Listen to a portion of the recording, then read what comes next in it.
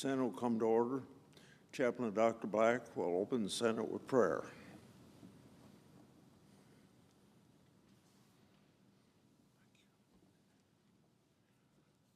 Let us pray.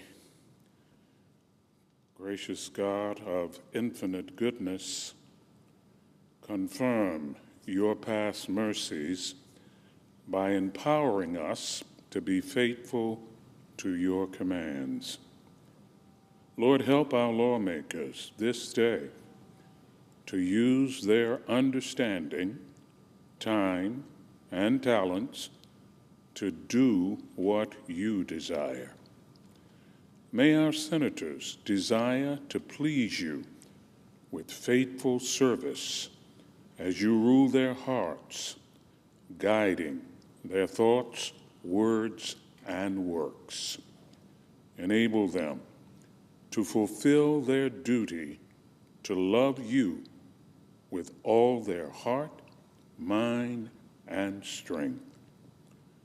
Take possession of their desires and order their steps by the power of your loving providence.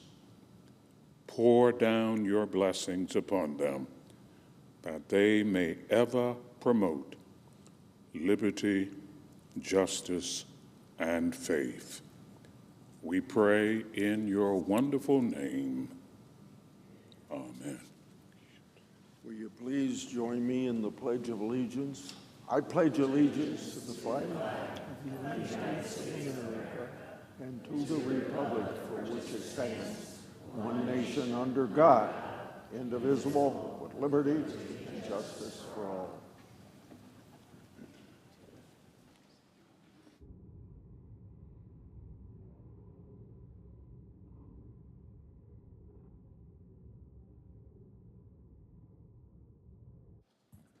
Under the previous order, the leadership time is reserved. Morning business is closed. And under the previous order, the Senate will resume consideration of the motion to proceed to H.R. 5334, which the clerk will report. Motion to proceed to calendar 454, H.R. 5334, an act to amend the Internal Revenue Code of 1986 and so forth and for other purposes. Mr. President, Senator from Iowa. I come to the floor today as a member of the Senate Finance Committee, which has jurisdiction over Social Security, and to remind everybody, because everybody knows, or better know, the Social Security Primary Trust Fund will be depleted in just 6 years. As a result, come late 2032, the program will only have enough income from the payroll taxes to pay 78% of benefits dues. That surplus that has built up since a Republican President Trump and a Democrat then Speaker Tip O'Neill sat down and said, we can't let anything bad happen to Social Security. So they put a plan together that passed almost unanimously in this United States Senate. I presume those two gentlemen, bipartisan they were, that they thought it may only extend the program for 20 years or something, but as we see now, they had a plan that built up a surplus for the next 50 years, and that runs out 2032. In other words, to emphasize, unless Congress acts quickly, retirees will see a 22% cut in their benefits, about the same as what Reagan and O'Neill saw happening in 1983. So this statistic alone should motivate the Congress to act expeditiously to ensure no disruption of benefits occur. Unfortunately, Congress has a tendency to put off action until too late and at the last moment. This is never the best approach, but with respect to addressing Social Security funding shortfall, it poses serious risks not only to the tens of millions of retirees, but also a risk to the national economy. At a recent Mercatus Center, that paper and the documents with it waiting until the last minute to act on Social Security puts this vital program on a collision course with the nation's growing fiscal crisis. The longer Congress waits to act, the more likely it is that any solution to Social Security will lean heavily on debt financing to bridge the funding gap, and that's how it's tied to the entire national economy. So come 2032, the nation will already have outstanding debt larger than any time in the nation's history relative to the size of our economy, flooding the bond market with trillions of dollars in new debt in short order, then risks setting off a chain of events leading to a fiscal crisis. Bond markets are likely to demand higher interest rates to absorb all the national debt. In other words, Congress needs to act in the same way that Reagan and Tip O'Neill acted in a bipartisan fashion in 1983 to preserve Social Security. A bigger problem faces us today, and we should have a bipartisan agreement in this town, including a president who wants to get us on a Social Security on a financially sound basis. I yield the floor, suggest the absence of a quorum. Clerk will call the roll. Ms. Alsterbrooks.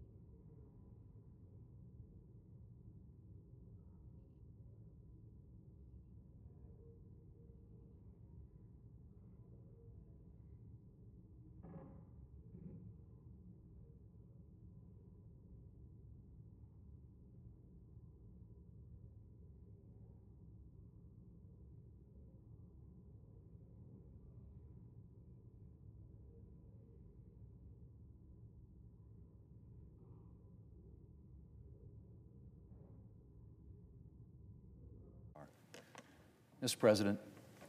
Majority Leader. Mr. President, I ask unanimous consent the quorum call be suspended. Without objection. Mr. President, yesterday we said goodbye to our friend and colleague, Lindsey Graham. But though we said farewell, Lindsey's work continues. Last night, we began consideration of the bill to which he devoted so much of his time and energy over the last year. He had worked on it with world leaders and members of both parties here in Congress. And he was working on it on the day he died. That bill is now known as the Lindsey O. Graham Sanctioning Russia and Iran Act. And it will give the President important tools to hopefully end the war between Russia and Ukraine and bring peace where there has been war for too long. Mr. President, Russia invaded Ukraine 4.5 years ago. Back then, many believed Ukraine would fall in less than a week. But Ukraine has denied the Russians the quick victory that they had expected. Mr. President, this war continues because Vladimir Putin wants it to continue. Over the course of the war, Russia has suffered some 1.4 million casualties. By one estimate, Russian casualties are now at 30,000 per month. Ukraine has slowed Russia's advance. They've gone on the offensive within Russia's borders. And with the war reportedly taking up a significant share of Russia's budget, Putin is seeking to quash the opposition to it in his own country. But the war continues, as I said, because Putin wants it to continue, and because he is able to keep it going. Mr. President, Russia funds its war effort in no small part through oil and gas sales facilitated by its so-called shadow fleet of ships flying under false flags. What the Graham-Russia sanctions bill does is go after that source of funding. It gives the President authority to levy tariffs of up to 100% against the largest purchasers of Russian energy, of which China is the largest. You might recall that before the Russian invasion in 2022, the leaders of China and Russia declared a no-limits partnership between their two countries. Today, that partnership is most evident in China's financing of the war by purchasing Russian oil and gas. Mr. President, this bill doesn't stop with the purchasers, I should say, of Russian energy, however.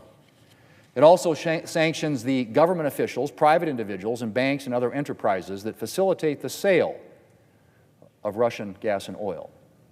In short, it takes direct aim at a key source of funding for Russia's war effort, because this war will not end until Putin is forced to come to the negotiating table in a real way. Mr. President, this bill is about denying Putin the ability to continue to prolong this war. President Trump has made his commitment to ending this war and bringing peace to Ukraine very clear. This bill will help him do that. Mr. President, they say you can know a man by the enemies that he's made. Lindsey Graham didn't have many fans in the Kremlin, nor was he liked in Tehran or Beijing, for that matter. I don't think this bill has many supporters in those places either, Mr. President. This is a bill that aims to shut off a key source of strength for Russia's war effort. It targets China's source of cheap energy, and it ensures the President can continue putting maximum economic pressure on Iran as well by extending for another 5 years the legislation that underpins many of the sanctions that are in place against the Iranian regime. Mr. President, we may have said farewell to Lindsey yesterday, but his work goes on. He believed in America, and he saw its promise in the hopes of the men and women around the world who want their own democracy and freedom in their homelands. There was no greater friend to freedom-loving people than Lindsey Graham. And this bill is a part of that legacy, a legacy that will echo for many years to come. Mr. President, I yield the floor, and I suggest the absence of a quorum. Clerk will call the roll. Ms. Alsobrooks.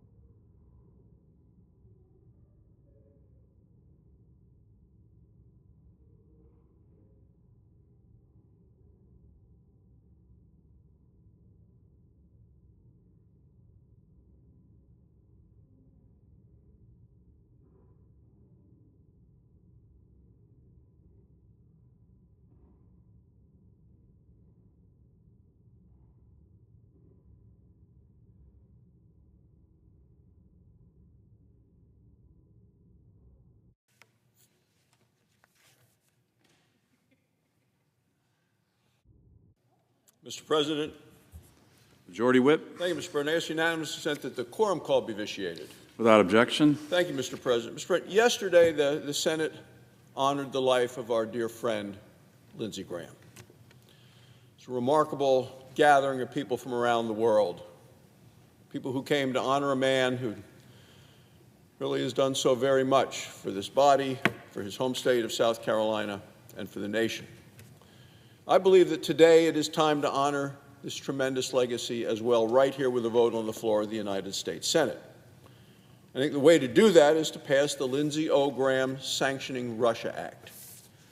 It truly is a peace through strength bill. No tribute, I think, would be more fitting to our friend Lindsey or be more forceful. This bill strengthens America's national security while pressuring our adversaries to pursue peace. And that's what Lindsey was doing, pursuing peace. This sanctions bill is a historic piece of legislation. They target Russia's largest oil importers, target Russia's leadership, target Russia's so-called shadow fleet. Russia uses that shadow fleet to evade sanctions on its illegal oil. Most importantly, Mr. President, it targets other nations that buy Russian oil, that buy Russian natural gas, that buy Russian uranium. This is the way Russia is financing its brutal, killing war in Ukraine. The penalties are swift. The penalties are severe. We know that energy is a cash cow of Putin's war machine. It is also Russia's Achilles heel. Cut it off, and Russia cannot continue to fight. Russia's biggest customer, we know, is Communist China. Next is India, and they're going to be hit hard by this. This is the way to cripple Russia's war machine. Allies of Ukraine can qualify for exemptions. Those exemptions come from taking serious steps to end their own dependency on Russian energy products. Mr. President, for many years, and you and I have talked about this, Europe has spent more money on Russian energy than it has sent in aid to Ukraine. Mr. President, you're a warrior. You know this. You're from an energy state. You know these things are critically important, and they are true. This needs to change. Of course, Russia isn't fighting Ukraine alone. It's Putin's war of aggression. It's Iran partnering with Russia. Iran has supplied Russia with drones, with missiles, with munitions. Russia has used these weapons to kill Iranian civilians and to destroy Ukrainian infrastructure. In return, Russia has shared with Iran, we know what they've shared with their regime, technology, intelligence, military support, all of those things. Iran has used this support to attack American troops. And you've worn the uniform, you've borne the battle, and we've seen these attacks on American troops and hold the area in terms of how Iran holds the Straits of Hormuz hostage. It's continuing today, attacks yesterday. Russia and Iran both employ a shadow fleet of illegal oil tankers. They share sanctions evading networks. They sell oil to many of the same buyers. They're all working together against us, against freedom-loving people. They both fund murder, they fund terrorism, and they do it with revenue from their energy products. That's why Iran has rightfully been added to this sanctions bill. Lindsey started it about Russia, and now we have added Iran with President Trump's guidance. Together, Russia and Iran have built an axis of aggression, and we know where the aggression is headed. Sanctioning those who buy oil from Russia and Iran disrupts this entire axis all at once. Passing this bill will make our country safer, and it makes our adversaries weaker. Senator Graham visited Ukraine shortly before he died. Lindsey was a friend of freedom in Ukraine. He never stopped working to build support for their cause. Lindsey succeeded. This is a bill that has united a broad coalition of United States senators. The motion yesterday to proceed to the bill, over 80 senators voted positively, voted for this motion, and I'm one of the many co-sponsors. Now it's time to pass this bill. Now it's time to push for peace. Today, Russia is the point of maximum weakness, and so is Iran. Critical pieces of Russia's energy infrastructure are today in shambles. A significant portion of its oil refining capacity is no longer operable. Energy shortages are being felt all across Russia today. At the same time, Iran's military has been severely degraded. Both Russia and Iran still refuse to accept plans for lasting peace. Russia and Iran respond only to strength, not to statements. It is time for the Senate to act, and act decisively, and to work toward lasting peace. Mr. President, today is the day to pass the Lindsey Graham sanctions bill. Thank you, Mr. President. I yield the floor.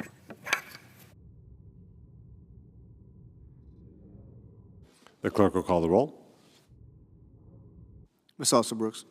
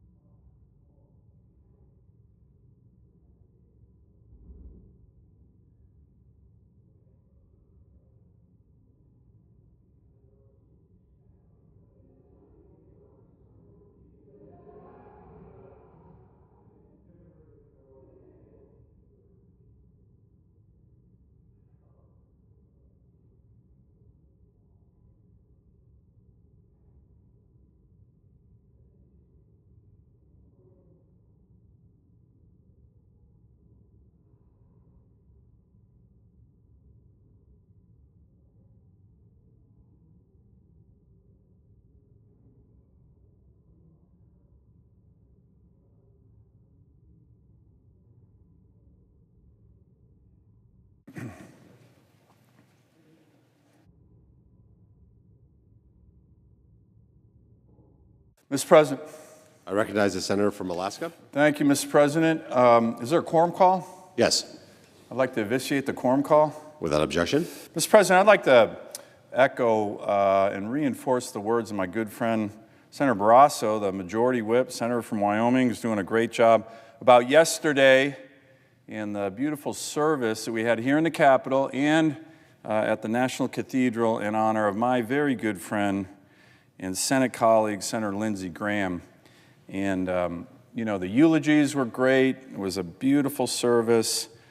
He was, as I mentioned, a dear friend, colleague, a patriot, a veteran, a staunch advocate for his state, South Carolina, a staunch advocate for the Senate, and a staunch advocate for a strong America. As Senator Barrasso just said, peace through strength, in the sense of American freedom, not just at home, but abroad. He was one of a kind, witty, brilliant, certainly, Mr. President, as you know, one of our nation's most important and influential senators. He had a great sense of humor. He loved to laugh. And a lot of us here on the Senate floor are talking about his legacy and what we should be doing to honor that legacy. Well, I think one of the things we should be doing, and we're doing it right now, and it's great, is this sanctions bill against Russia, against Iran. And Senator Graham had been leading the efforts on this sanctions bill for a couple years now. And we're passing it here in the Senate in overwhelming bipartisan fashion. Over 80 senators voted to get on the bill last night. I know Lindsey's looking down from heaven, very proud. He made this happen. I was honored to be an original co-sponsor of this bill from the very, very beginning, working with him on these issues. And we got more to do. I have a very analogous sanctions bill with regard to China and Taiwan. That Senator Graham was a lead co-sponsor of my bill. That's coming next, Mr. President. But it is about honoring him, and this is a bipartisan win. But I think there's another way we need to honor Senator Graham. And it's not happening, and it's kind of a new thing. Got the minority whip coming to the floor, and I hope he can maybe respond to this. But it's a new thing, Mr. President, that I've never seen actually in my career, and we need to change it. And what that is getting on the National Defense Authorization Act to start debating it and working on a defense supplemental because we need it. Now, we're talking about honoring Lindsey Graham. I know Lindsey Graham really, really well, knew Lindsey Graham really, really well. I guarantee you Lindsey Graham would be on the Senate floor right now saying, wait, we're moving our sanctions bill forward? Great. Bipartisan? Great. What about the NDAA? The National Defense Authorization Act that funds our military, pay raises for our troops, came out of the Armed Services Committee in a big bipartisan vote, and then came to the Senate floor, screeching halt, because the minority leader blocked it. By the way, I've been in the Senate almost 12 years. I've never seen that happen in my entire career. The bill that funds our military, that lays out the strategy and top-line number for our military during a dangerous time, is blocked by the Senate Democrats. Lindsey Graham would be on the floor raising hell about that. I've never seen it happen. And I've never had anyone on the other side of the aisle explain to me, why are you blocking the bill that came out of committee in a strong bipartisan way during these dangerous times? You're blocking the bill to fund our military, to take care of our troops? Unprecedented, Mr. President. So if we want to honor Lindsey Graham, which we all do, let's not just vote for the sanctions bill, but let's get on the NDAA and start debating it. I haven't heard one Democrat senator give a reason why they're blocking it. I've never seen this happen. Mr. President, this is new territory. Let me give you another one that I know Lindsey Graham would be on the floor right now advocating with me on. We need a defense supplemental. Okay, when President Biden was president and Senator Schumer was majority leader, the Biden White House sent over a defense supplemental on Ukraine. Now, senators like myself, Senator Graham, others, we said, all right, we'll look at that. We'll work on that. We'll improve it. We'll make it better. We think it's important for the national defense of our nation, which it was. We put a lot in there for the defense industrial base, which we did. We beefed up stuff relating to China and Taiwan, which made it a better bill. We beefed up elements of that bill to make it stronger with regard to Israel and Iran, made it a better bill, and then we worked on it together We made it a stronger bill, and then senators like myself and Senator Graham whipped other Republicans to get it passed. And we got it passed. It was a bipartisan defense supplemental, primarily for Ukraine, Israel, Taiwan, and our defense industrial base. Now we need a defense industrial base supplemental for us, for America, for our troops, for our munitions. A couple years ago, when the Biden administration with Senator Schumer in the majority, that happened, and a number of us, myself and Senator Graham, were like, all right, we'll roll up our sleeves and work with you guys. What's happening on the defense supplemental now? No cooperation. No one on the other side of the aisle wants to help our troops, wants to help our munitions. Mr. President, this is new territory. I've been here 2 terms, and on defense issues with Senator Graham, and by the way, many other great senators on the other side of the aisle, we have always locked arms, said we're going to move forward on the NDAA. We're going to move forward on a defense supplemental if our troops need it. And what's happening right now is new. It's different, and I think it's really bad for the country. And you know who would be down on the Senate floor right now with me, making the same arguments that I am? Senator Graham would be. So let's keep talking about honoring Senator Graham. I love that guy. I'm going to miss him every day. Such a great leader, so important to the Senate. My view, probably the most important senator here, given his work, given his relationship with the president. But let's not say we're going to honor Senator Graham and then we're going to block the NDAA. Lindsey Graham wouldn't be doing that. And we're going to not engage at all with the Trump administration on a defense supplemental that our Department of Defense needs. We didn't do that. When you guys were in the majority and President Biden was president, we rolled up our sleeves and got to work to benefit the national security of our nation, which is what Lindsey Graham was always about. So let's honor Lindsey Graham. Let's have a strong vote on the sanctions bill that's named after him. But to my Democratic colleagues, you want to honor Lindsey Graham? Then let's start debating the NDAA. Quit blocking it. I've never seen that before in my entire time here. That doesn't help anything. All it does is undermine our national security and our troops. You're doing that. Lindsey wouldn't be for that. And let's start engaging on a defense supplemental. We need it.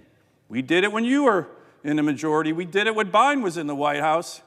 And a lot of my colleagues on the other side of the aisle know that what they're doing is wrong, and I still haven't heard a good explanation. I know the far left is driving the energy of the party on the Democratic side right now, and they don't like the military, and they don't like supporting our troops. I know that. But the vast majority of my colleagues on the other side of the aisle, I know them. Let's get going on the NDAA. Let's get going on the defense supplemental bill. That's exactly what Senator Graham would be arguing today. I yield the floor. Mr. President. I recognize the Democrat whip. We start with this little document called the United States Constitution. Every one of us is sworn to uphold and defend this document. And we go to Article 1, the first article in the Constitution, Section 8, and it spells out with clarity who declares war under this Constitution: the Congress of the United States. We're now engaged in a war in Iran. Did the Congress declare war on Iran? No. Did the President even ask Congress to declare war on Iran? No. Well, were there public hearings in Congress about this decision to invade Iran, to attack Iran? No. Did this President of the United States go to the allies of the United States, like the NATO allies, to discuss the invasion of Iran? No. This President decided that we would go to war on his own, strictly on his own, without regard for what the Constitution requires. Now, I'm glad to concede that there have been many presidents who've gone to war under similar circumstances, but almost without exception, they at least took the case to the American people directly or through Congress. This president did not. So where are we today? $88 billion. That's how much has been spent so far in Iran. We're in the 5th month of the first year of a never-ending war that this president promised over and over again at his rallies would never, ever, ever happen under his watch.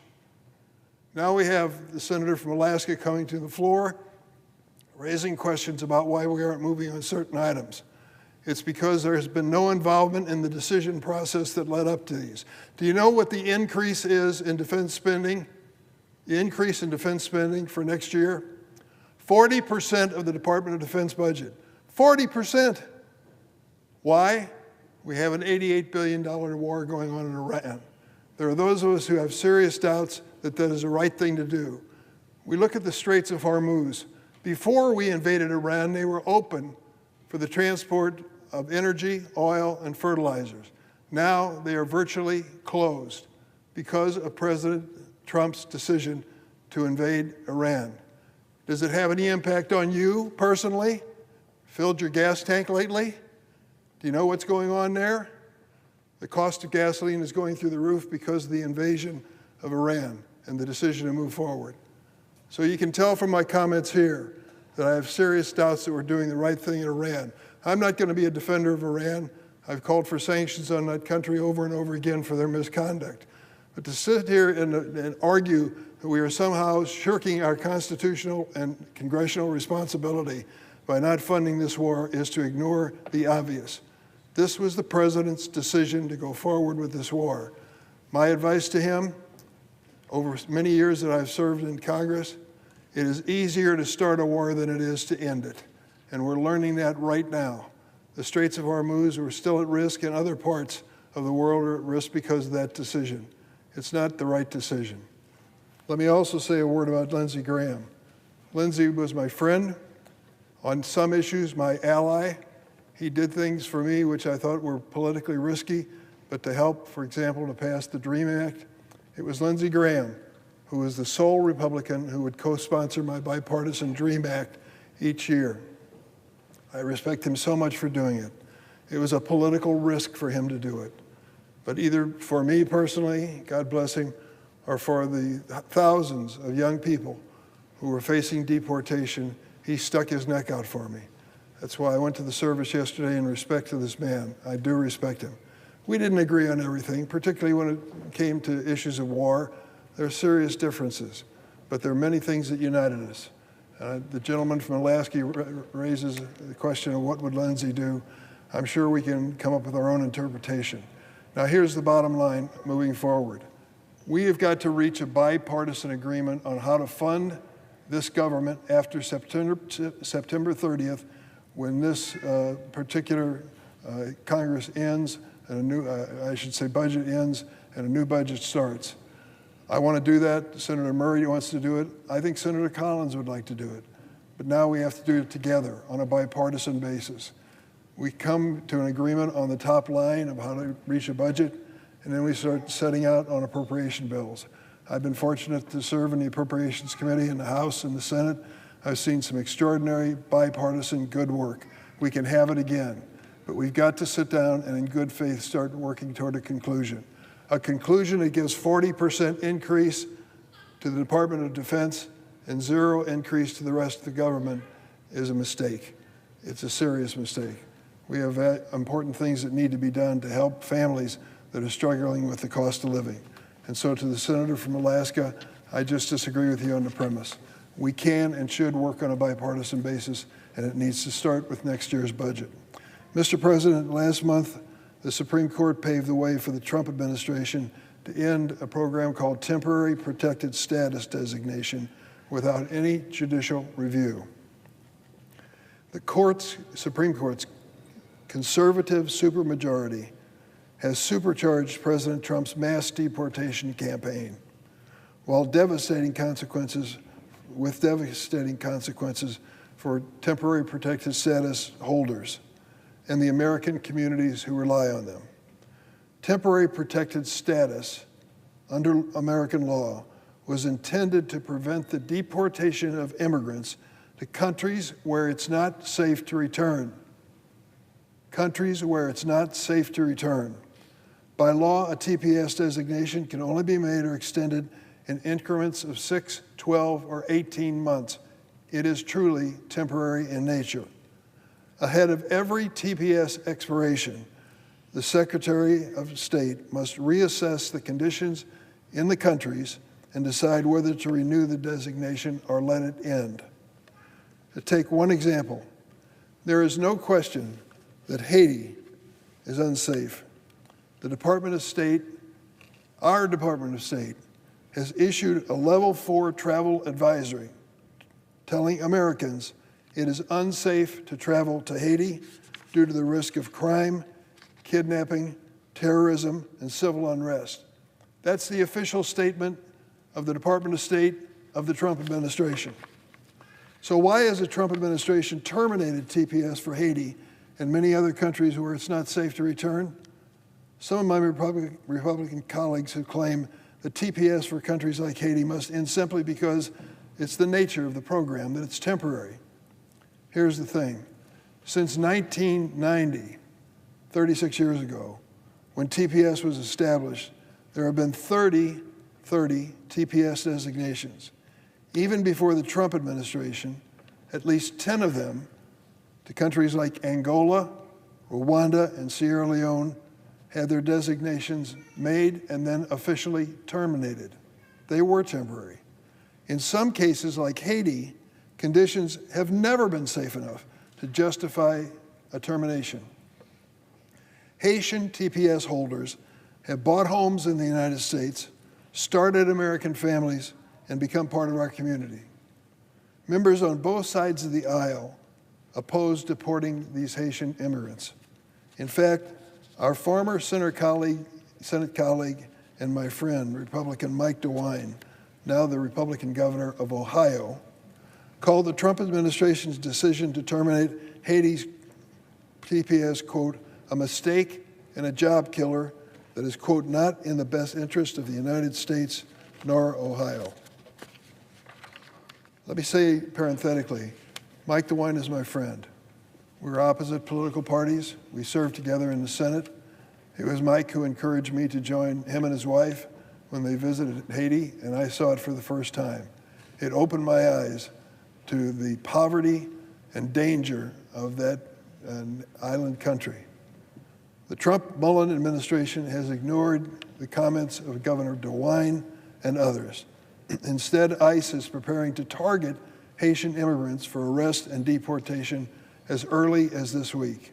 Immigrants who've been lawfully present in the United States for years now risk being deported.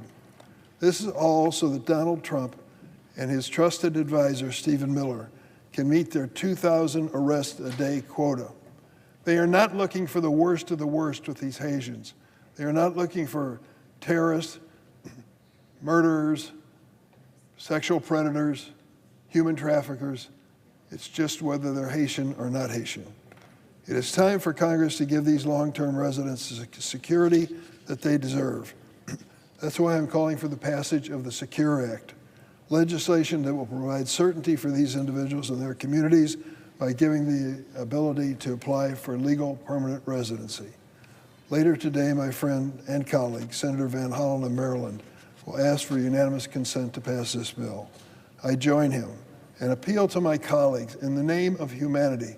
For God's sake, don't send these people back to an island which we have already declared is too dangerous for any American to visit.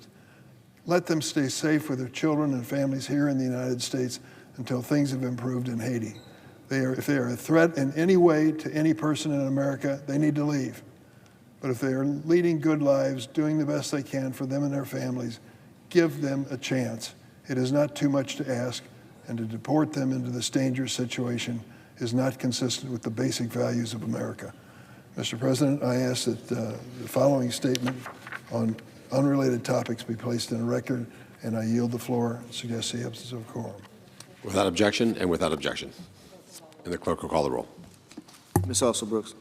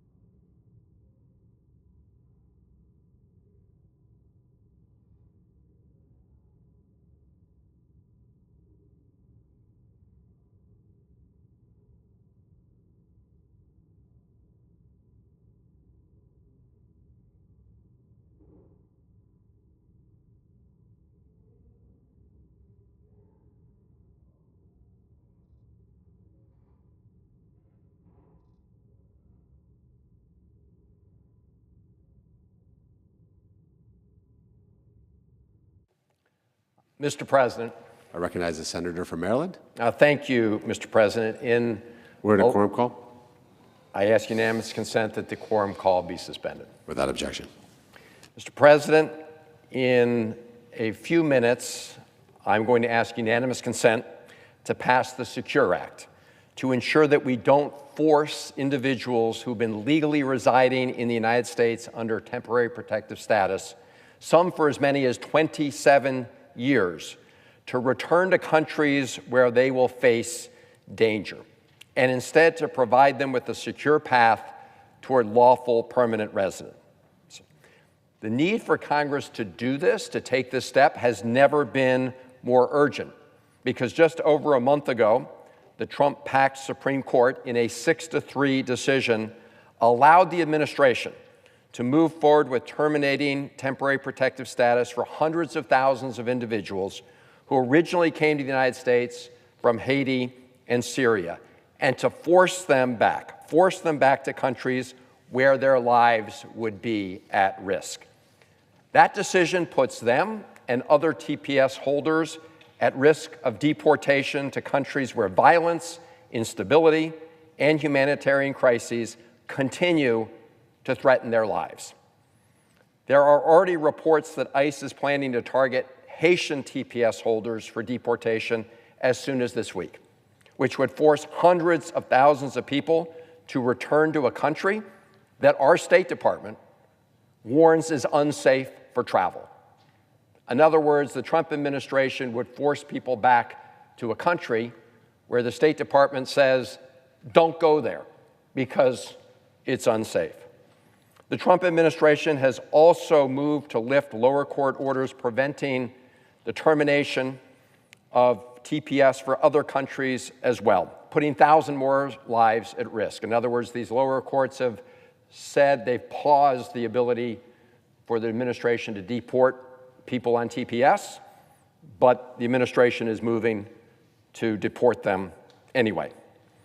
In 1990, members of Congress from both sides of the aisle, Republicans and Democrats, came together to create the TPS program because we all agreed that keeping our neighbors safe should not be a partisan issue. When conditions in another country make it unsafe for people to return, America should not force those people back into harm's way. And for over 3 decades, that bipartisan principle has guided the TPS program. I think we all recall the Trump administration, at least the president, promised that they were going to target the, quote, worst of the worst. But that's not what they've been doing.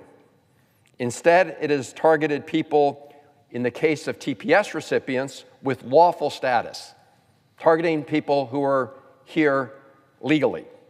TPS recipients are people who have already been determined that it would be dangerous to force them to return to their countries of origin.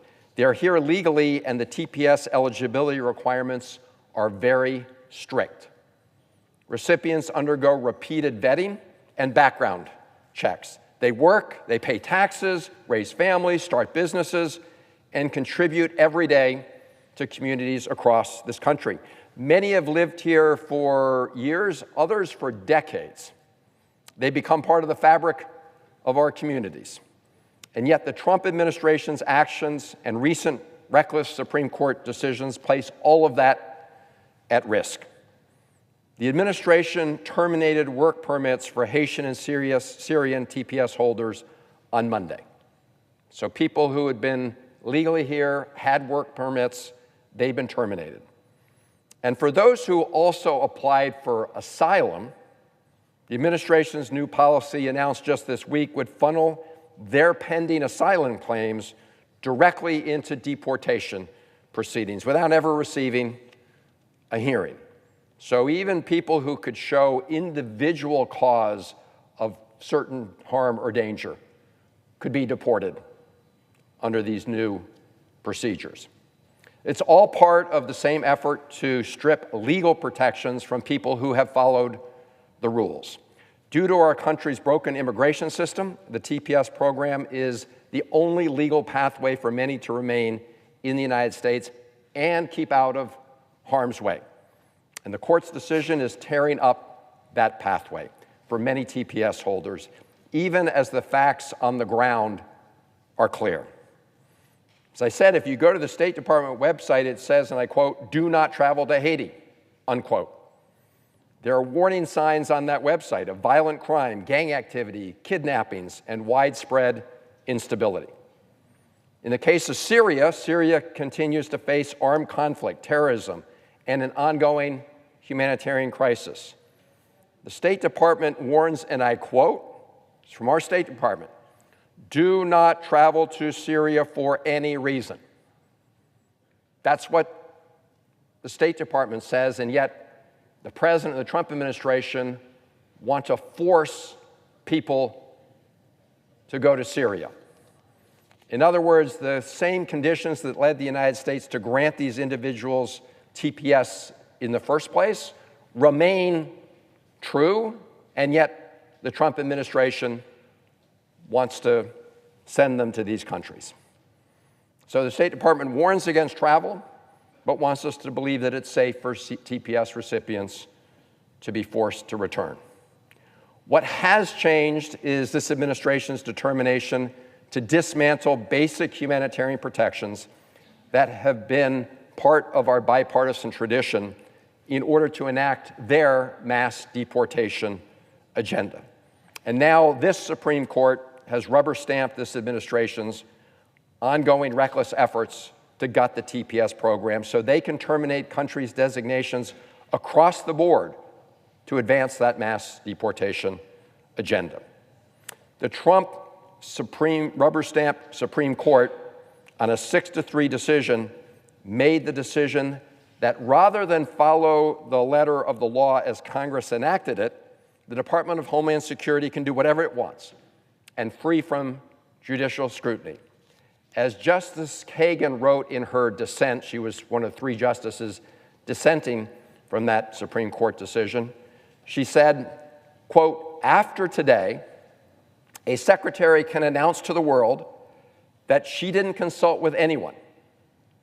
Moreover, that she didn't evaluate country conditions at all before making, extending, or terminating a TPS designation. And the courts will be powerless to intervene, even though Congress loaded up the TPS statute with requirements about the altogether different way the secretary is supposed to make her decision," end quote. In other words, Justice Kagan pointed out the statute does make clear there should be a determination about whether or not an action taken to terminate TPS would in fact lead to harm. And Congress should not just sit back and allow this to happen. Decisions affecting hundreds of thousands of lives should be based on careful consideration of conditions on the ground, not political ideology or predetermined outcomes. This decision makes one thing unmistakably clear, that we, the Congress, should act to reaffirm what was clearly our intent when we passed the TPS statutes to begin with. And for years, TPS recipients have lived in constant uncertainty, and every extension brings another deadline. Every new administration brings another question about the lives they have built here will disappear with the stroke of a pen.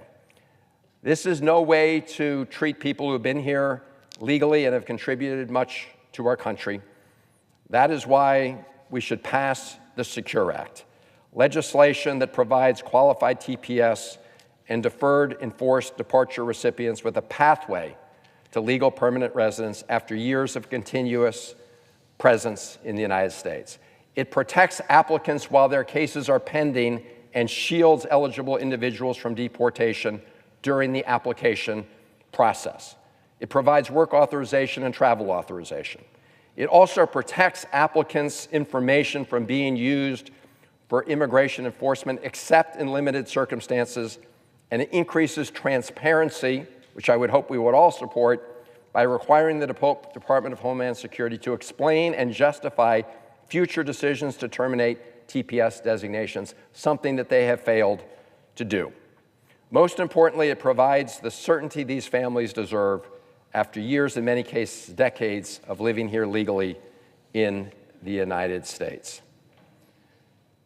Mr. President, we've long used TPS to provide refuge to people who would otherwise face extraordinary danger if forced to return to their countries of origin.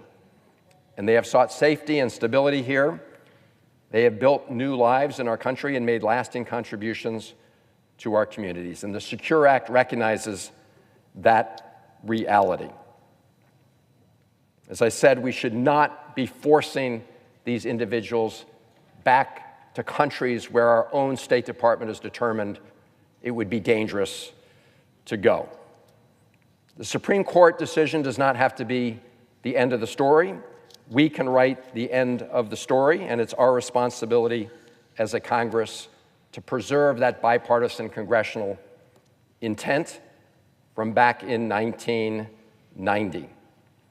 And we must provide that certainty that these individuals deserve. So, Mr. President, notwithstanding Rule 22, I ask unanimous consent that the Committee on the Judiciary be discharged and that the Senate proceed to the immediate consideration of S-2106. I further ask consent that the bill be considered read a third time and passed, and the motion to reconsider be considered made and laid upon the table. Is there objection? Mr. President. I recognize the senator from Missouri. Mr. President, reserving the right to object. Mr. President, I object to this mass amnesty bill. Last week, Democrats asked the Senate to extend Haitian temporary protected status. Today, they've dropped the quotation marks. Instead of extending temporary status, this legislation would convert temporary status into permanent status. Green cards, permanent settlement. At least the bill last week continued the same old Washington lie.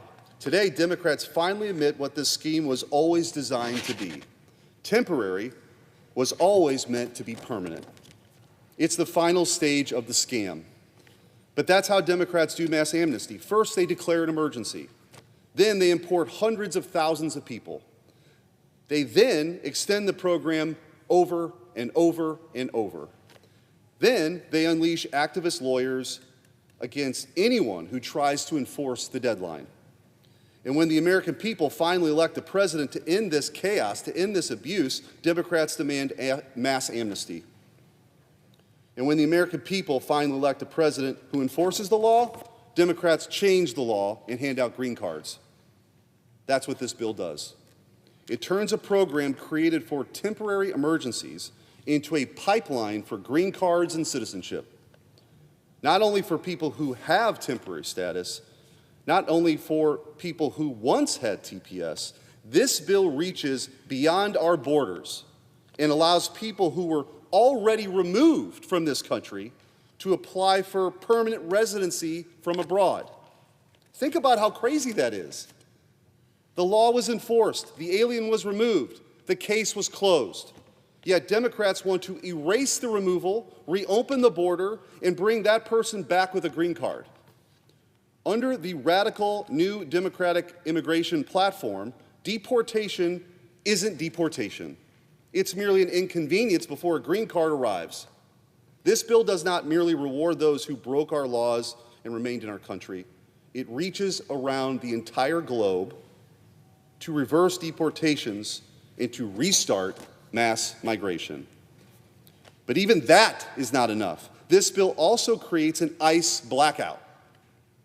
Information provided in these applications can't be used for immigration enforcement. The bill even threatens penalties against law enforcement who improperly use the information.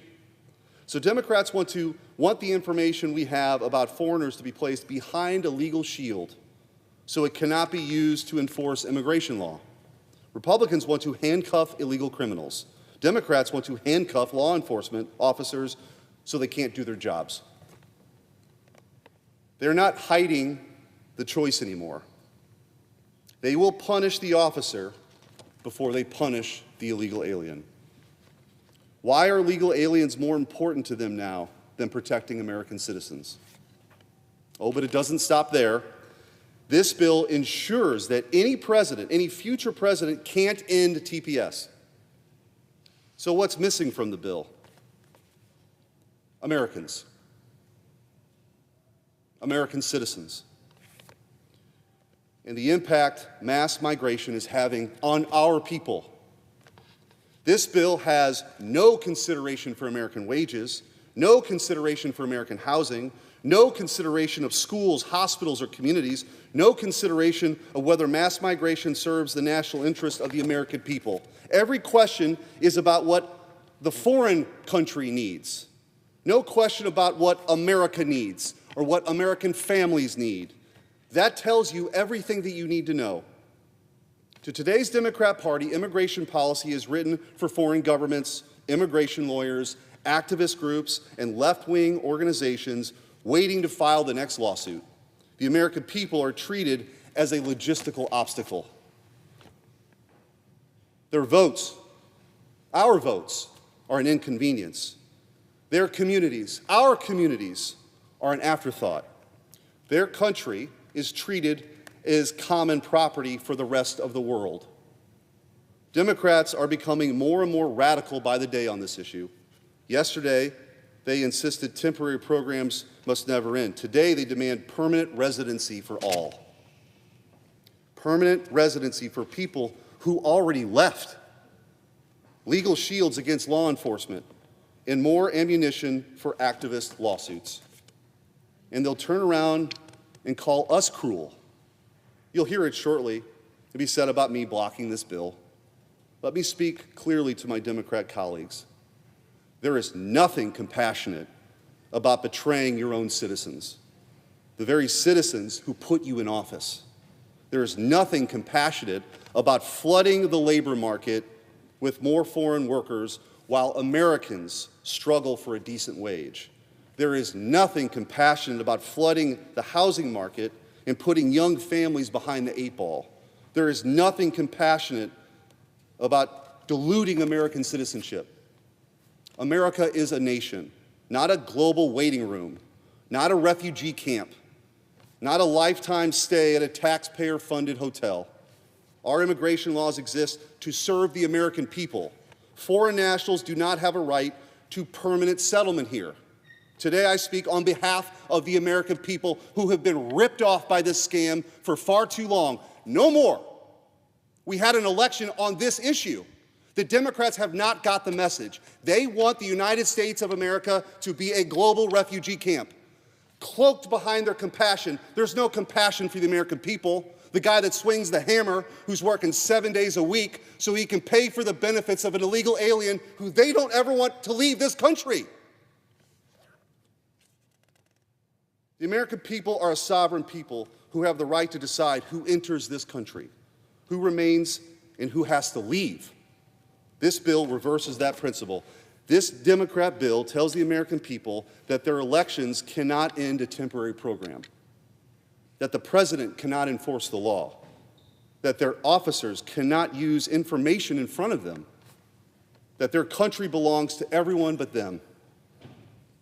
Only the migrants' claim matters. Only the foreign country matters. Only the ambulance-chasing immigration lawyer matters.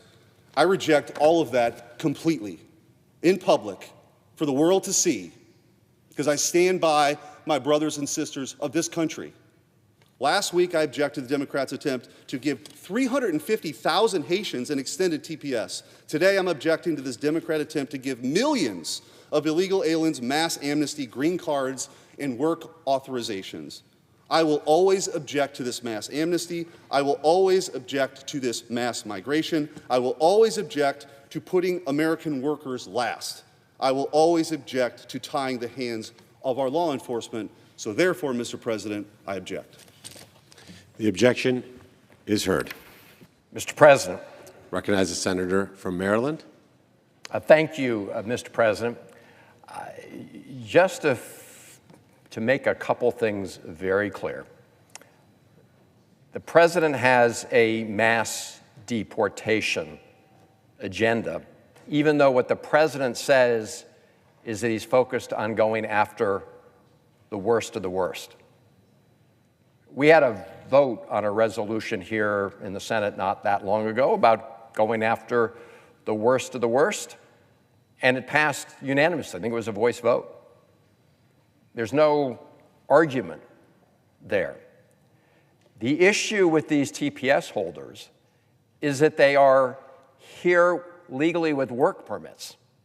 In fact, they're among the most vetted people in the country. Every year, they go through security and background checks in order to renew their work permits.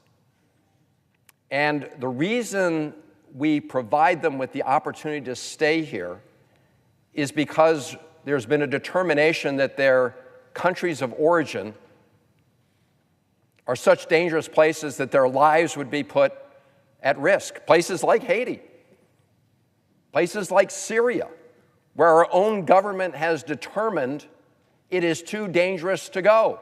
And they warn people about going to those countries. And yet what this Trump administration action would do is force people back into danger in those countries.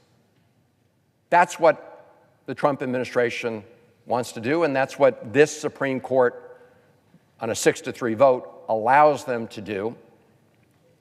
It allows them not even to have to make that determination in any serious way about what the circumstances are in the country these people would be forced back into. So there's a whole lot of misinformation that was put out there about this piece of legislation. I will just say that in my state of Maryland, many of these folks on TPS have become very important and valuable members of our community. As I said, many have been here for years and years, in some cases, decades. And by the way, they are paying taxes. They are paying federal and state taxes. They're paying into the Social Security Trust Fund. And in many cases, they've started small businesses that actually create more economic opportunity for everybody in the community and the state. Go look it up. A lot of these TPS holders are small businessmen and women. They're hiring people in our communities in our state. And yet these are the people, some of the most vetted individuals in the country, people who pay state and local and federal taxes, that the Trump administration wants to send back to countries where we say it's dangerous to go. And so that's why we're here on the floor right now, because the first wave of this is about to happen. And the Trump administration is about to deport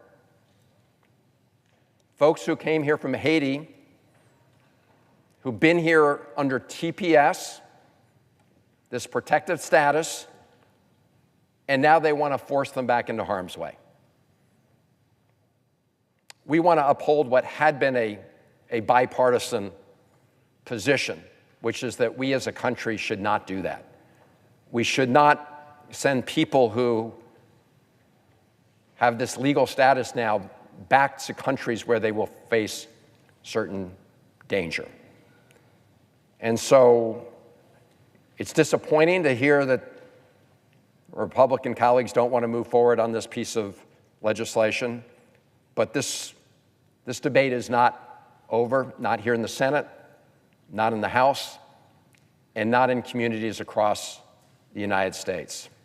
And with that, I yield the floor. I see my colleague from California, who's been such an important and strong voice on these issues, on the floor, so I will yield the floor. Mr. President. Senator from California. Mr. President, I'm pleased to join my colleagues today in support of Senator Van Hollen's Secure Act. Across the country right now, hundreds of thousands of Haitian men, women, and children are terrified. They're terrified for their futures, for their children's futures. They're terrified about being forced back to a country that is gripped by a catastrophic humanitarian crisis. nearly 1.5 million Haitians have been displaced by gang violence. Food insecurity is widespread. Basic services have collapsed. It's a country that the State Department warns Americans not to travel to because of the risk of kidnapping, violent crime, and civil unrest. Think about that for a second. The Trump administration itself is warning Americans not to travel to Haiti because of how unsafe it is. Yet the same administration wants to force over 300,000 Haitian nationals who until very recently held temporary protected status to go there. Now, the president has made it very clear for years what he thinks about immigrants from Haiti. And we've received reports in the past few days that the Department of Homeland Security is preparing for a mass roundup and swift deportation of these families in the coming days. So now, thanks to the president's hostility towards immigrants, TPS holders from countries in turmoil, many of whom have lived in the United States for years, if not decades, are now in danger and at the mercy of this cruel administration. But the fact of the matter is, the American people do not support the president's goal of kicking these men, women, and children out and forcing them back to a nation steeped in danger and turmoil. Because the American people recognize the fundamental fact that TPS holders who were legally granted protection in the United States, who registered with the federal government, who passed background checks and received authorization to live and to work here, are human beings. Human beings that deserve respect and dignity. And we have a moral obligation to help when we can. More than that, most Americans recognize how much TPS holders and immigrants more broadly contribute to our country.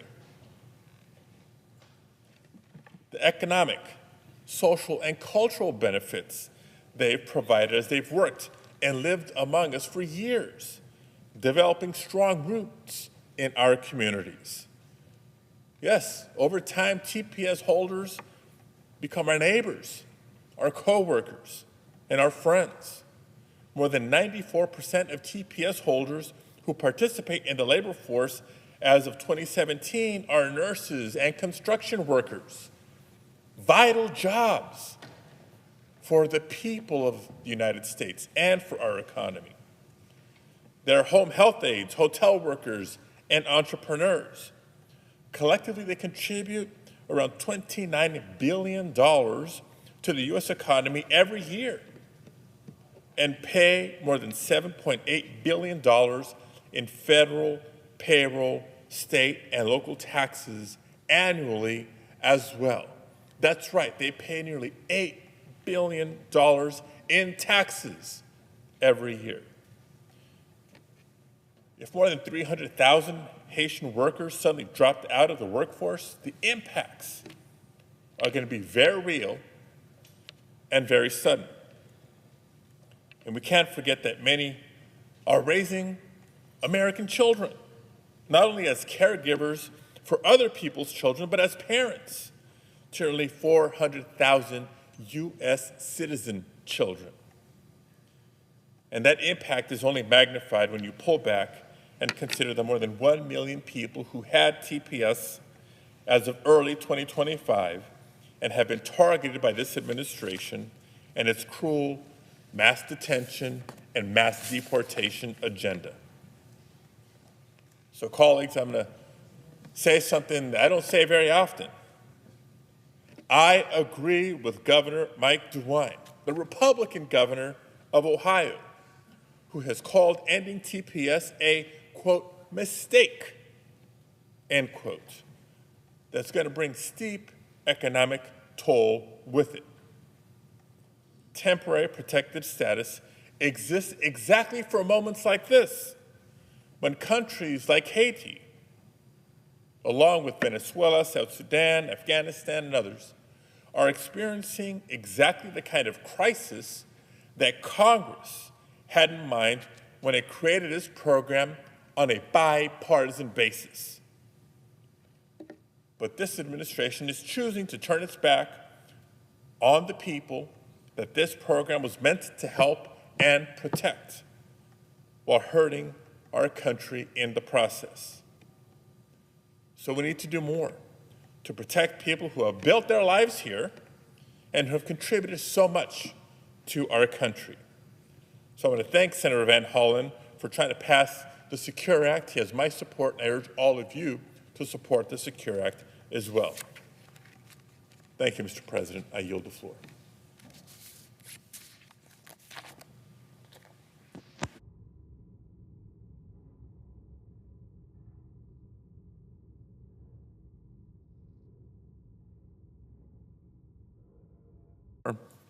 Clerk, call the roll. Ms. Also Brooks.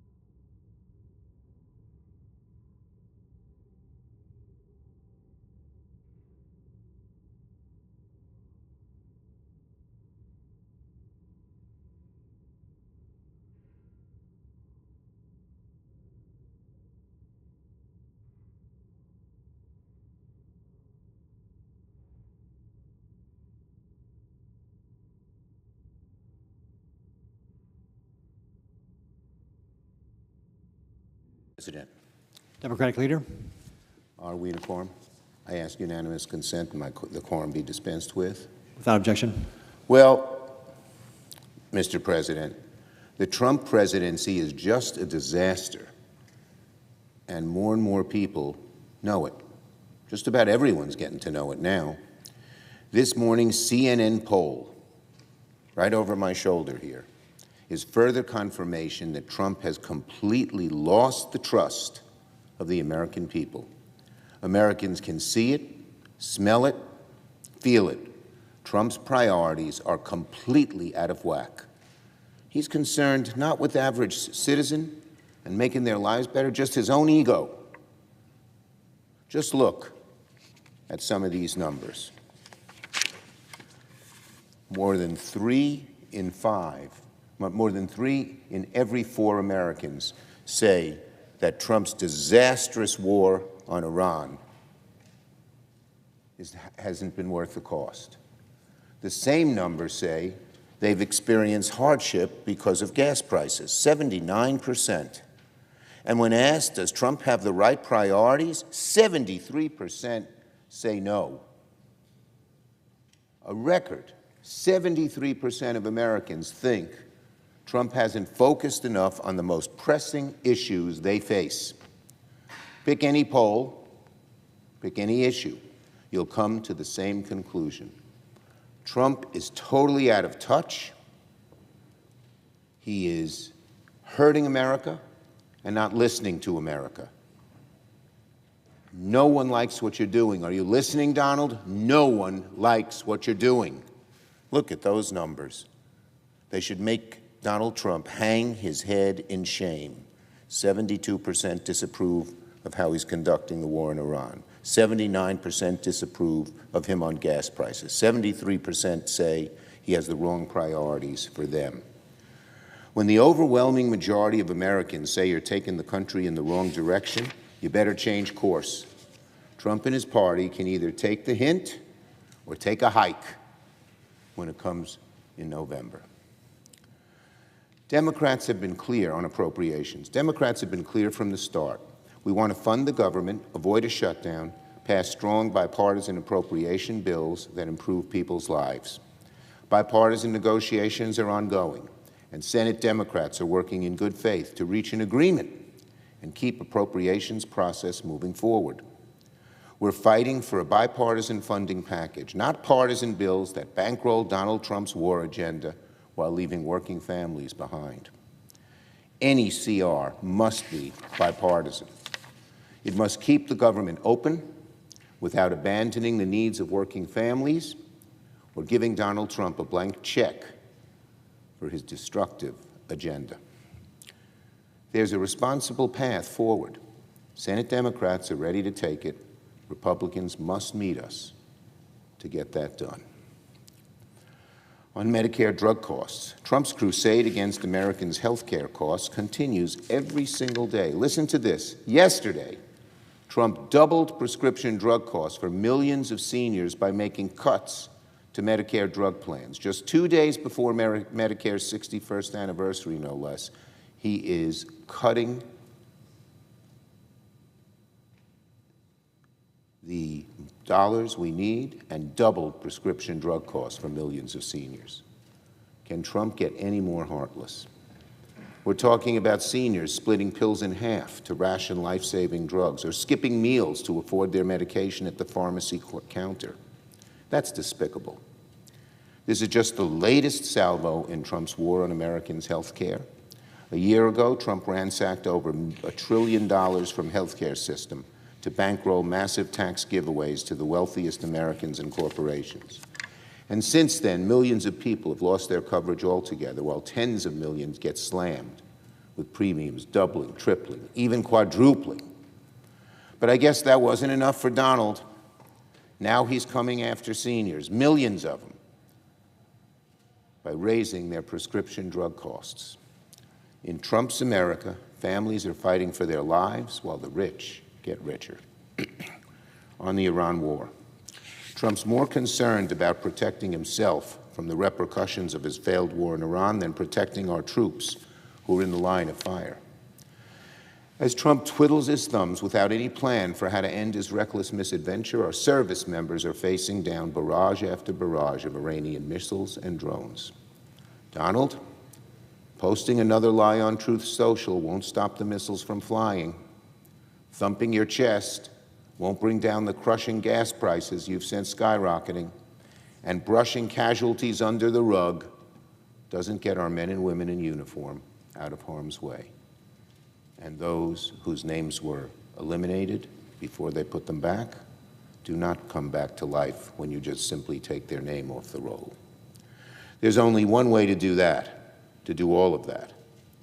Bring our troops home. End the war. Democrats will soon force another vote on our War Powers Resolution to end this aimless war and bring our troops back home to their families. Every second Trump prolongs this war, our service members' lives are at risk. Senate Republicans, stand up for troops, not the president who sent them to war without a plan, without a mission, without an exit strategy. Senate Republicans, stand up with the American people and come join us in ending this war. Yield the floor. Out the absence of a quorum. Clerk, call the roll. Ms. Also Brooks. I ask unanimous consent the quorum call be vitiated. Without objection.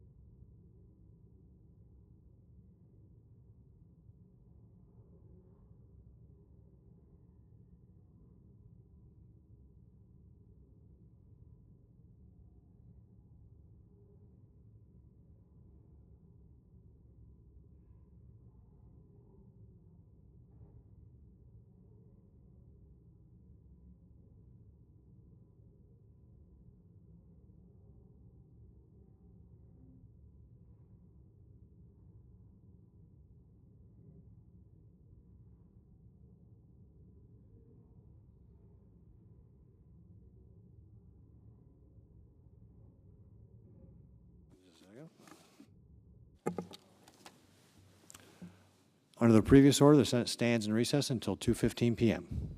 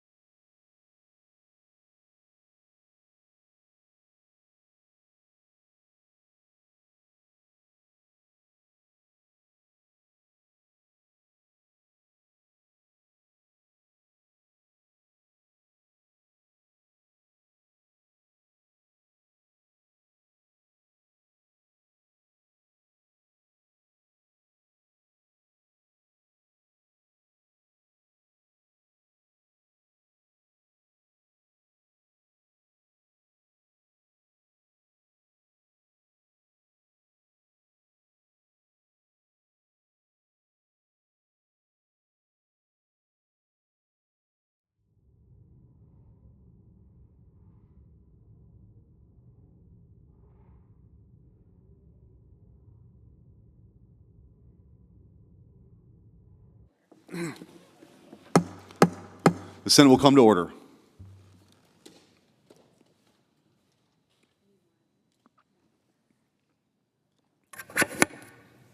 Mr. President, Senator from Wyoming. I rise today to speak about the Digital Asset Market Clarity Act, also known as the Clarity Act, and about the years of work that brought us to this moment. Now, I only have a few minutes to get started, but Mr. President, I'm just getting wound up. I'm going to talk for a little while, and then I'm going to be back tomorrow, and I'm going to talk about this some more because I've got a lot of pent-up things to say. First of all, this is a very good bill. Good for the country, good for consumers, and good for the people we all represent on both sides of this aisle. And after 11 months of giving nearly everything that was asked of us, I am genuinely struggling to understand what else my colleagues across the aisle think it needs before we act. When I was elected to the Senate in 2020, I knew I wanted to work on digital asset legislation because Wyoming's legislature was already years ahead of Washington, building a legal framework for digital asset companies before most of the country was even paying attention. I wanted to do everything I could to keep those companies in Wyoming, and more importantly, to keep them in America. The person I have been most proud to work with is Democratic Senator Kirsten Gillibrand of New York. People have raised an eyebrow for years that a Wyoming Republican and a New York Democrat have worked hand in hand on this bill. But we have become genuine friends, and I trust her. In June 2022, we introduced the Lummis-Gillibrand Responsible Financial Innovation Act together, the first real attempt at a comprehensive regulatory framework for digital assets, dividing oversight between the SEC and the CFTC and regulating stablecoins. That was a 168-page bill. We had to start by deciding whether to create a unique new standalone regulatory framework or lay digital assets over the existing framework. We chose the latter, and then we took off from there. Now, we reintroduced Lummis-Gillibrand in 2023. That was a 274-page bill. It contained provisions that cracked down on mixers and tumblers and crypto ATMs, required plain language customer agreements, and regulated crypto advertising. It was a very strong bill for consumers. From a consumer protection standpoint, it had improved dramatically. Now, that partnership is the foundation this bill stands on, and it's why I reject any suggestion that this bill is partisan. This bill is bipartisan. It has always been about keeping an industry we want here to stay, but regulated in the right way. In Wyoming, we used to call it growth on our terms. This bill is growth on our terms. It is growth on American terms, protecting consumers and protecting us from illicit finance. Now, today, we have a 616-page bill because I've listened to my Republican and Democrat friends, incorporated their priorities, and tried to create the best bill possible. That is how we got to a 15-9 bipartisan vote out of the Banking Committee in May. Now, plenty of people have told me to try to move this through on Republican votes alone and skip the headache. I've rejected that every time, because the only way to get a bill through Congress that actually lasts is to build it together. We have earned support not only from every corner of the digital asset industry, but earned support of major cornerstones in our financial industry, like Goldman Sachs and Fidelity. Just this past Friday, the National Fraternal Order of Police endorsed this bill. an organization that spent months telling us this legislation would tie the hands of law enforcement investigating crypto crime.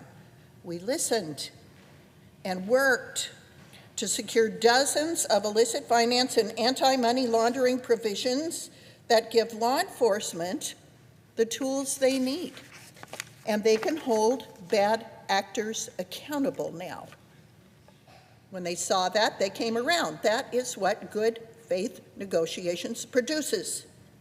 Before any one of my Democratic colleagues tells me this bill doesn't do enough, I want to show each of you what 11 months of negotiations produces, provisions after provisions. I want the record to show precisely what was asked for and what we delivered.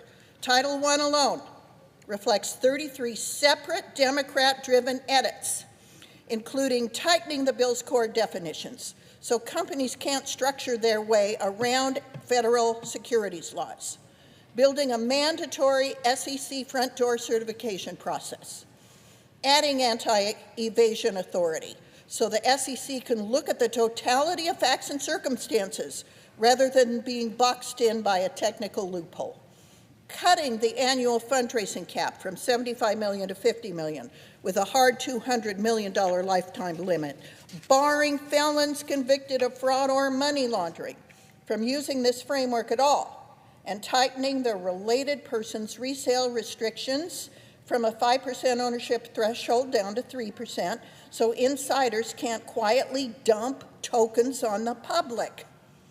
We also built 3 entirely new titles at the Democrats' request. We added 23 additional sections combating illicit finance, including determining when a decentralized finance platform is really decentralized or whether it's just decentralized in name only, and when they are subject to the securities laws and Bank Secrecy Act requirements.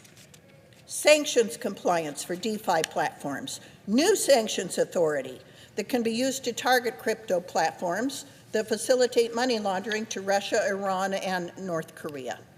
$150 million in new FinCEN funding and mandatory Treasury and GAO studies on mixers, foreign adversary activity, and financial stability risk.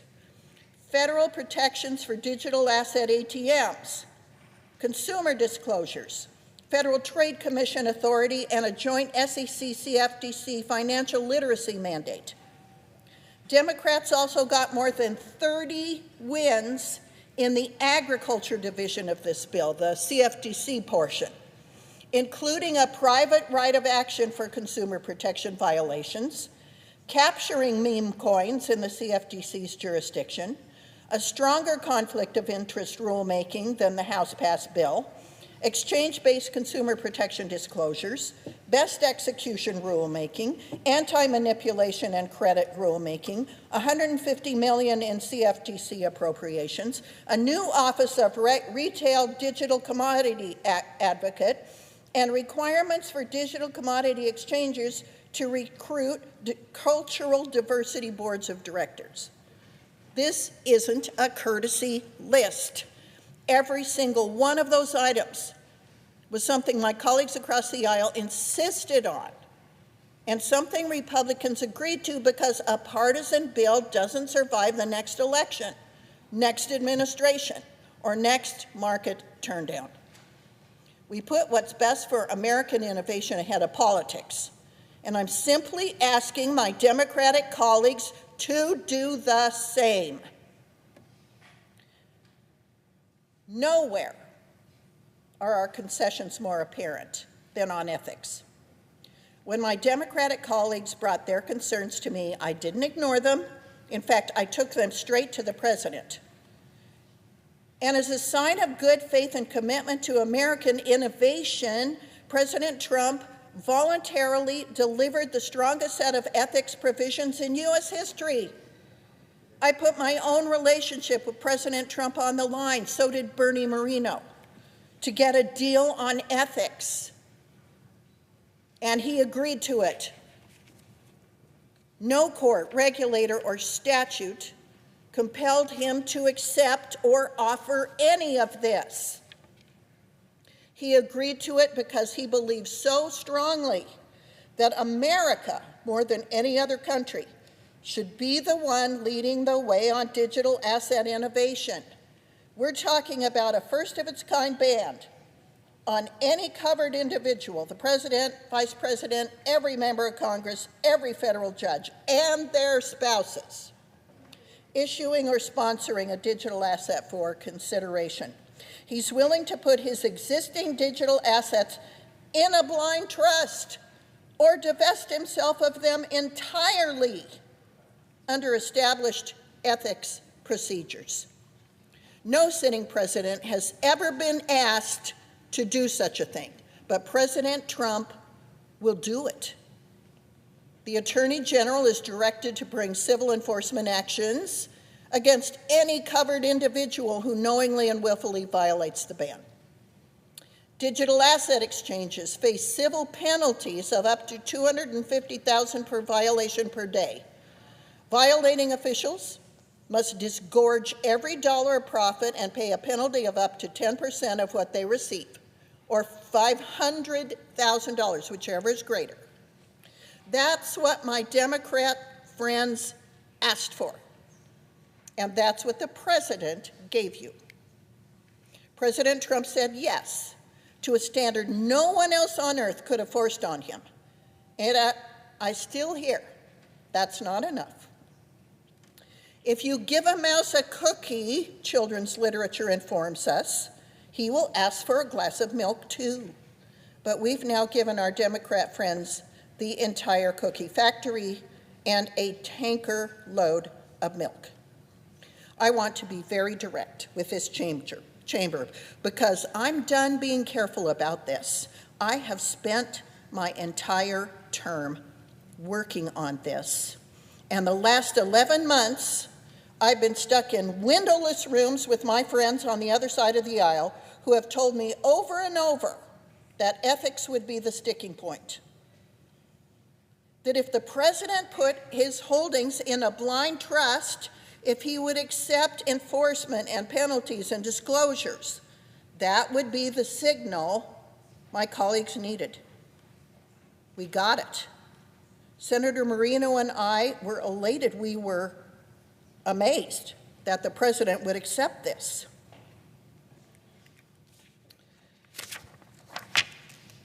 But it's not yet enough. I didn't come here today to accuse anyone of acting in bad faith. I believe my friends on the other side of the aisle are acting in good faith. I came here to simply ask what specifically is left to give that's reasonable. Tell me the section number, because you have over 100 significant wins in the base text and an ethics agreement that has more teeth than George Washington had, with no precedent in American history. My friends, at some point, continuing to say not yet isn't cautious. It's a deliberate decision to run out the clock and kill a bill rather than risk a no vote on the record with constituents and industry to answer to. I have more to say. I'm going to say it. I'm going to say it before we get a vote on this bill, just not today.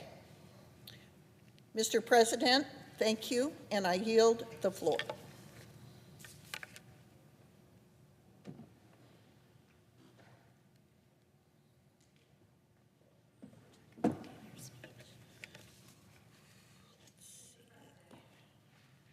Senator from Nevada. Thank you, Mr. President. Tomorrow, the Judiciary Committee will vote on Todd Blanche's nomination for Attorney General. While there are a number of reasons why the members of the committee should oppose Todd Blanche's nomination, from his willingness to enable Donald Trump's worst instinct to his role in helping create Trump's corrupt slush fund to pay out January 6 rioters who assaulted police officers here in this chamber and others, there's one reason that stands out far ahead of the others. It's his complete and total mishandling of the Jeffrey Epstein and Ghislaine Maxwell case.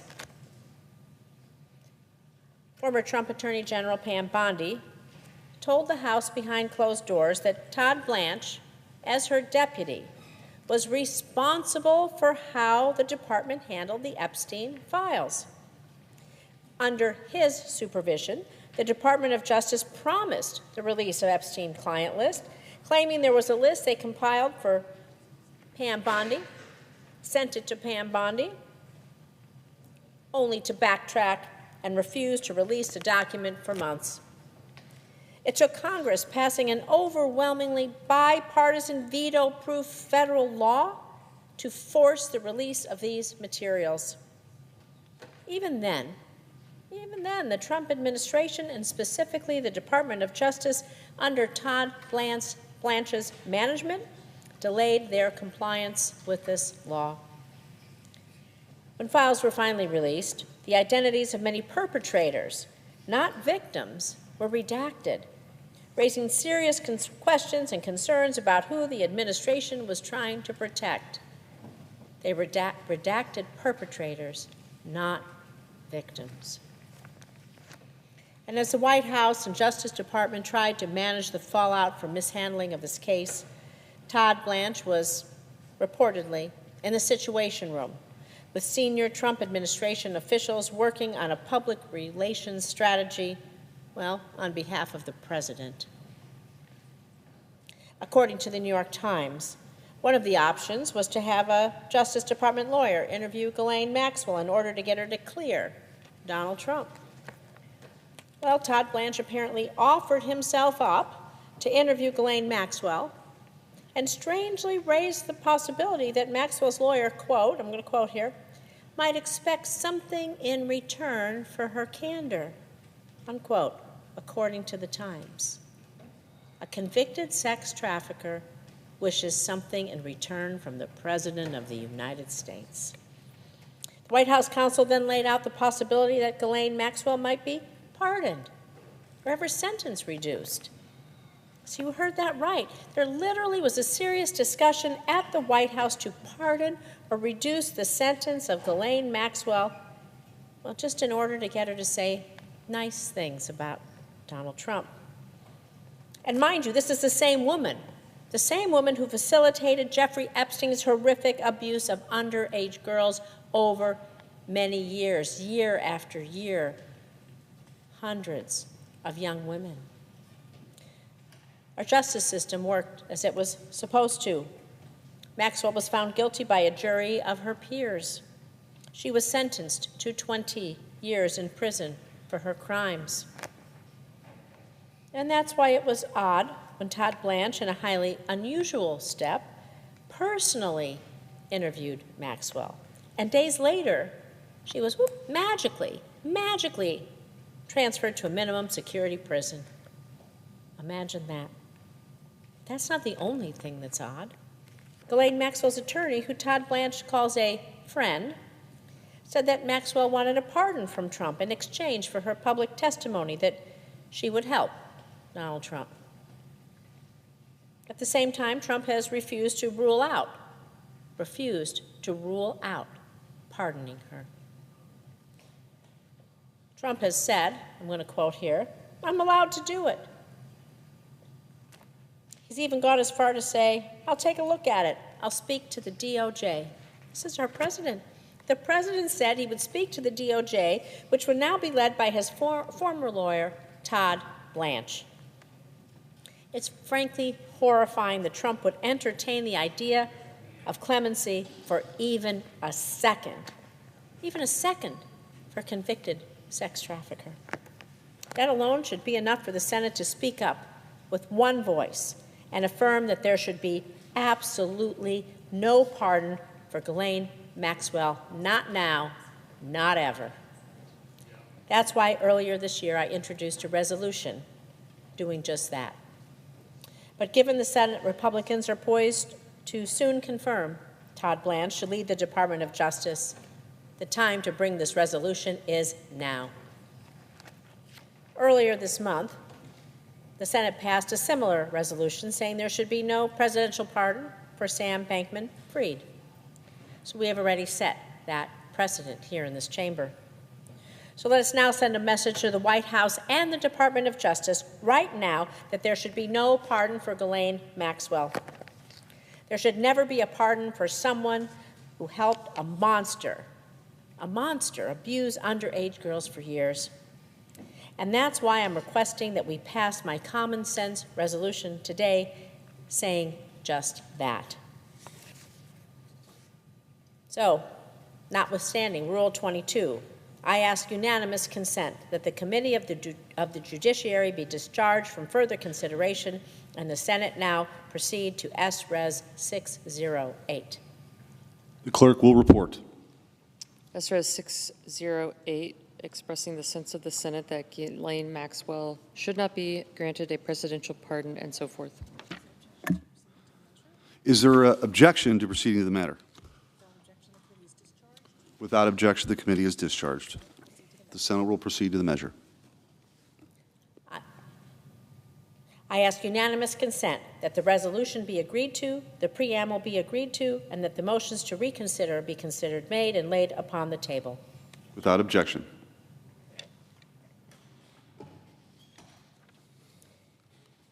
Mr. President, Senator from Nevada. I'm so pleased that we could find unanimous agreement on a resolution against a pardon for Ghislaine Maxwell. If Republicans advance Todd Blanche's nomination tomorrow in the Judiciary Committee, this is the least they can do to make their opposition to a Maxwell pardon clear. I yield.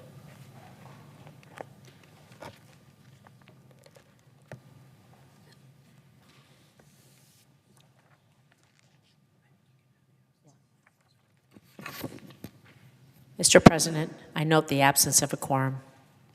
Clerk will call the roll. Ms. Alsobrooks.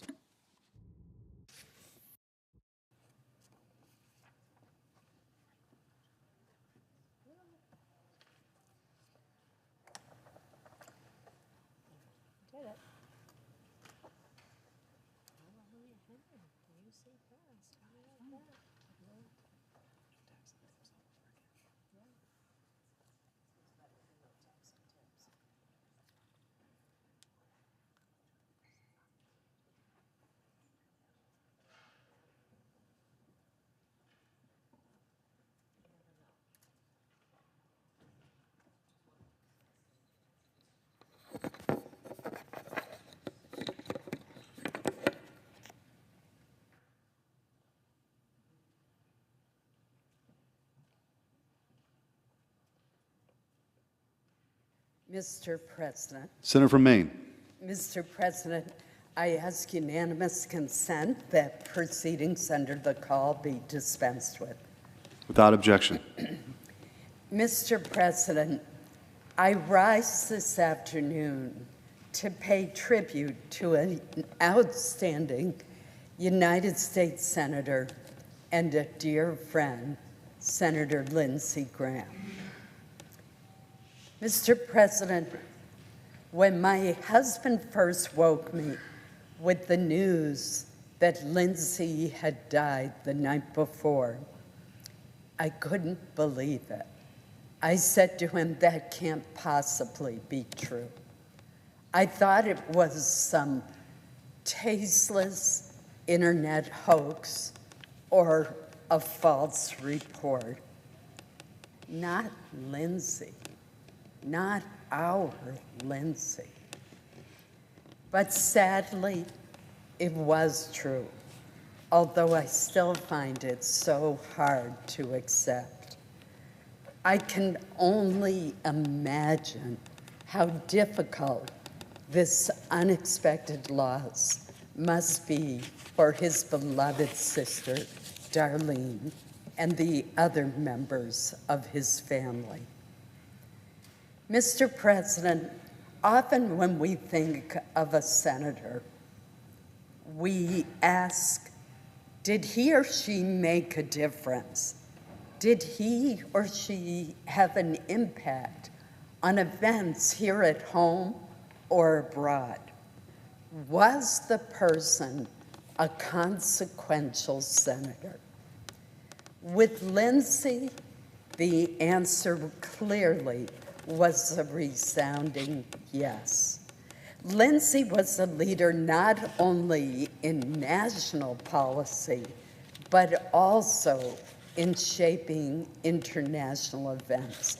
How telling it is that the Prime Minister of Israel and the President of Ukraine both made the long voyage to attend his memorial service yesterday at the National Cathedral. Whether he was leading a congressional trip to Israel in the wake of the October 7th massacre to demonstrate America's solidarity with Israel, or his many trips to Ukraine to show the Senate's unwavering opposition to Russia's unprovoked invasion, Lindsay time and again demonstrated strong, effective leadership. He was truly a player on the world stage. And for me, Lindsay was also a close friend. Along with Senators John McCain and Joe Lieberman, I traveled 4 times with Lindsay to Afghanistan and Iraq. And believe me, on those long military trips, you get to know your colleagues very well.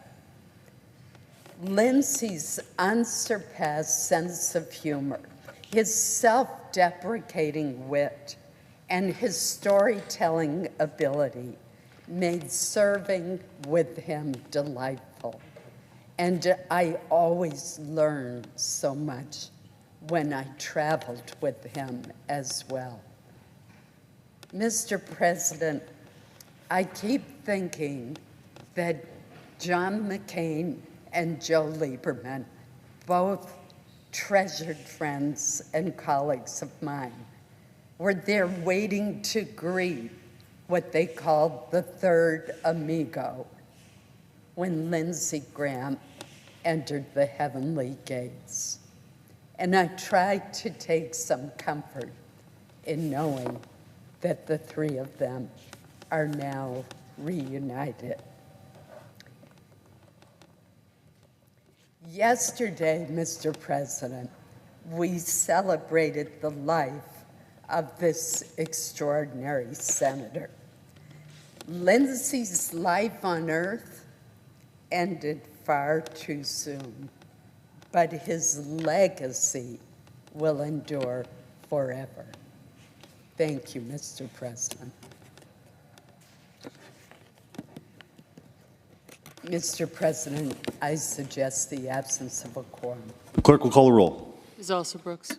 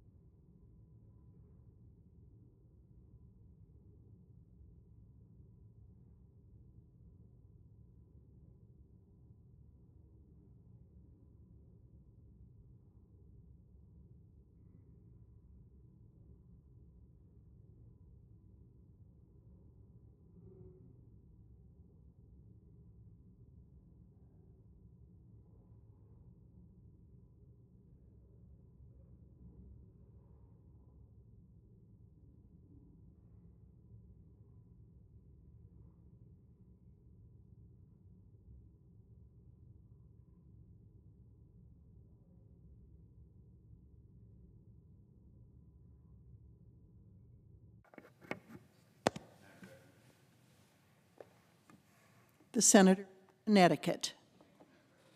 Quorum call. I ask that the quorum call be lifted. Thank you. Madam President, 2 weeks ago, House Republicans failed to advance the Take Care of American Veterans Act. That failure in the House was the latest example of broad bipartisan opposition to the Republican proposal to cut more than $50 billion. That's $50 billion in benefits for disabled veterans over the next 10 years. This controversial proposal continues to divide Congress, and it also is dividing the veteran community. And it's something we could have easily averted if my Republican friends had engaged in a serious and substantive conversation about the process, a conversation not only with Democrats, but with the Veteran Service Organization. They've pursued a take-it-or-leave-it approach. I'd like to think that it is mainly the House of Representatives that's responsible for this take-it-or-leave-it approach, because Democrats and veterans advocates have been very clear from the very beginning. We oppose the cuts in the Take Care of America Veterans Act for more than 1 million veterans who are currently eligible to receive benefits because they suffer from sleep apnea or tinnitus. These disabilities are not hypothetical or abstract. They're real. And they do disable people, and often they are the result directly from combat or training that inflicts the same kind of harms. For example, standing near artillery being fired for many hours a day. The result is impairments of hearing, tinnitus, and the toxic chemicals in training as well as in combat can result in sleep apnea. So I'm here to say again, I oppose efforts to water down the Major Richard Starr Act, a DOD-administered and funded policy with cuts to veterans' benefits. I oppose watering it down by taking care and benefits away from veterans. The Take Care of America Act, to its credit, includes dozens of bipartisan priorities that Democrats have authored and championed. They're bipartisan, many of them. I support them. I want these priorities signed into law. Veterans, survivors, and caregivers deserve them. But we cannot accept the false narrative that accepting the Republican proposed cuts is the only way to do it, our way or the highway, especially since it is a budgetary rule that has been selectively enforced in the past, that somehow there needs to be an offset. In fact, there should not be an offset to care for veterans by taking away from other veterans for a program that is an obligation of the Department of Defense, call it the Department of War. It is still their obligation to provide full retirement pay without subtraction for disability benefits, as is now required, unjustly, unconscionably. Republicans insist on offsetting new investments in veterans with those offsets, which is absurd. And I hope still my Republican colleagues will look to the compromise that I have offered. I don't think there should be a need for an offset. There hasn't been for some benefits in the past. But if Republicans are going to continue to block the Major Richard Starr Act with insistence on an offset or a pay-for, I have one. It is, in fact, contained in an alternative bill that I am offering today to address the two major concerns with the Take Care of America's Veterans Act. First, it would replace the watered-down version of the Major Richard Starr Act with my bill to fully eliminate the wounded veterans tax. And it would strike the unprecedented cuts for disabled veterans who suffer from service-connected tinnitus and sleep apnea. In doing so, it would utilize unspent Department of Defense funds from H.R. 1, the so-called Big Beautiful Bill, to cover the entire cost of the bill. It's the only offset proposal for the Take Care of Veterans Act that has garnered bipartisan support, and it is the one that doesn't pit some veterans against other veterans. More than $75 billion of the Department of Defense funds in H.R. 1, a bill signed into law more than 1 year ago, still remain unspent and unobligated. And CBO has confirmed, absolutely confirmed, enactment of my proposal prior to the department's obligation of those funds would provide the savings we need. The CBO has said if we pass this bill, the savings from unobligated funds can be counted as an offset.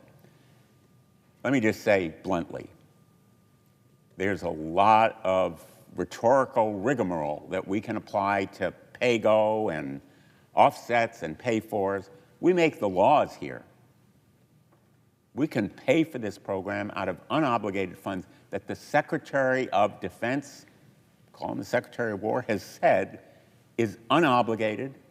Now, he said a lot of it will be obligated, but it's for things like the Golden Dome, where most military experts say that money will not be feasibly spent by the end of the year. We should use it if we need to have an offset. I believe that veterans, survivors, and caregivers have paid for their benefits through service and sacrifice. The cost of caring for veterans is part of the cost of war. And for those combat injured veterans who are receiving disability benefits for their injuries, they should not have to sacrifice their retirement pay that is an obligation of the Department of Defense. It should not be taken out of the VA. It may seem like an abstract principle, but to veterans who would lose sleep apnea and tinnitus benefits, it's a big deal. In fact, it can be a life-changing deal. Costs that are dramatically increasing each day because of the president's blundering war of choice in Iran have resulted in 18 service members dying and more than 600 injured. And they will be among the ones who are penalized if they retire with fewer than 20 years. We are creating a new generation of combat injured veterans. It is unconscionable to claim that we can only care for them by forcing other veterans to sacrifice. We need to do the right thing. Veterans deserve meaningful results from a grateful nation, and they should never be handed an invoice when the costs of war come due. My Republican colleagues cannot claim that the Major Richard Starr Act is unaffordable. If you want a chart to give you some idea of the comparatively minuscule costs of the Major Richard Starr Act, here's $13 billion. It's over 10 years. Here's our FY27 defense request. For 1 year, it dwarfs. In fact, $13 billion is hardly a rounding error on $1.5 trillion. The NDAA benefits expansion in FY20 and FY21 was $13 billion. No pay for. The estimated costs of the Iran war, $38 billion. That figure is a low ball. It's in excess, really, of $100 billion. We all know it. Compared to all we spend on our defense capability, doing right by these veterans is basically a rounding error that the country can well afford. Now, my colleague's bill also siphons off $500 million from disabled veterans for an IT slush fund that the VA does not need or request. The money that they are taking from veterans who suffer from sleep apnea or tinnitus cover, in their view, the Major Richard Starr Act, but it's only 17% of the money that they're taking away from these disabled veterans. The rest of it, of the $56.2 billion that they would save by, in effect, inflicting harm on these veterans, who knows? Taking money from veterans with service-connected disabilities and giving it to President Trump's cronies or whoever else is going to lay claim to that compensation cut but not used is absolutely shameful, staggering dereliction of our obligation to veterans. Cutting $56 billion worth of benefits when only 15%, 17% will go toward covering new VA benefits is cruel and unconscionable. Better to adopt my compromise proposal, taking unobligated funds, $13 billion, out of the more than $75 billion that are unspent and unobligated, that the CBO can be used for these savings, is a better way to go. It's the only one that has garnered bipartisan support. It's the only one that isn't opposed by the stakeholders. It's the only one that can pass. It's the only one that should pass. And so, notwithstanding Rule 22, I ask unanimous consent that the Senate proceed to the immediate consideration of calendar number 433 S4744. I ask unanimous consent that the Blumenthal substitute amendment at the desk be agreed to, the bill as amended be considered read a third time and passed, and that the motions to reconsider be considered made and laid upon the table. Is there objection? Reserving the right to object. The gentleman from Kansas. Madam President, thank you. It saddens me that we are here because I wish we were here with a vote on the Senate floor to pass the Major Richard Starr Act and other pieces of legislation that are so important to veterans, their families, and their caregivers across the country. The senator from Connecticut outlined all the things that he says his amendment to this legislation would do and be supported by. But the reality is the senator from Connecticut has tried time and time again to pass legislation similar to that, never to succeed. And earlier this year, I was on the Senate floor at my seat here, standing here, telling folks that maybe for once we'll quit sponsoring pieces of legislation that benefit veterans, but never get to the point in which they're actually passed. And I committed myself to finding a way in which passage of the legislation could occur. Not just remarks on the Senate floor or in committee or in gatherings of veterans or speaking to our constituents at home of our support. In most instances, this would be for the Richard Starr Act, which has nearly every member of the Senate as a co-sponsor, many members of the House of Representatives as a co-sponsor, but that's been the case for 6 years. I was looking for a path that would result in a result. And at the heart of the debate today are those tens of millions of service members, veterans and caregivers, survivors and family members, and VA employees who would benefit by the legislation that I have introduced, the legislation that the senator from Connecticut is offering to accept with some amendments. These men and women have been waiting years for the life-saving benefits that this bill would provide. What we will decide today will determine whether they can access the mental health treatments they desperately need, whether they can put food on the table, pay their bills on time, if they're able to remarry after the loss of their service member or veteran spouse without sacrificing benefits they need to support their families, and much more. The point of that sentence or few sentences is this is a comprehensive piece of legislation that begins with the Richard Starr Act, the one that I said was sponsored by most members of Congress, but never sees the outcome that those veterans and military retirees deserve. The stakes in this debate are high. I think the legislation that we are talking about, perhaps debating about, is one of the most consequential pieces of legislation that will affect veterans, their family members, caregivers, and others, certainly in my time as chairman of the Senate Committee on Veterans Affairs, and perhaps my time in the United States Senate. I've been a member of the Veterans Affairs Committee and 14 years in the House and now 15 years in the Senate.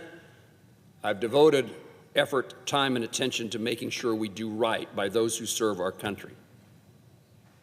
I appreciate my colleague, Senator Blumenthal, in fact, our shared determination, our dedication to the Richard Starr Act. But he's tried, as I understand by his words, 8 times, offering a unanimous consent, and each time that effort has been successful. Occasionally I get complimented for efforts. I appreciate compliments at any stage of what we're doing here. But what we really ought to be interested in is getting results. And not results for a compliment, but results because it makes such a difference in so many veterans' lives. Today, the senator from Connecticut, it's another example of his attempt to pass legislation, usually without an offset, but today using an alternative offset. I respect his goal, but once again, as of July the 22nd, the Congressional Budget Office has again confirmed to the committee that the offset, the use of rescission of unobligated funds to the Department of Defense in H.R. 1 does not offset mandatory spending and therefore does not qualify under the requirements of law to the Senate. The requirements of the law as the Senate does its work, but as the House and Congress are obligated to abide by. This plan does not meet the needs of the moment, and it will result in the failure by Congress once again to deliver to our America's heroes. There's a simple choice before us. We can either keep repeating failed efforts that result in no progress delivering for veterans and military families, or we can step up and provide leadership needed to finally get them the help they need and deserve. Action, not results. We want action that has results. This is why, shortly after this conversation, this discussion between the senator from Connecticut and I will be asking for a unanimous consent agreement myself to pass the legislation with an offset that the Congressional Budget Office has determined to be a viable offset. The Take Care of America's Veterans Act would expand benefits and health care to millions of veterans and their families, caregivers and survivors across our nation. It combines 60. I think our committee, this Committee on Veterans Affairs, deservedly has the reputation of working in a bipartisan way to get results. And we combined, in our efforts to get the Richard Starr Act, other pieces of legislation that are hugely important to the veteran community. 60 pieces of bipartisan legislation chosen in this process of putting this package together for their sponsorship and support by Democrats and Republicans. This is not a partisan effort. This is a desire, an effort to accomplish something that would benefit all of us who have made efforts to support our veterans and to make certain that we do it in a way that gets 60 votes in the United States Senate. That includes the Major Richard Starr Act, which the senator from Connecticut has been a longtime advocate. That's to address a long-standing injustice, something that is totally wrong, by allowing medically retired combat veterans, disabled veterans, they are not allowed to receive both benefits. This would allow medically retired combat disabled veterans to receive both disability compensation from the VA and their earned retirement pay from the DOD. The senator from Connecticut talks about our committee and the committee that he serves on as well, the Armed Services Committee. The Armed Services Committee has jurisdiction, but it's so many veterans that have a consequence from the current law that I decided it was time for us to step forward and find a path forward. This legislation, in addition to the underlying Richard Starr Act, includes Love Lives On Act. That allows surviving spouses of fallen service members and veterans to remarry without losing their benefits that they need to support their families. It includes the Veteran Access Act to make it easier for veterans to get life-saving treatment and particularly mental health capabilities, high-quality care in the VA medical facilities and in the community as well. Those of us, Madam President, from rural places understand the value of that community care, and in today's time of challenges with our veterans' mental health and suicide prevention efforts, that community care becomes even more important. Quick access is critical. It also includes the Sherry Briley and Eric Edmondson Veteran Benefit Expansion Act to increase compensation benefits for veterans with severe service-connected disabilities and their families. There are dozens of other bills, bipartisan bills, sponsored, led by Republicans and led by Democratic members of the Senate. They're included in the Take Care of America's Veteran Act to make certain the VA is equipped with the right resources, staff, and facilities, and the authorities to provide the support that service members, veterans, and family needs. Now, the question that we generally are arguing about is the pay for. Again, the law requires that. To pay for these improvements, this bill would codify elements of a rule that the VA proposed 4 years ago in the Biden administration in 2022.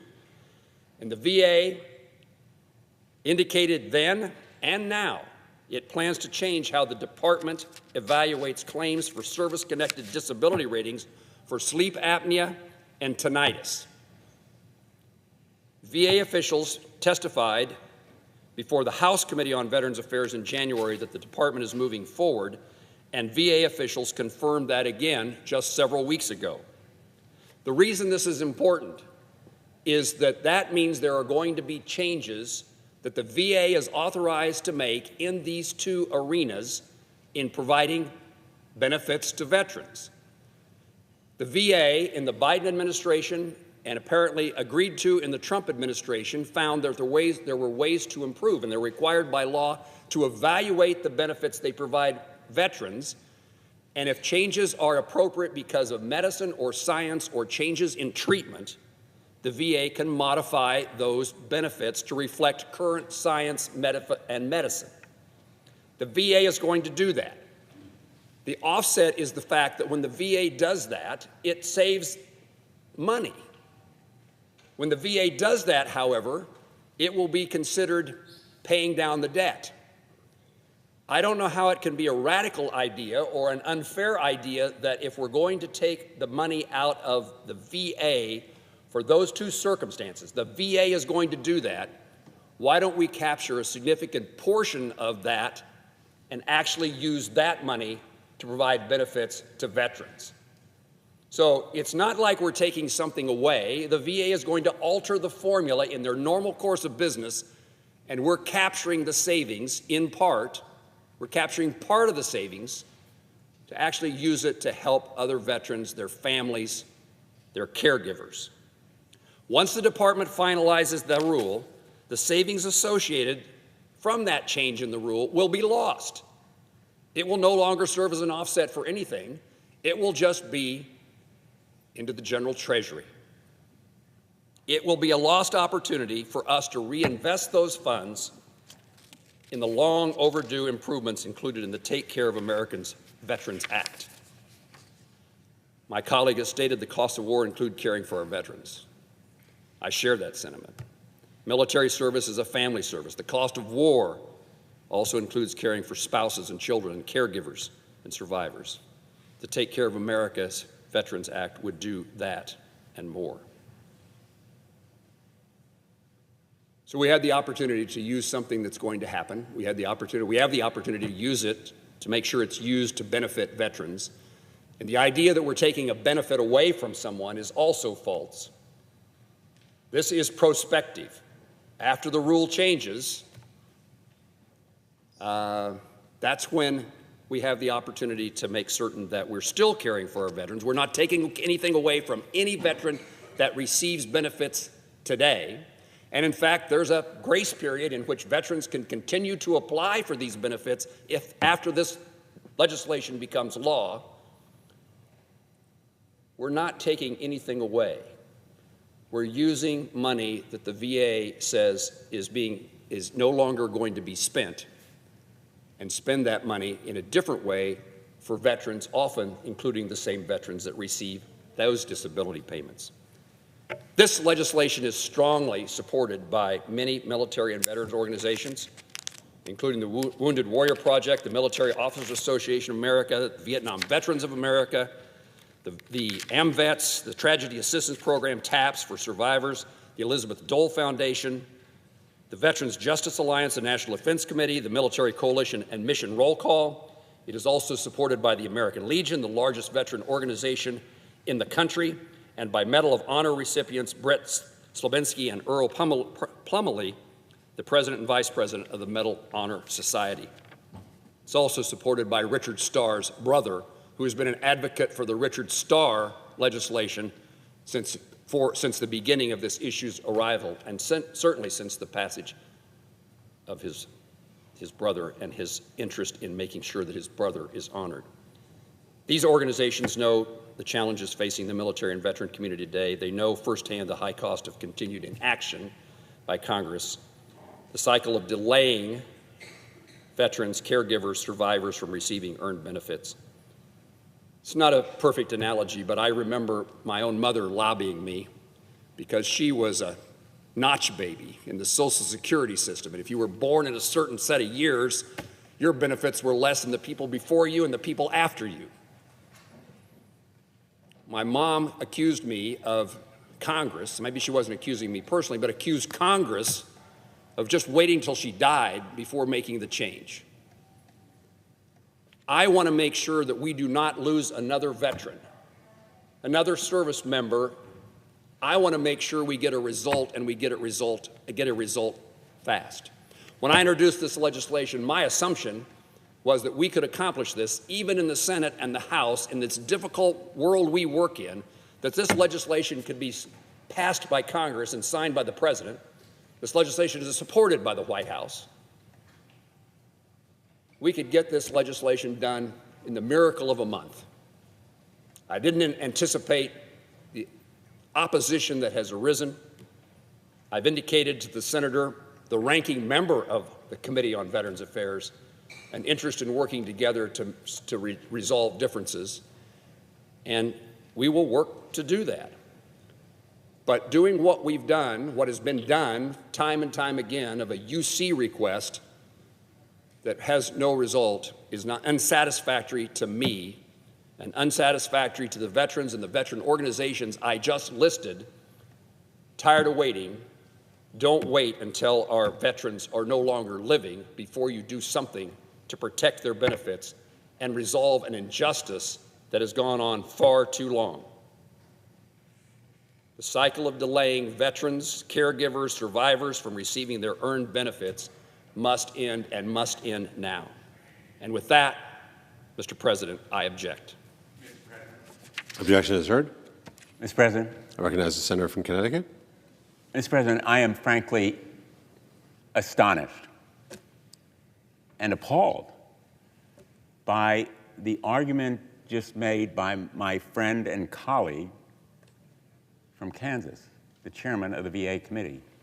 His argument essentially is the VA is going to take away these benefits through rulemaking, and therefore we should take advantage of the savings that the VA is going to make by action that is wrong, unconscionable, and deeply hurtful to veterans. Now, let's be very blunt here. The Biden administration was considering a similar proposal. I fought it. We fought it successfully. The Biden administration backed down because they knew it was wrong.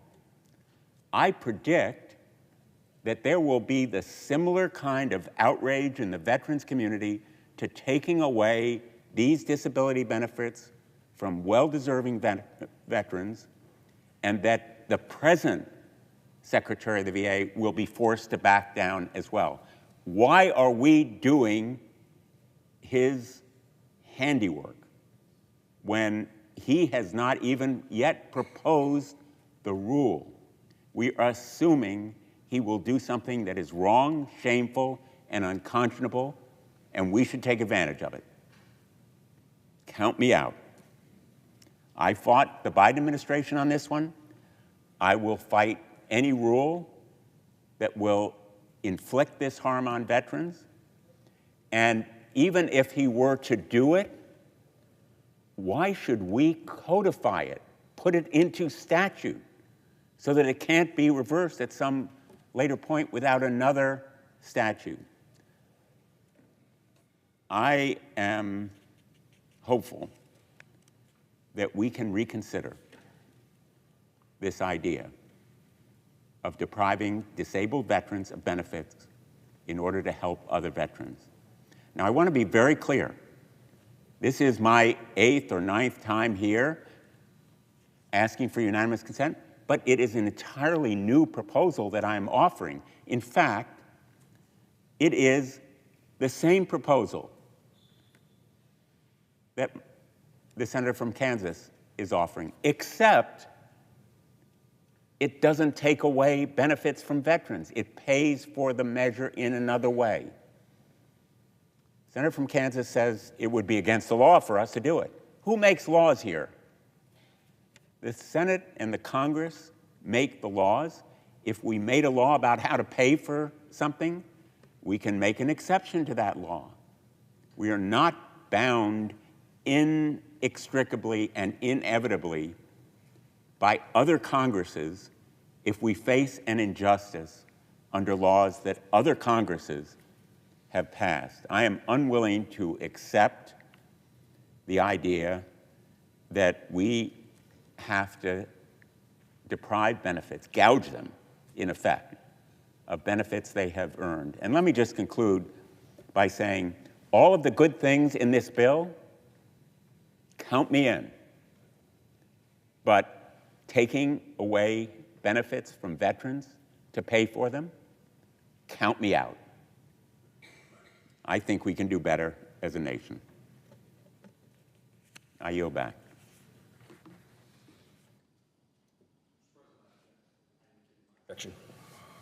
Mr. President, I've described the Take Care of America's Veteran Act in my remarks following the unanimous consent request by the senator from Connecticut.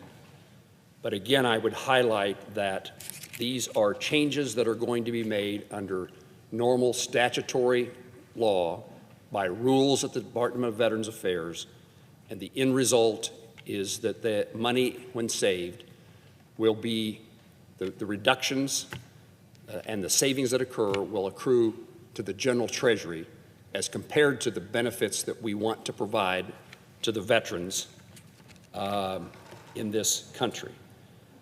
Notwithstanding Rule 22, I ask unanimous consent the Senate proceed to immediate consideration of calendar number 433 S4744. I ask unanimous consent that the Moran substitute amendment at the desk be agreed to, the bill as amended be considered, read a third time and passed, and the motions to reconsider be made and laid upon the table. Is there objection? Reserving the right to object. I recognize the senator from Connecticut. Thank you. For all the reasons that I have stated, this bill has all the right measures that I can support, except taking away benefits in the expectation that the VA secretary is going to promulgate a rule that has been beaten back in a prior administration that we should be united in opposing. Let me ask my colleague, the chairman of the VA committee, will you support the VA secretary in proposing this rule that would, in effect, cut benefits for disabled veterans?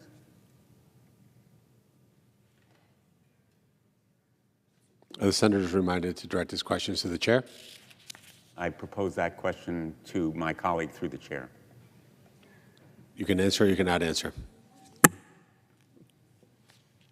Mr. President, I look forward to continuing to work to make sure that the veterans receive the benefits they are entitled to, and to make certain that the VA does its job in a medical and science-based manner, and would await for the VA to accomplish that, which they indicated as recently as 2 weeks ago they were going to do. Recognize the senator from Connecticut. Mr. President, I'm going to be really charitable, because I know my colleague's heart is in the right place. And I know we share an objective here, which is to care for our veterans. And I'm going to interpret that answer as his being willing to join, if it comes to pass, that we have this proposed rule, that he would oppose it. I think the VSOs would oppose it. I think the veterans community would oppose it. I think the people of America would oppose it, which is why it was withdrawn under the Biden administration, because it is such a shameful, bad idea. And we should not incorporate it in a veterans bill, the Taking Care of America, Taking Care of Veterans Act, as a means to pay for benefits to other veterans when there is no need for a pay for. All of the good things in the Take Care of Veterans Act, I support. We have a path. We have a path. Use the money from H.R. 1, unspent, unobligated, unfeasible to spend before the end of the fiscal year. It will go back into the Treasury. I think the path is clear. I hope we can come together and support it. Thank you, Mr. President. Is there an objection to the underlying request? And I object. The objection is heard. Mr. President. Recognize the senator from Kansas. Mr. President, thank you. The rulemaking process that was initiated in the Biden administration in 2022 has continued on the VA's list of work and has never been withdrawn, and continues to be considered, and as I indicated now for the third time, indicated by the Secretary of the Department of Veterans Affairs, the department, that it will be implemented. I just know that repeating the same political talking points without a realistic alternative has prevented these bills, and particularly the Richard Starr Act, from passing for years. It's been too easy for us to put our name on the legislation and never see it accomplished. We can tell our veterans we are supporting them, we're working for them. I want a path forward that actually demonstrates that we are able to accomplish the elimination of this injustice and the support for veterans who desperately need our attention.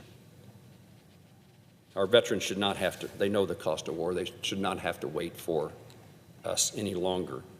And again, the offer that the senator from Connecticut indicated, it's the same kind of UC request with something that doesn't result in a result. because it's not an offset that satisfies the law. Thank you, Mr. President.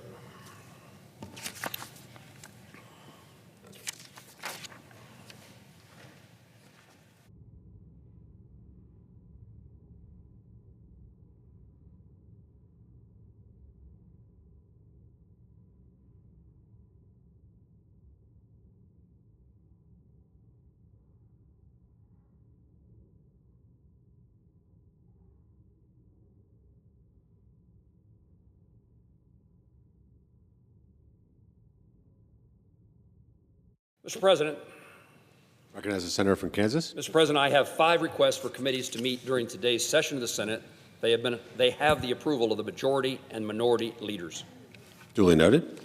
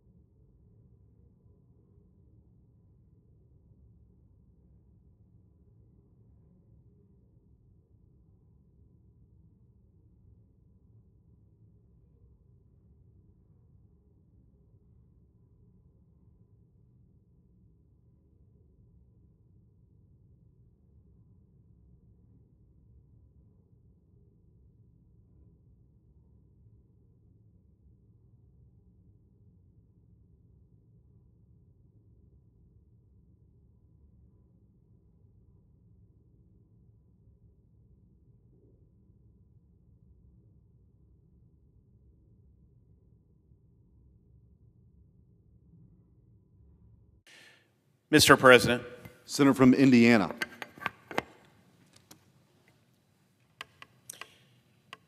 Mr. President, Americans are aware that many of the products we buy and sell in this country are manufactured in China.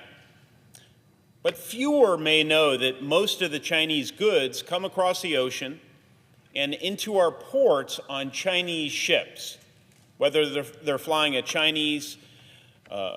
Chinese flag, whether they're owned or operated by Chinese companies, or even built in Chinese shipyards. But what may come as a shock is that those same ships could also carry deadly weapons. That's right, Mr. President. Hidden among the shipping containers carrying appliances, clothing, and household goods might well be missile launchers and drone launching systems. Arriving undetected, they could target our cities, destroy our infrastructure, and kill our citizens. This is a possibility American leaders must prepare for now.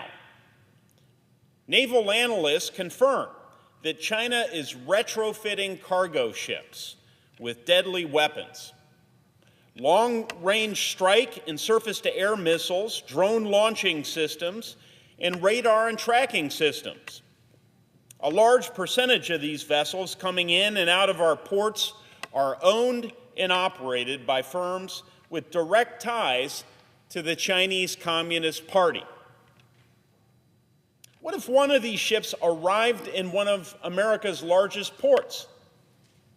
Now, the best case scenario is our intelligence community would detect the weapons, enabling the Coast Guard to intercept and seize the Chinese ship. That's the best case scenario. But there's a far more alarming possibility, Mr. President. An armed Chinese cargo carrier slips in undetected, and it launches devastating attacks on the port, destroying vital infrastructure and killing hundreds and possibly many, many more. The Port of Houston is, for example, one of the largest by tonnage in our country. It's home to the world's largest petrochemical complexes and a quarter of America's oil refining capacity. The explosions caused by a Chinese attack on the port would send clouds of carcinogens into the air and over nearby communities. Meanwhile, America's energy supply would be devastated, causing painful shortages and draining the economy of millions of dollars a day. A similar disaster could play out at any of our other major ports.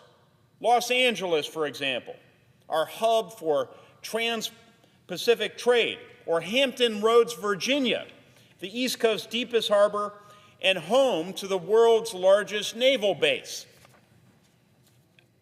Now, neither of these situations are inevitable. If we cut our reliance on Chinese vessels and we decide to make American ships again. You see, the United States was once home to the world's largest commercial fleet, numbering 4,000 ships.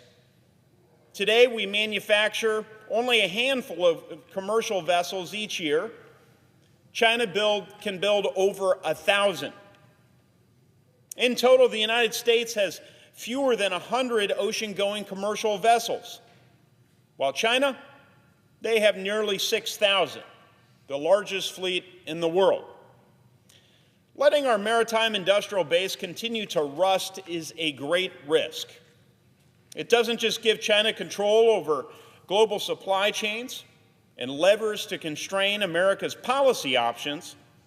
It presents the Chinese Communist Party opportunities every day to sneak weapons into our cities.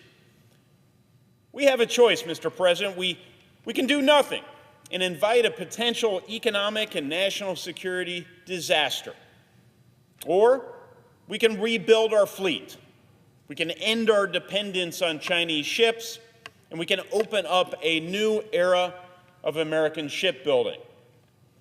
I choose the latter. I choose restoring American maritime dominance. The Ships for America Act is the best way to accomplish this. The bill would encourage the construction of new ships in shipyards through tax incentives. It will deliver deregulation and permitting reform to reduce costs and speed the delivery of new vessels. It also will modernize training programs at our maritime academies and recruit a new generation of mariners. And the Ships Act will establish a maritime security trust fund to finance these programs, plus an expansion of the U.S.-flagged international fleet to 250 ships by the mid-2030s. Now, we have a strong champion in President Trump, whose maritime action plan is consistent with this bill. China's retrofitting its commercial ships into covert warships. The evidence is clear. So too is the risk of allowing these vessels to dominate global trade and fill our ports because we have no ships of our own. But we have a plan to protect our ports and people, to build and launch a new fleet manned by American mariners, flying the stars and stripes. And Congress should pass the Ships Act without delay.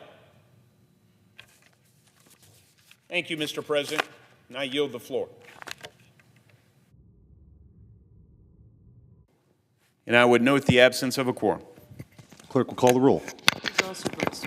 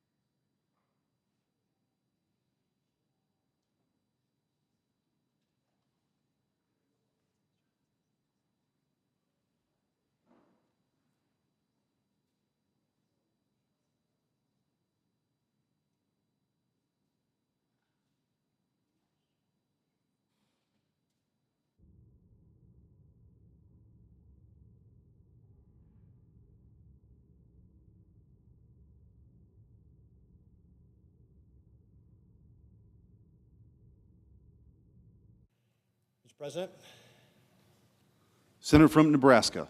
I'd like to vitiate the quorum call. We are in quorum, and without objection, the quorum call will be vitiated. Thank you, Mr. President. Integrity. Integrity inspires confidence. We have a problem here in the Senate and in the House. 80% of Americans believe we do a poor job of keeping our financial interests separate from the insider information that we have. People don't have the confidence in us. And that leads to an approval rating of 15% for Congress. But we can help restore integrity and therefore confidence. Confidence in the Senate, confidence in the House, confidence in our institutions. We can do that with a bill that I have introduced called the Stop Insider Trading Act.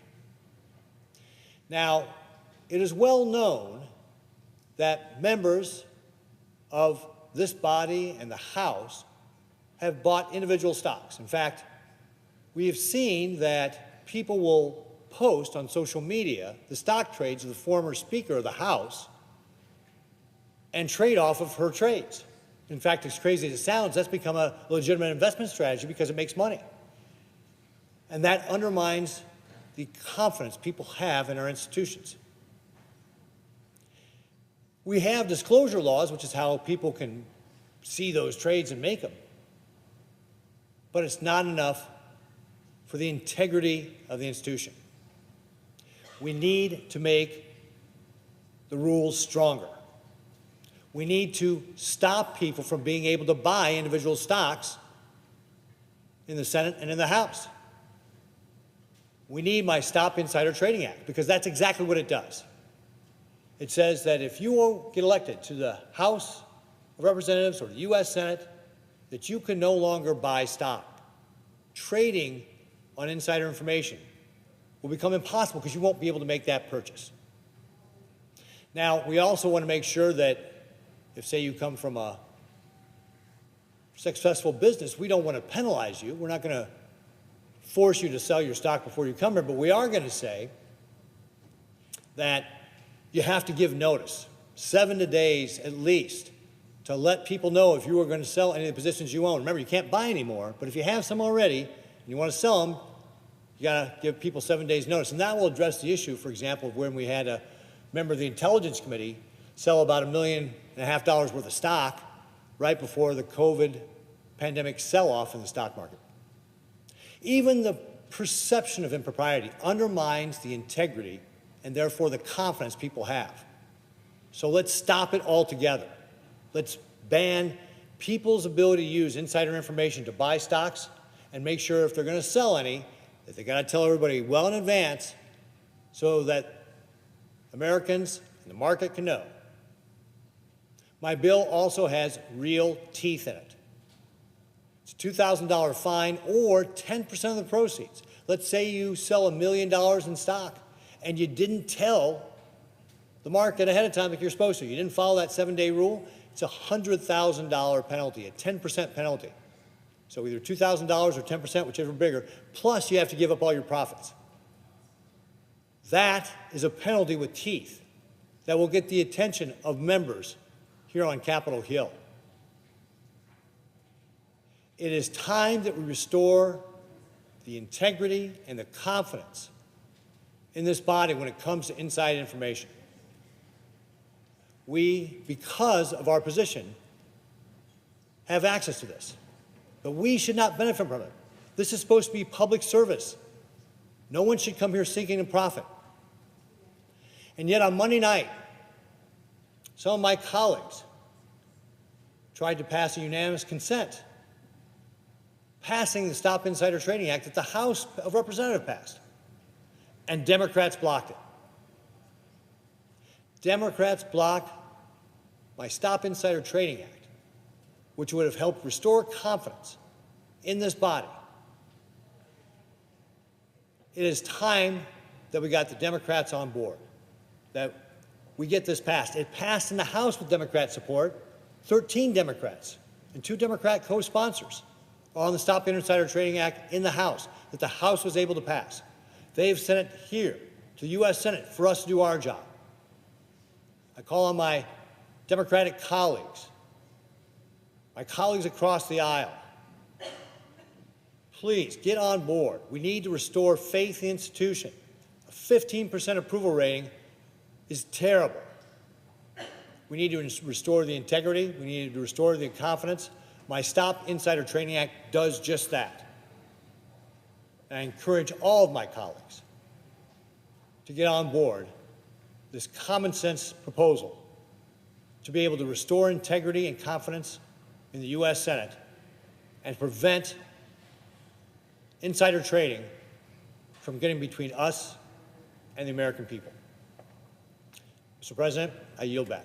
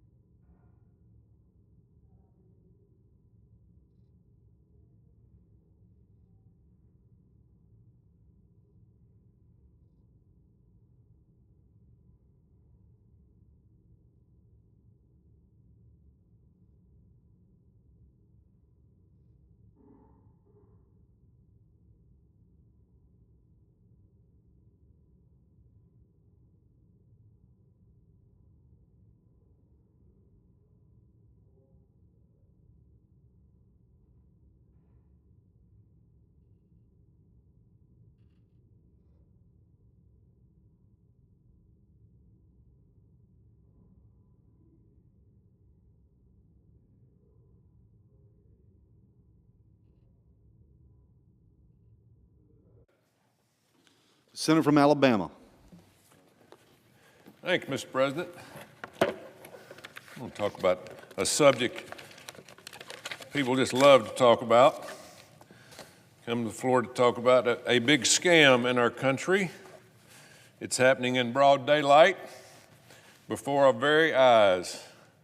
Politicians here in Washington know what's going on, but they refuse to speak about it. They're too worried about getting reelected in most cases. And they think telling the truth about the scam will hurt their chances in staying in power. Well, here's the sad truth. For decades now, the American people have paid into Social Security each month without having any idea if they will ever see a cent of the money that they put in. Since being signed into law in 1935 by Franklin Delano Roosevelt, our great president, Americans' money has been going in the front door of the federal government and then going right out the back door. Your dollar doesn't grow, and it doesn't come back to you or your children. It's a big, gigantic, blown-up Ponzi scheme. And the last time I looked, people who do Ponzi schemes usually go to jail. Every American is forced to participate in it. You got no choice. You don't have a say of the matter. Whether you're 17 or 67, more than 6% of your paycheck is taken out by the federal government to pay for Social Security, your so-called retirement. That might not seem like a lot, but to me, an American struggling to live paycheck to paycheck, that 6% is a huge sacrifice.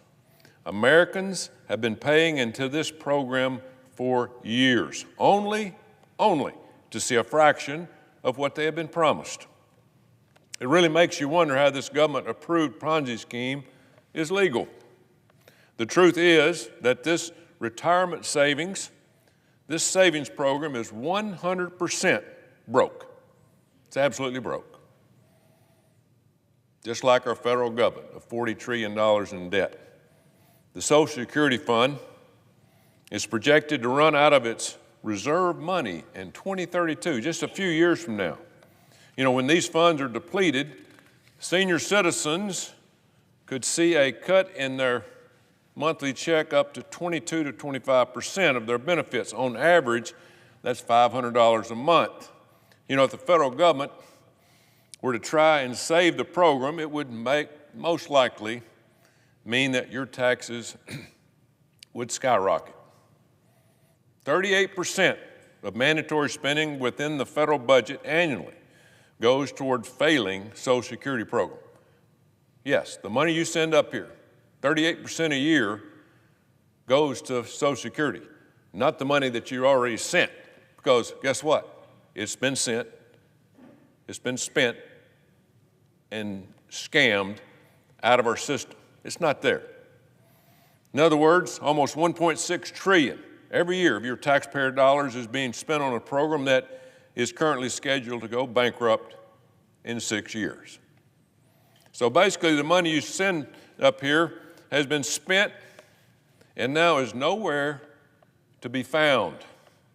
The Social Security program is the single largest program we're wasting our tax dollars on. Biggest. It's a mind-boggling program, to say the least, but don't worry, it gets worse. After decades of having Social Security taken out, millions of Americans have to pay taxes when they go to collect their Social Security. Yep, you're exactly right. After you pay taxes and you put it in there for savings for many years and you get it back, guess what? You got to pay taxes on that. Because our former president and former senator, Mr. Joe Biden, when he was a senator in 1983, got the great idea of, let's tax Social Security. Boy, what a scam. Depending on which tax brackets you're in, between 50% to 85% of your benefits can be taxed by the federal government. Last year, I introduced the Senior Citizens Tax Elimination Act to stop the unjust double tax on Social Security benefits. Thankfully, the One Big Beautiful Bill included senior deductions that significantly reduced federal taxes for the majority of retirees. Thank goodness. In a day and age where the cost of living is skyrocketing and our seniors should not experience a second tax on their Social Security when they're already paid tax on that money. If we must keep this outdated program, the least we can do is to ensure that senior citizens don't get slapped with a double tax.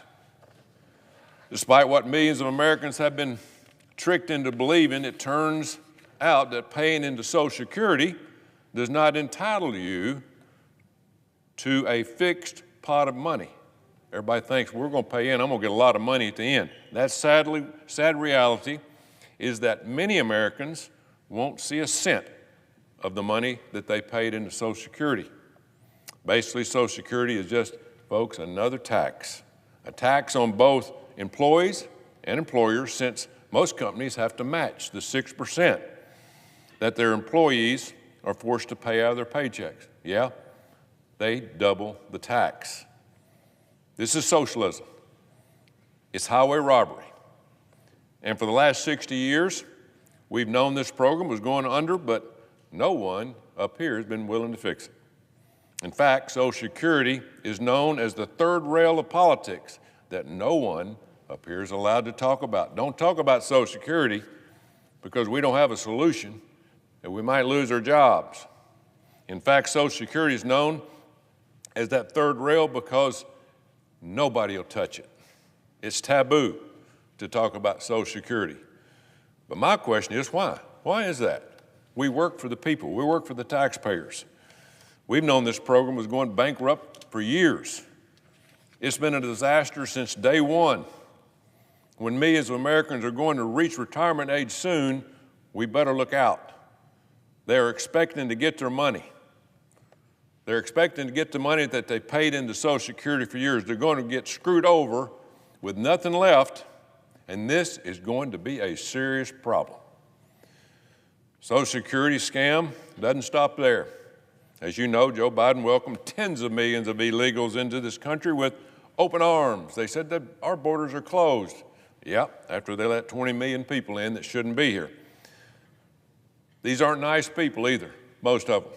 Many of them are rapists, murderers, drug lords, and gang members. Well, it turns out the Biden administration and Orlando Mayorkas, our great Homeland Security Director, they weren't just letting these illegals into our country without vetting them. They were handing them Social Security and Medicaid benefits as they were coming into the door. Welcome to the United States of America. We're broke, but we're going to give you money. We're going to give you a Social Security number. It's no wonder we're broke. While millions of Americans will never see the Social Security benefits that they worked hard to pay into throughout their careers, illegals, they're getting money. They're getting rich off the money that Joe Biden said that they could have. It's disgusting, but it's not surprising. This is our federal government. So why aren't we allowed to talk about it? It's almost like the system was set up to fail from the get-go. You know, I caught a lot of flack when I brought this up in a hearing just a few years ago. What's this guy talking about? We're going to get Social Security. Yeah, if you believe that, I got beach land, I'll say you, out in Arizona. Every single American has invested the money that they're forced to pay in Social Security each month into a stock. If they'd have done that, they would have gotten 10 times the money that they'd put in if it would just invested in the stock market. But you know where it was invested in? Most people don't know this. Your money, when it comes here, is put into Treasury bonds that have very low returns. Very, very low. Not even close to anything that you would ever invest in yourself. That's where your money goes. Don't be naive. The reason Social Security is invested in bonds is because it is being used to basically prop up the federal government. We're broke. We don't have any money. Please send more. Can we raise the Social Security tax and just tell them they're going to get more money at the end? Folks, it is a scam. If this money had been invested in the stock market again, you would have had 10 to 15 times more money. It's embarrassing. But apparently, we're not supposed to bring that up. To his credit, President George Bush tried to save Social Security in 2000. He tried to privatize a lot of this money. It went in there. If we'd have just done that, if this body in here would have just said, okay, we know we've screwed it up for 40 years, let's go ahead and do it. Let's get out of this jam. They didn't want any part of it because they wanted to steal the rest of the money, and that's exactly what's going on. He suggested that younger workers divert their portion, divert their portion to a money market account that would pay for theirs in the future and ours today, those of us that are close to the Social Security. But of course, the DC swamp up here, they shut that down fast. Let's don't talk about Social Security. It is taboo. It's a dang shame.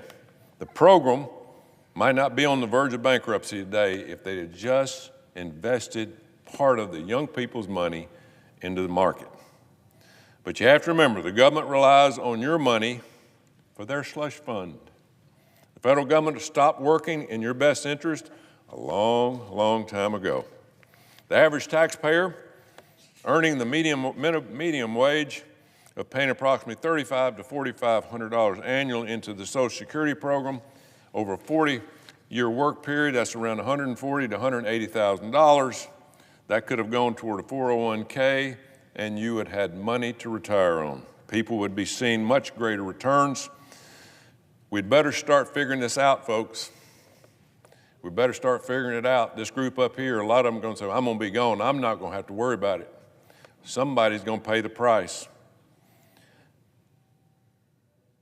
It won't be long till people be coming right around this building going, where's my money? You remember January 6th? Yep. January the 6th was a pretty bad day. I was here. I sat right over there. My very first day here. I'm thinking, what a disaster I've gotten into. Well, you start telling people you're not getting your Social Security money, it's going to get ugly. And I don't blame them, not one bit. We're $40 trillion in debt. There's no sign of it slowing down. The bottom line is we need to get bureaucrats and politicians out of this mess, stop this Social Security scam, let people really know what's going on, and give the money back to the people. We need to make sure Americans get what they were promised, or we need to come up with an alternative solution that will allow Americans to make their own retirement investments. Give them their money, or let's put it in a money market account. The stock market is booming.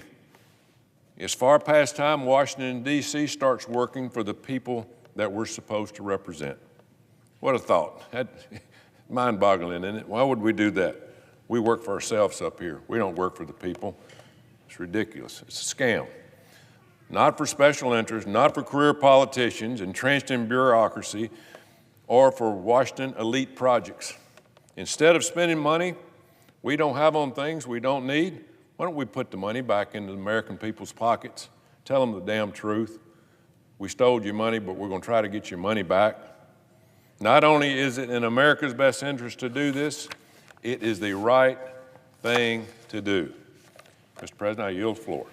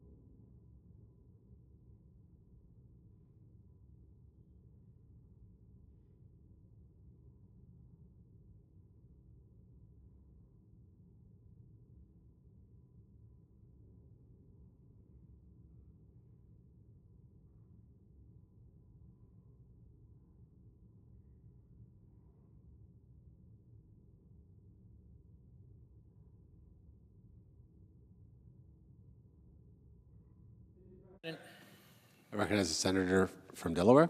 Mr. President, all of us who hold the office of senator know that we really only succeed in our service to the states which we represent because of the tireless dedication of the men and women who make up our teams back home where we're from and here in Washington, D.C. While we may be the face or the voice on television, it's our name on the bills, it's our name on the door, it's really the folks who make up our teams that make it possible for us to make a difference every day for the people we represent. I'm blessed to represent 1 million Delawareans, and I know that I could not do that job at all, let alone well, without the gift and the blessing of the service of roughly 50 people. But today I wanted to take some time out to thank and recognize the heart of my team in Delaware, someone who I have long admired and whose service I greatly appreciate, Marie Cordovano. What does it take to run a political campaign, to run a political party, to run a Senate office? It takes someone like Marie.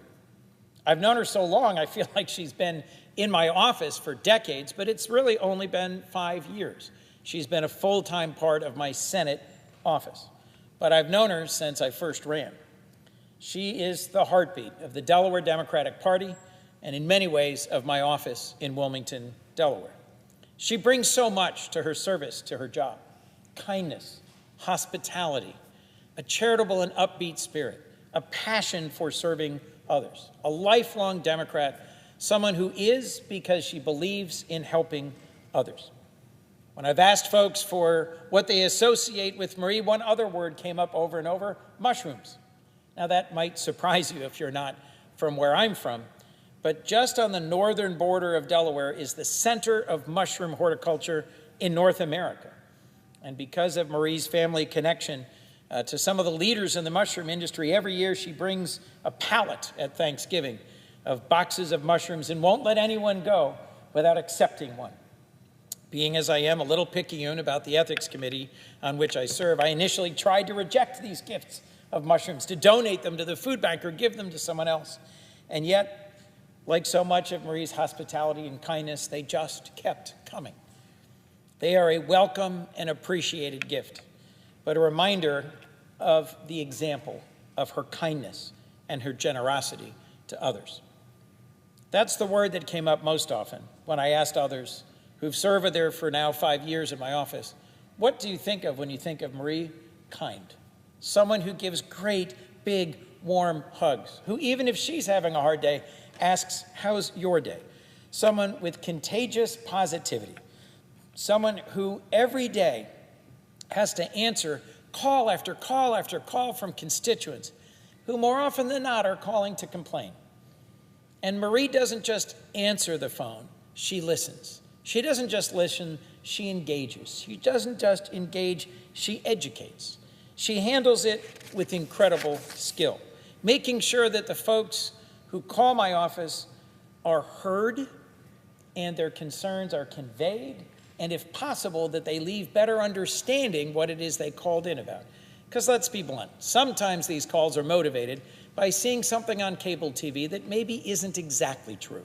And so in a gentle but positive way, she asks persistent questions and guides my constituents to better insight. When I've asked others in the office, they've said this: I can't imagine a better person to represent you, Chris, to your constituents. Even over the phone, you get a sense of Marie's heart and warmth. And there is no one more dedicated, not just for the fight for democracy, but for the values of Chris Coons and his office. So Marie, thank you. Thank you for sharing your kindness. Thank you for sharing your warmth. Thank you for sharing what you've done for Delaware for so long. You are loved across our DC and Delaware teams and will be dearly missed.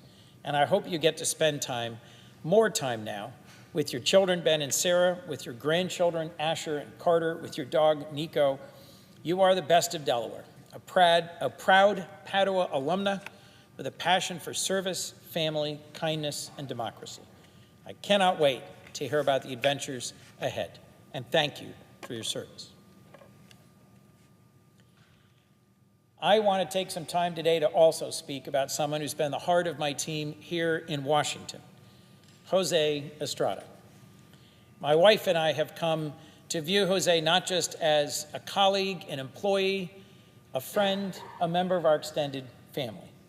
What makes for an incredible public servant? Diligence, determination, insight, hard work, humor, trust, kindness. Jose has all of these and more. When he initially got the job offer, he drove without stopping from San Diego here to DC. Just a first sign of the intensity of his commitment to this work. I have watched him grow from being a right out of college 22-year-old to someone whose advice and counsel on a daily basis are key to me and how I do my job. He is often the first person I see in the morning and the last person I see at night. And he is incredibly humble and would never take credit for all the contributions he's made to my team and my office, which is why I thought it was important to get it on the record so that in the future he could not deny that he was well-regarded, well-respected, and made a significant impact. It's hard to capture everything Jose does for our team.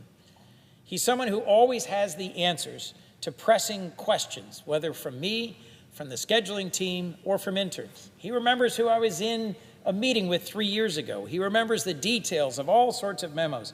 He remembers the details of my life, what church I grew up in, what neighborhood I grew up in. He has now mentored more than 70 interns in my office.